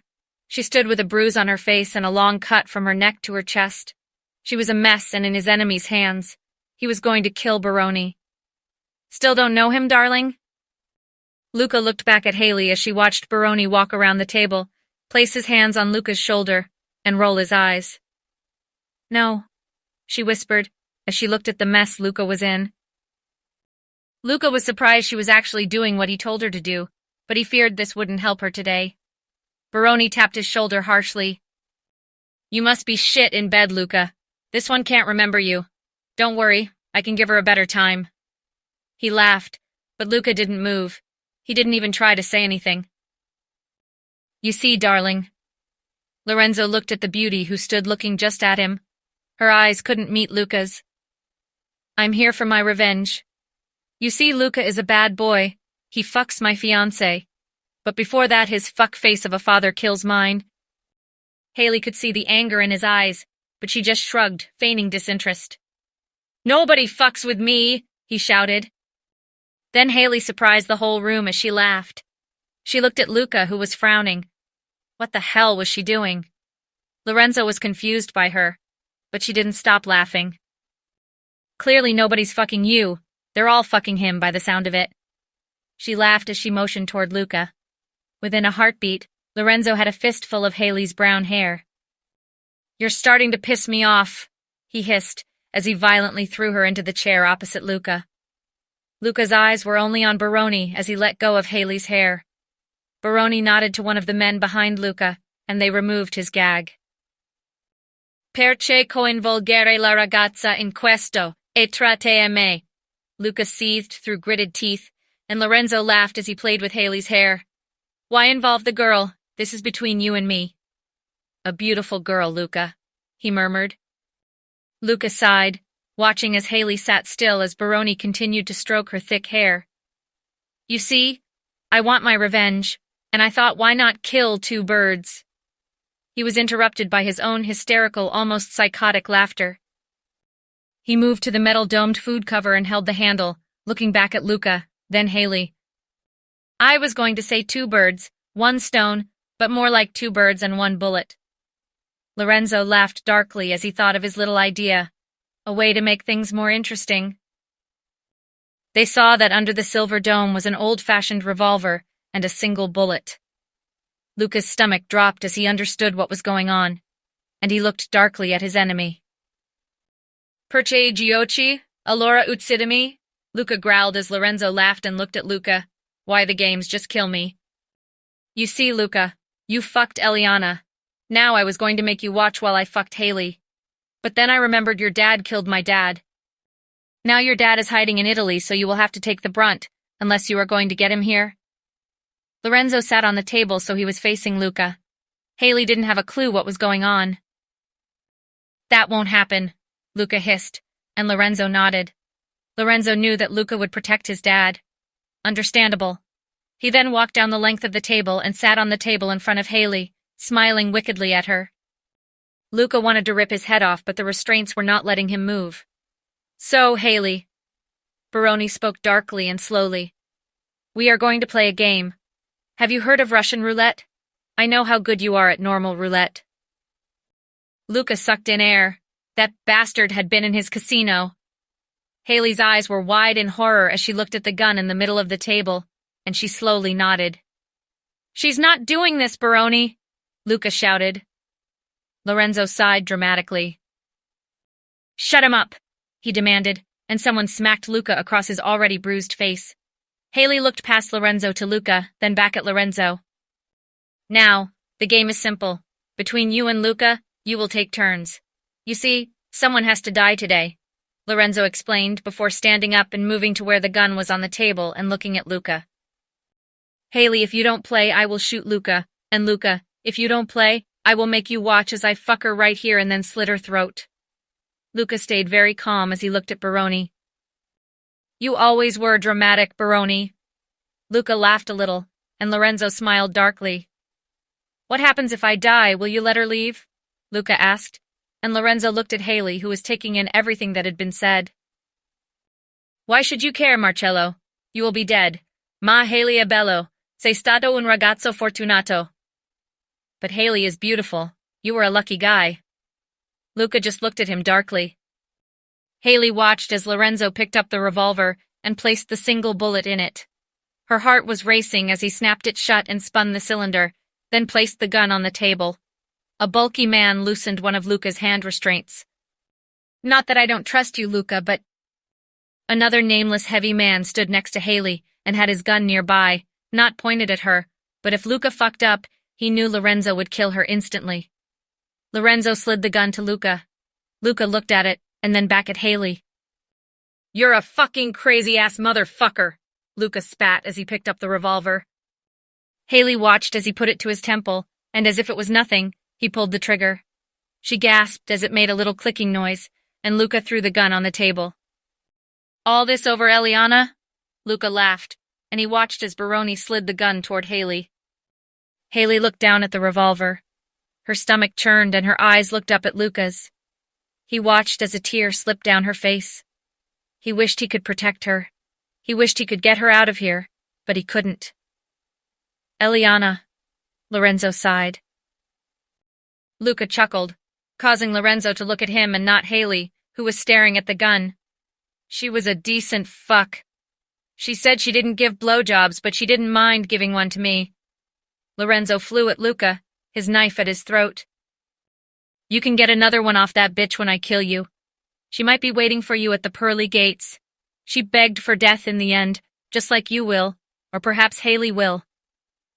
His words were harsh as he went to pierce Luca Marcello's skin. But then he pulled away and looked at Haley. Luca's eyes were locked onto Haley as she slowly and with a shaking hand picked up the revolver. You don't have to do this, Haley, Luca said calmly. Haley looked at Luca, his face so calm even through such a scary situation. He's right, Haley. You don't have to do this at all. Lorenzo looked intensely at the girl that sat frightened at the table. Come with me. Let me show you how a true Italian makes love. Haley looked at him with disgust and held the gun to her temple. Luca's stomach dropped as he watched as she closed her eyes and pulled the trigger with a click. She let out a gaspy breath as she looked straight into Lorenzo's eyes and then put the gun on the table, her heart racing. but she shook her head and looked at him fiercely. "I would rather die than touch you." Her words were harsh, and Lorenzo smiled as he slid the gun back to Luca and laughed. "She's playing the game, your turn." For Luca, this was torture. If he died, he couldn't protect her, but there was no way he could watch Haley take the bullet. He put the gun to his head and looked into her beautiful blue eyes. He wanted them to be the last thing he'd see. He pulled the trigger, and with a click, he was still alive. He slid the gun down the table. Luca watched as she picked up the gun. In her mind, she knew she could have made better life choices, but right now she had to face the fact that she was about to die today, regardless of whether this shot was the bullet shot or not. She took a deep breath as she placed the gun to her temple and closed her eyes before pulling the trigger. It again was not the kill shot. The guy beside her took the gun and slid it down the table to Luca, but Lorenzo picked up the gun before Luca had a chance to. "I don't trust you, Marcello." He put the gun to Luca's temple. Haley took another deep breath as she kept her eyes closed, and she listened for the gunshot. But there was just a faint click of the empty shot. "No!" Luca yelled, as Baroni placed the gun on the table and slid it toward Haley. Haley opened her eyes. This was it, the last shot. Haley looked at Luca, who was struggling in the restraints. Her heart was pounding. Lorenzo caught her attention as he walked toward her. "Pick up the gun, darling," he demanded, and she slowly took the gun. The tears were falling relentlessly. She was going to die. Will it be painful? Will there be a flash of white light? Will her mom guide her to the next life? Will she miss Luca? "Shame. You were a stunning creature," he purred as she slowly put the gun to her temple, her eyes looking at Luca. "Haley, don't you pull that damn trigger," he ordered, but she shook her head. "I told you I play the games I play until the end." She reminded him of the night she let him touch her, the night she was in his arms. She smiled at the thought, and she closed her eyes and took a deep breath. "Get down!" someone yelled, and then there was a loud crash as an explosion happened. The force managed to topple Haley and her chair over. The gun was fiercely ripped from Haley's hand, and she looked up to see Frankie. He gently stood her up. There was smoke everywhere. "Frankie, get her out of here!" Luca yelled. She looked over to Nick and others around Luca, untying him. Baroni was on the floor but was slowly getting up. Frankie grabbed Haley and threw her over his shoulder, so he was able to use his gun with his other hand. He could feel her shaking as he waded through the smoke and the guys running. He finally reached the outside world and gently put her down against the side of one of the waiting SUVs. "Haley, you're safe," Frankie said, trying to stop her crying as he grabbed her shoulders. The tears were falling. She nearly died. She nearly took a bullet. For who? Luca Marcello? She fell to her knees. What had become of her? She wrapped herself in her arms. She couldn't breathe. His image came into her head as she closed her eyes and tried to control her breathing. He had the gun to his head. He nearly took himself away too, and that was hurting just as much. "Haley?" Frankie knelt beside her and kept his hands on her shoulders as she whimpered. Luca. "Luca, we have to get out of here," Nick shouted urgently as he noticed they were severely outnumbered. Luca held his gun in his hand and shot a guy in the chest, then his enemy caught his eye. He ran toward where Baroni and his guys were headed. Luca was frantically shooting at Lorenzo, who ran into a room. "Luca!" Nick called after his cousin. Luca ran to the door, but it was locked. He could hear engines, possibly motorbikes. "Fuck it! He's going to get away!" he yelled as he tried with his damaged body to slam his shoulder into the door in a vain attempt to open it. Nick grabbed his cousin and made him look at him. He had to get him out. "Luca, Rick has wired this place. It will blow in minutes. We have to get out of here. We will get another chance to get him, but come on," Nick insisted. Luca roared but knew he had to follow Nick, but he knew he would make it a mission to find and destroy Lorenzo Baroni. "Haley." Haley looked up to see people running past Frankie, but then waiting near the SUVs. Behind them, she heard the sound of engines. The guys around them opened fire, but the bikers were quick and had gotten away. Suddenly, boom! A loud explosion caused all the guys to go down to the ground. Frankie covered Haley, but she looked up at the burning warehouse and her heart dropped as she realized Luca wasn't with them. "Luca!" she whispered as she pushed Frankie off her and ran toward the burning building. "Haley!" he yelled as he tried to grab her and then followed her. Haley watched as 3 men walked calmly out of the smoke. Rick smiled as he lit a cigarette. Nick looked stressed, but had a little smile on his face. But her eyes caught the gorgeous man in the middle as he walked with purpose and total calm. "Luca!" she called out as she ran toward him and didn't stop until she slammed into him and he hoisted her up so her legs were wrapped around him. He kept walking as he let her hug him, and tears fell down her cheeks. Luca was talking as he reached the SUVs, explaining he wanted to know how this happened. He also told Frankie to call for a doctor to be ready at his home. He slipped into the car and held Haley in his arms. Lorenzo Baroni would pay. He would make sure of it. Luca. Luca sat, holding the glass of whiskey to his forehead. The cuts and bruises didn't hurt, yet he felt pain. His eyes focused on the screens, particularly the one showing Haley. He watched as she stirred in his bed. His mind couldn't shake the image of Haley with the gun to her head, the image of Baroni touching her. He sighed angrily as his eyes just watched the dark room. "Boss." Frankie entered the room. It had been a long night. He and Nick had been searching for answers to how his boss had nearly been killed. He looked at Luca, who was sitting staring at the screens. He was clean, at least. "What do we know?" Luca asked as he looked up at Frankie, who took the chair beside Luca.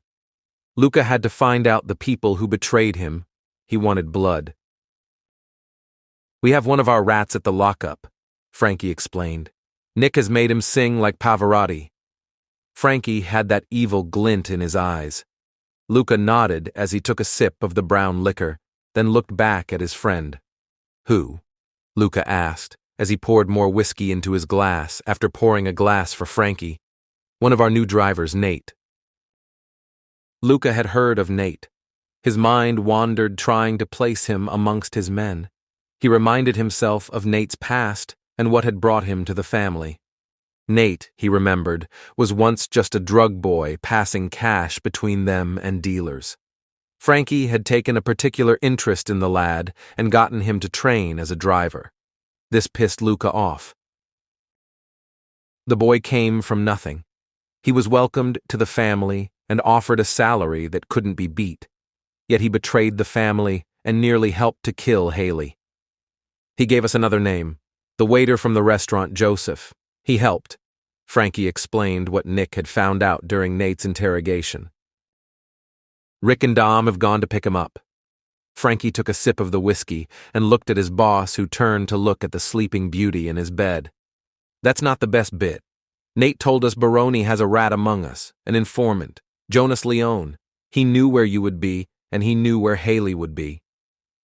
Luca's stomach dropped as he heard the name. Jonas had been in the family for over 2 years, and at one stage he thought he would join the ranks of Frankie and Nick.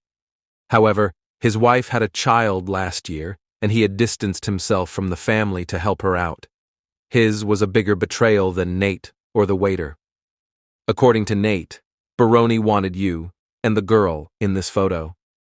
Frankie held out a piece of paper. Luca took it, and he instantly recognized the photo as one that was sent to him the night after the 1920s party. He looked at her. It was the one where they had left the casino together, when she was safe in his arms. "Nate picked you up to take you to the restaurant. Before that, Jonas took your phone and replaced it with a fake and took all your tracking devices. By the time you realized, you were in Baroni's hands. Then Nate went to the restaurant to pick up Haley," Frankie explained. "The truly best bit is that Jonas has no clue we know." Frankie was smiling like the Cheshire Cat. Luca couldn't believe there was a best bit. Haley had nearly died. "Get on with it, Frankie, or I will cheer myself up by shooting you," Luca warned, and Frankie laughed. "That won't make you happy." Frankie shook his head with a chuckle. Luca sighed. He was right. Maybe it would for like half a second. A stress relief, but he would regret it afterward. Possibly. If anything, he would be annoyed that Frankie bled on his flooring. What would make you happy is this. Luca watched as Frankie leaned over to the keyboard and pressed a couple of keys to show the basement, where he had created a bar-type man cave. His blood boiled when he saw Jonas Leone sitting on a bar stool sipping a beer. Then Luca smiled at his best friend. The pair walked through the house to the stairs leading to the basement. Luca looked at the back of his new enemy, his rat. He looked at Frankie as the pair walked to stand beside him. Luca pulled up a bar stool next to Jonas as Frankie stood on his other side. Luca looked at Jonas, who just puffed on his cigarette, then nodded at his boss. Boss, how is Haley? Luca wanted to ram the cigarette down the bastard's throat. She'll live. Shame I can't say the same about you. Luca pulled out a cigarette from his pocket and lit it. Jonas looked shocked as he tried to rise from his seat, but Frankie pushed his shoulder down so he remained sitting. I remember the day each of my men came to me. I remember the reasons why they joined, and I remember the vow of silence and loyalty to the Marcello name. Luca was starting to sound like his father, but he had to. Luca never looked at Jonas. He just looked at his cigarette and the liquor bottles along the back of the bar. I like to think I take care of my men. I'd like to think the motto of, when you're good to the family is good to you, is true. Do you agree, Frankie? Luca asked his friend, who still stood with his hand firmly on the asshole's shoulder. Yep, was all Frankie said. Luca flicked the cigarette ash into a marble ashtray and then looked at Jonas. Speaking of family, how are Marcia and little Abigail? Luca watched as Jonas's face hardened at the names of his wife and daughter. You're going to answer all my questions, Jonas. Every single one. Luca's tone was dark, but Jonas looked defiant as he shook his head. No, you will have to kill me. Luca laughed at Jonas's words, and he looked at Frankie, then back at Jonas. Don't worry, I will, but not until after I find out what I want to know. Now how long have you been working for Baroni? Luca hissed, but Jonas laughed and shook his head. Luca picked up his cigarette and plunged it down onto the back of Jonas's hand, which was on the bar. Jonas let out a cry as Luca pulled the now extinguished cigarette away. I've not worked for Baroni. I've always been in the family. My father was too. I offered to be an informant, Jonas said through his pain as he looked up to Luca. Luca smiled wickedly at Frankie, and then back at Jonas. Wow, how very loyal of you. Then, in a heartbeat, he had his knife plunged into Jonas's hand. His scream was so loud that Luca, fearing it would wake Haley 2 floors up, slapped his hand over Jonas's mouth. Death, the ultimate sacrifice for loyalty. Also the appropriate punishment for disloyalty. Luca stood up beside Jonas and looked at his other hand, and Frankie put his knife into the other hand. Luca rolled his eyes as Jonas cried out again into his palm. Why did he take Haley? Luca asked as he quieted a little. Now Jonas was just whimpering, so Luca removed his hand. Jonas tried to be brave and shook his head. Frankie twisted the knife in his hand, and the pain rippled through Jonas. Talk, and this will be less painful, Luca explained, but Jonas shook his head again. Luca sighed as he walked around the bar and pulled out endless amounts of sharp objects, knives, needles, and broken glass. Luca remained behind the bar, so he was facing Jonas. One more time, Jonas. Why did the bastard want her? But the idiot shook his head again, so Luca nodded at Frankie, who picked up a knife and plunged it in Jonas's arm. He screamed again. This time, Frankie covered his mouth. Luca picked up another knife and handed it to his friend, who plunged it in the opposite shoulder. Luca went for a needle, popped the top, and gave the empty syringe to Frankie. Neck or eye? Frankie looked at his boss as he held the needle close to Jonas. Luca looked at Jonas, who was sweating, his eyes filled with horror at Frankie's question. I think, Luca commanded. Just as Frankie nodded and held the syringe close to his eye, Jonas nodded and murmured, Okay. Disappointed, Frankie removed his hand. He wants revenge, Jonas said as he sighed through his pain. For Eliana, and for his father. He thinks if he had her, it would at least make up for Eliana. You bastard, he really loved her, Jonas yelled. Frankie stabbed him in the neck with the syringe and then covered his mouth again. Luca thought of Haley. She was in danger because of how people thought he felt toward her. He couldn't put her through this again. He couldn't do this again. He had to let her go. You're going to wait here, Luca said fiercely as he walked around the bar and toward the door, looking at Frankie, who followed. Frankie closed the door and looked at his boss. Get him out of my house and make him suffer for his betrayal, Frankie. Send him to Baroni like a fucking jigsaw puzzle and let him know I'm not going to be fucked by him. Frankie nodded. Luca was hard and cold. How he used to be, how his father trained him, the dark side taking over. Find out anything he will tell you, what he told Baroni. If he says nothing, just destroy him and make sure Marcia finds out her husband's fate. A bouquet or something, with a reminder that if she calls the cops, her daughter will go missing. Frankie nodded and took out his phone to grab a man or two to help transport Jonas to the lockup. Luca walked back up the stairs and to the camera room. He took a seat and watched Haley as she slept. She looked so peaceful, yet she had nearly been killed because of him. He had to let her go. Haley. Her eyes fluttered open. She was in Luca's room. Her head was heavy. She had no idea how long she had been here. She hadn't forgotten anything. She remembered going to the restaurant. She remembered how Baroni had her tied to a chair and how he forced Luca and herself to play a sick game of Russian roulette. She slowly put her hand to her neck where he had sliced her. There was gauze stuck to her skin. Luca must have had her looked at. The room was dark, but she could make out a figure sitting in the chair in a corner of the bedroom. "Luca," she said out loud. He stood up and walked slowly to the foot of the bed as she reached over to switch on the bedside table. The light only dimly lit the room. She admired him as he stood clean and fully dressed in his usual expensive suit and dress shirt. She looked at his face. The cuts were not bloody, but looked sore, and the bruises were still a deep purple. "Luca, you're okay." She sighed as she looked at his chocolate eyes. His face was hard. He had to let her go. "How are you feeling?" he asked, and she shrugged and sighed. "How long have I been out?" she asked as she tried to make sense of time. He watched as she searched around the room. "We were found in the early hours, and you slept in the car. It's 5 p.m., Haley." She looked shocked as he said those words, and she jumped out of the bed. "Shit, I have work." She looked down at her clothes. She was dressed in one of his shirts.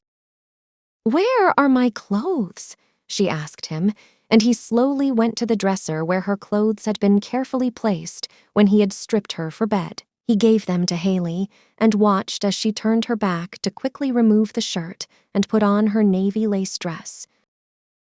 "I'm going to have to go. We will talk later, yeah?" she said, as she thought about her shift starting at 6 p.m. and how she would have to cross the city. She went to pass Luca, but he took her arm and she looked at him. His face looked cold and serious. "Luca? What the—" But he cut her off. "Haley, there will be no later for us." She looked at him with confusion in her eyes. "It was whatever it was, but that's it, Haley." Haley fiercely pulled her arm away from him and stepped back. "It was what it was?" she said harshly, but he didn't move. He just looked at her. "I nearly put a bullet in my head, you asshole." She violently pushed him with her palms on his chest, and he stepped back from the force. She was furious. She couldn't contain her anger as she looked at him, and he remained motionless like a statue. "I didn't ask you to," he said in a low voice. Her anger boiled over as he uttered those words. She raised her hand to hit him, but he was quicker than she was. He grabbed her wrist and pulled her close to him. She could feel his breath on her face as they locked eyes. I said I would only let you hit me once, sweetheart, he whispered in a low and dark tone. She violently pulled her hand away and then stepped back herself. She couldn't believe she had risked her life for him. She was in too deep for no reason. I'm just another bed warmer to you, aren't I? She shouted at him, and he shrugged. Fucking answer me, Luca, she yelled.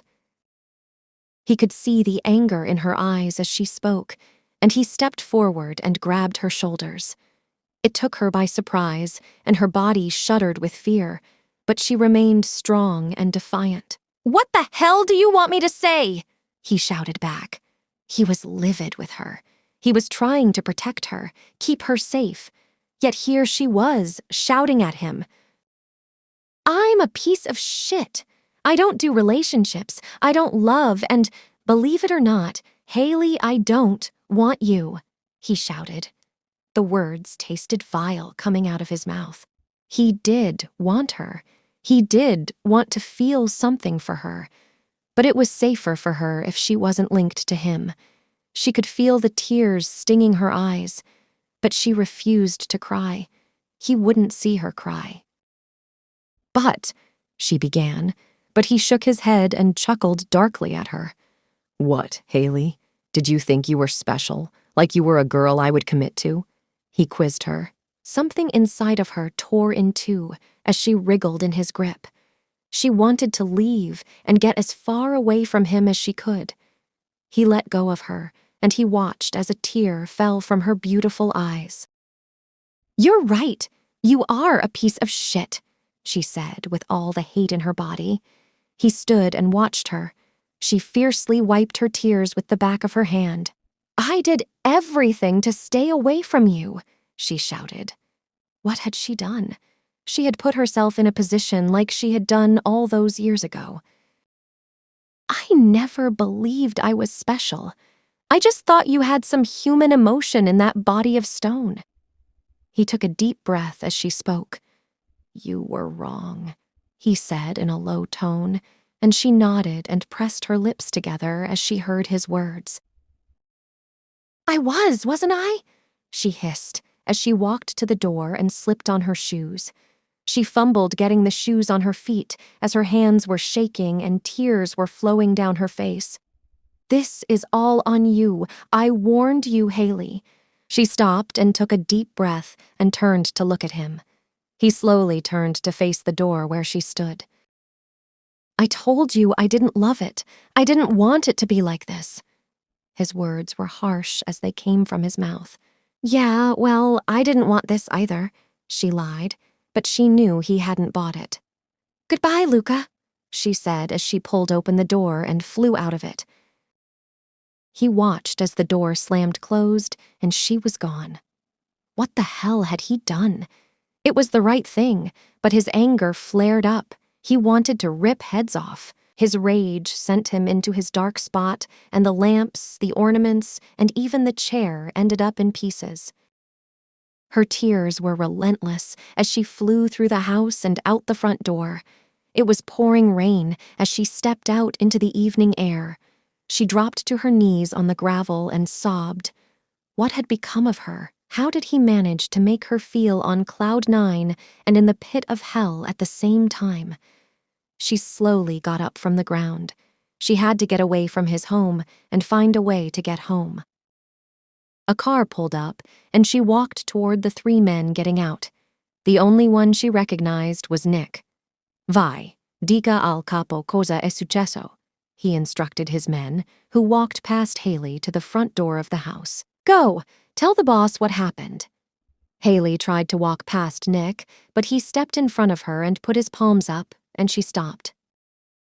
Whoa, Haley, what's going on? He quizzed. Nick could tell she had been crying. What had his cousin done now?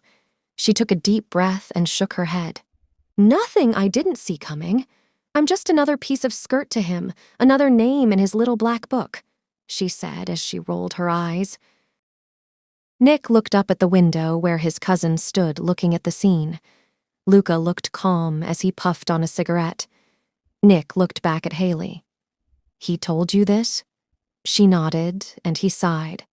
Come, I'll drive you home. He put his hand to her lower back, not touching, just guiding her to the car where he opened the back passenger door and she slipped in and he got in the driver's side. Haley wanted to say no and that she was capable of getting herself home, but she couldn't be bothered to argue and she doubted Nick would listen anyway. She put her elbows on her knees and her head in her hands. She was annoyed. What had she let him into her life for? Why did she let herself get sucked in by the devil himself? Nick watched in the rearview mirror as she threw her head back against the seat and she caught his eyes in the mirror. Nick, can you take me to the club? I have to go to work, Haley whispered. Nick nodded and smiled weakly, and she sighed. They drove there in silence. Haley just looked at the world outside her window and Nick just drove. He didn't want to know what happened. That was between her and Luca.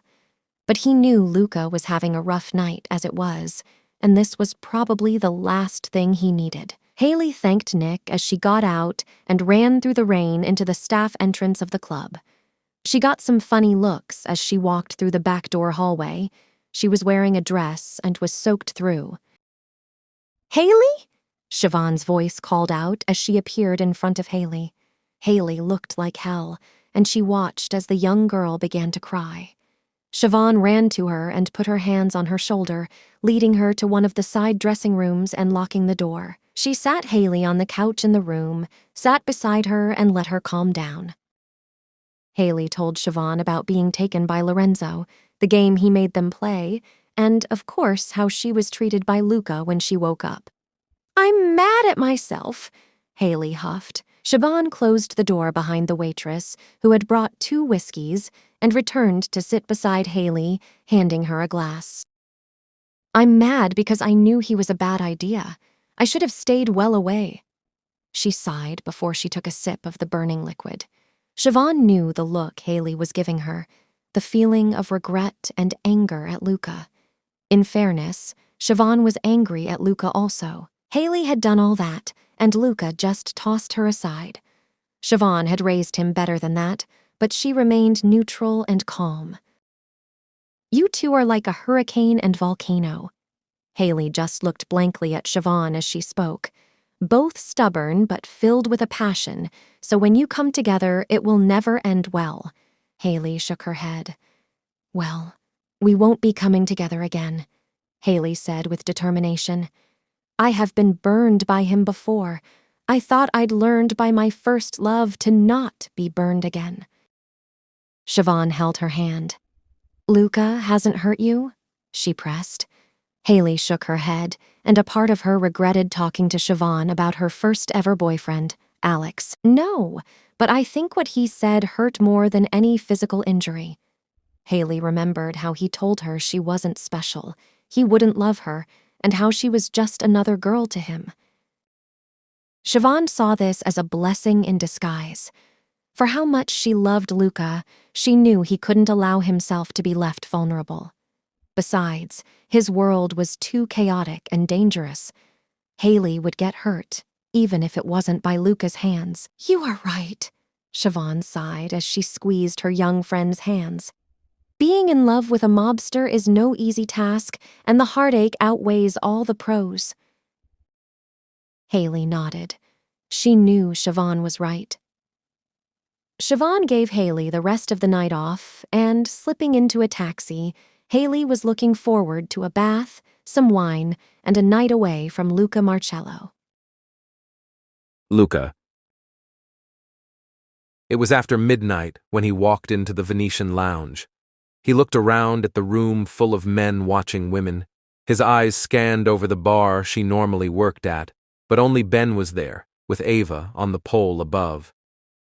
He looked up at the VIP booths. One was free, so he led the way, followed by Nick and Frankie. Nick had told him that he had brought Haley here, but that he had to stay away from her. Nick called over a server and ordered some whiskey. "I'm in need of this drink." Frankie sighed as the waitress returned with their drinks. He admired the waitress as she walked away. "Is Jonas gone?" Luca quizzed his friend, who nodded. "Yep. His wife has been given a generous bouquet.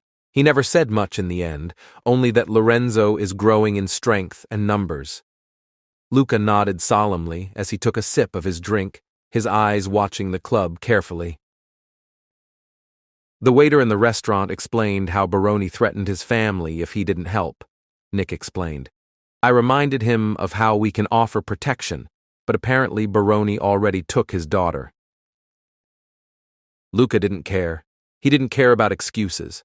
All he cared about was how Baroni had managed to have him at his mercy.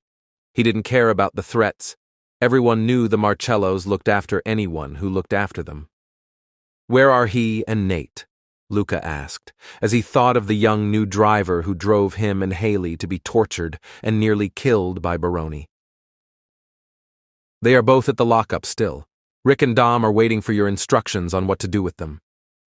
Luca had no choice. They both had betrayed him, and they both posed a risk. He shook his head. He had to have them killed. I can't be seen to show mercy. I can't be weak. Both Nick and Frankie nodded. Kill them both and make sure they are found on Baroni territory. Let him know I find out everything. Frankie nodded as he stood up, taking his phone. He would step outside and deliver the instructions to Dom and Rick. Nick looked at his cousin, whose eyes were looking around the club. He knew who he was trying to find, but the fool had sent her away. What happened with you and Haley? He asked Luca as he poured himself another glass of whiskey, and Luca looked at his younger cousin. She wanted a relationship. I can't do that to her, Luca said with as much honesty as he could muster. As much as he trusted Nick, he couldn't appear to have any form of weakness. So she was just another Ariana? Luca shook his head as he brought the glass to his mouth. No. Ariana I can go back to without the commitments. I can't with Haley. Nick nodded. Nick knew straight away Haley was an all-in type of girl. Maybe that was what his cousin needed. But who was he to give love advice? The girl he wanted was unattainable, so the pair sipped their whiskey in silence. Luca! Siobhan came around the corner of the booth, and her hands rested attentively on Nick's shoulders as she stood behind him. Hello, Nick, son, she greeted warmly as he looked up to her and smiled. Hello, Siobhan, he greeted, and she looked viciously at Luca, who rolled his eyes before knocking his drink back. Nick could feel the tension between Luca and his fierce godmother. I'm gonna look for Frankie. Good luck, boss. Nick smirked as he slid out of the booth, and Siobhan slid in. Stop messing with things I warned you not to touch. You're not a child, Luca. Siobhan wanted to yell and scold Luca. She was so angry at him. When I tell you not to do something, just understand I am protecting you, but most importantly, her. Christ, the one thing I have asked of you. Haley is a broken mess. Siobhan was right. She had warned him to keep away from Haley, but he couldn't. He had to have her, and even now he wanted to see her, even though he had to push her far, far away. She is not one of the girls who you can sleep with and walk away from, Siobhan reminded him. Baroni took her. His words made her gasp. Baroni only took her because he knew I had let her in. He saw she was more than an Ariana or any other feather girl. Luca picked up the bottle and refilled his drink, pouring one for Siobhan and handing it to her. She took it and took a drink. Luca read a text before standing up to leave. I let her go to protect her. I have to hurt her to make her leave. He hated himself. Somewhere deep down, he hated himself. Luca, you are doing the right thing. Remember what will happen if a volcano meets a tornado. Luca smiled at her words and nodded before standing up straight, adjusting his jacket and walking away. Siobhan's heart was tearing. She had never seen Luca like this, self-sacrificing and honest. In her heart, she prayed he and Haley would walk away from one another. She prayed they would be strong enough to stay away. Haley. Haley had been given a few days off to sort herself out, so it kept her away from the Venetian. She hadn't received anything from Luca.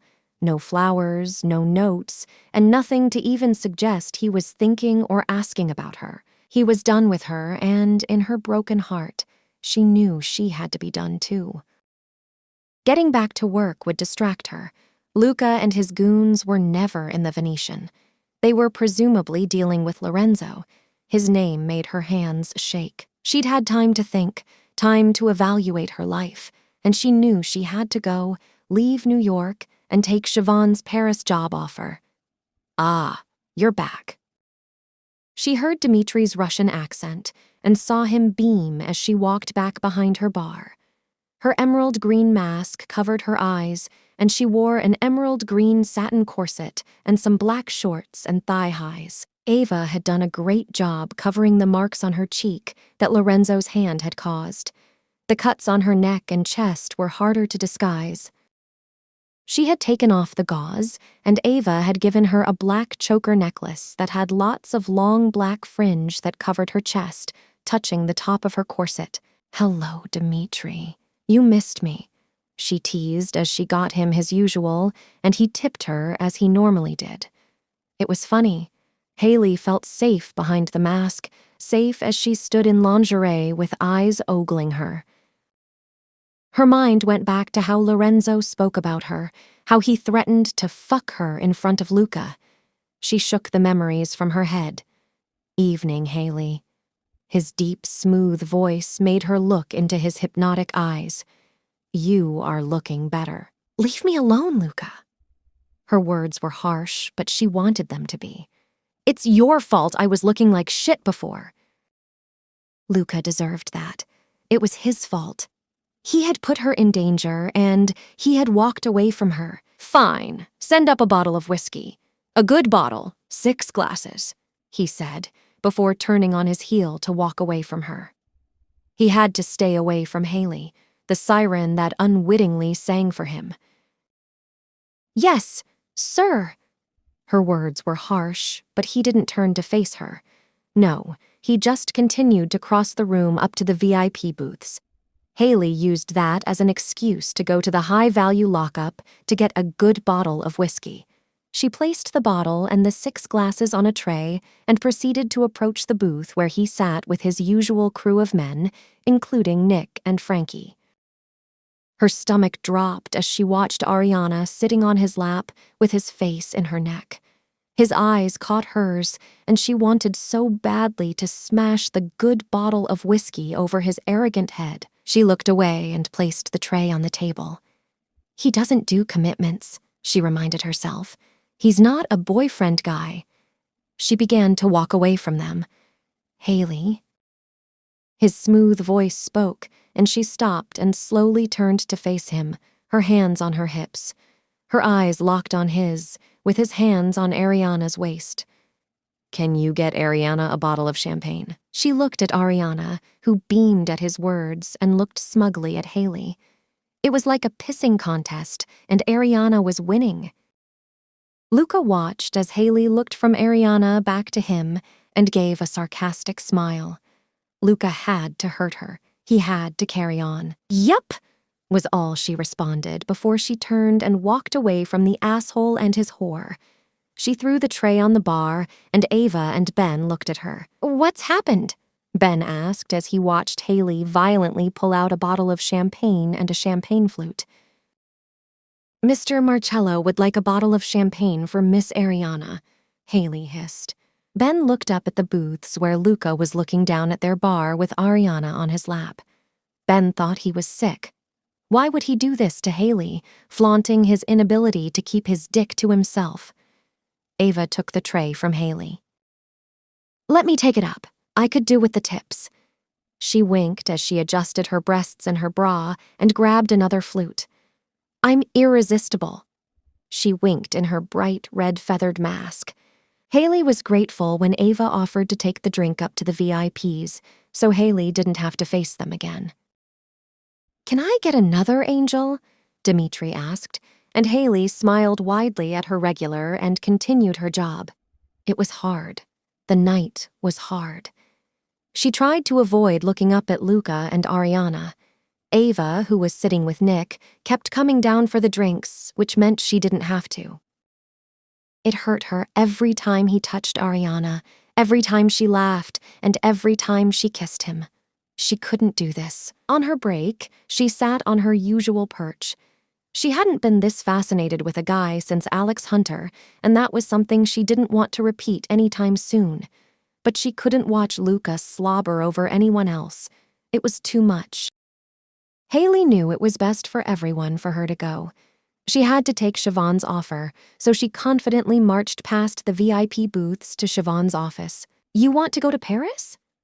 Siobhan was surprised as Haley stood in her office, and even more surprised that she wanted to go back to France. "Yeah, I do. I think it would be a great opportunity to run the club." Siobhan knew what was going on, and she knew deep down Luca was to blame. However, even she could understand this was possibly the best solution for everyone. "Well, I will arrange everything for you as soon as possible. I know Adrian will be thrilled. I will be sad to see you go, but it's for the best." Haley just smiled at her boss. She was pleased Siobhan wasn't going to make her stay. "You best get to work. I have some calls to make," Siobhan explained, and Haley left the office with a heavy heart and walked out the next door, which led out to the VIP booths. She passed where Luca was sitting. She didn't look at him and was caught by Frankie. "Hey, you okay?" Frankie had seen her going into Siobhan's office. Haley liked Frankie. He seemed a lot more down-to-earth than Nick and Luca. "Yep, I'm fine.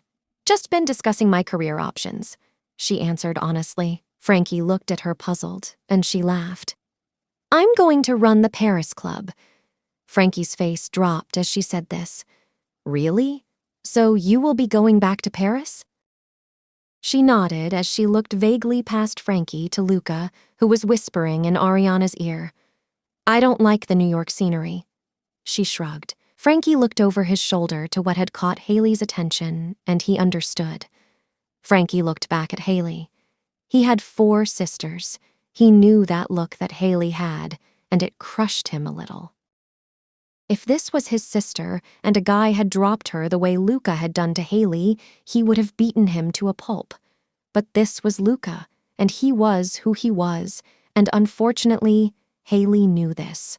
"I hope the scenery in Paris can make you happy," Frankie said with a weak smile, and Haley nodded and she walked down the stairs.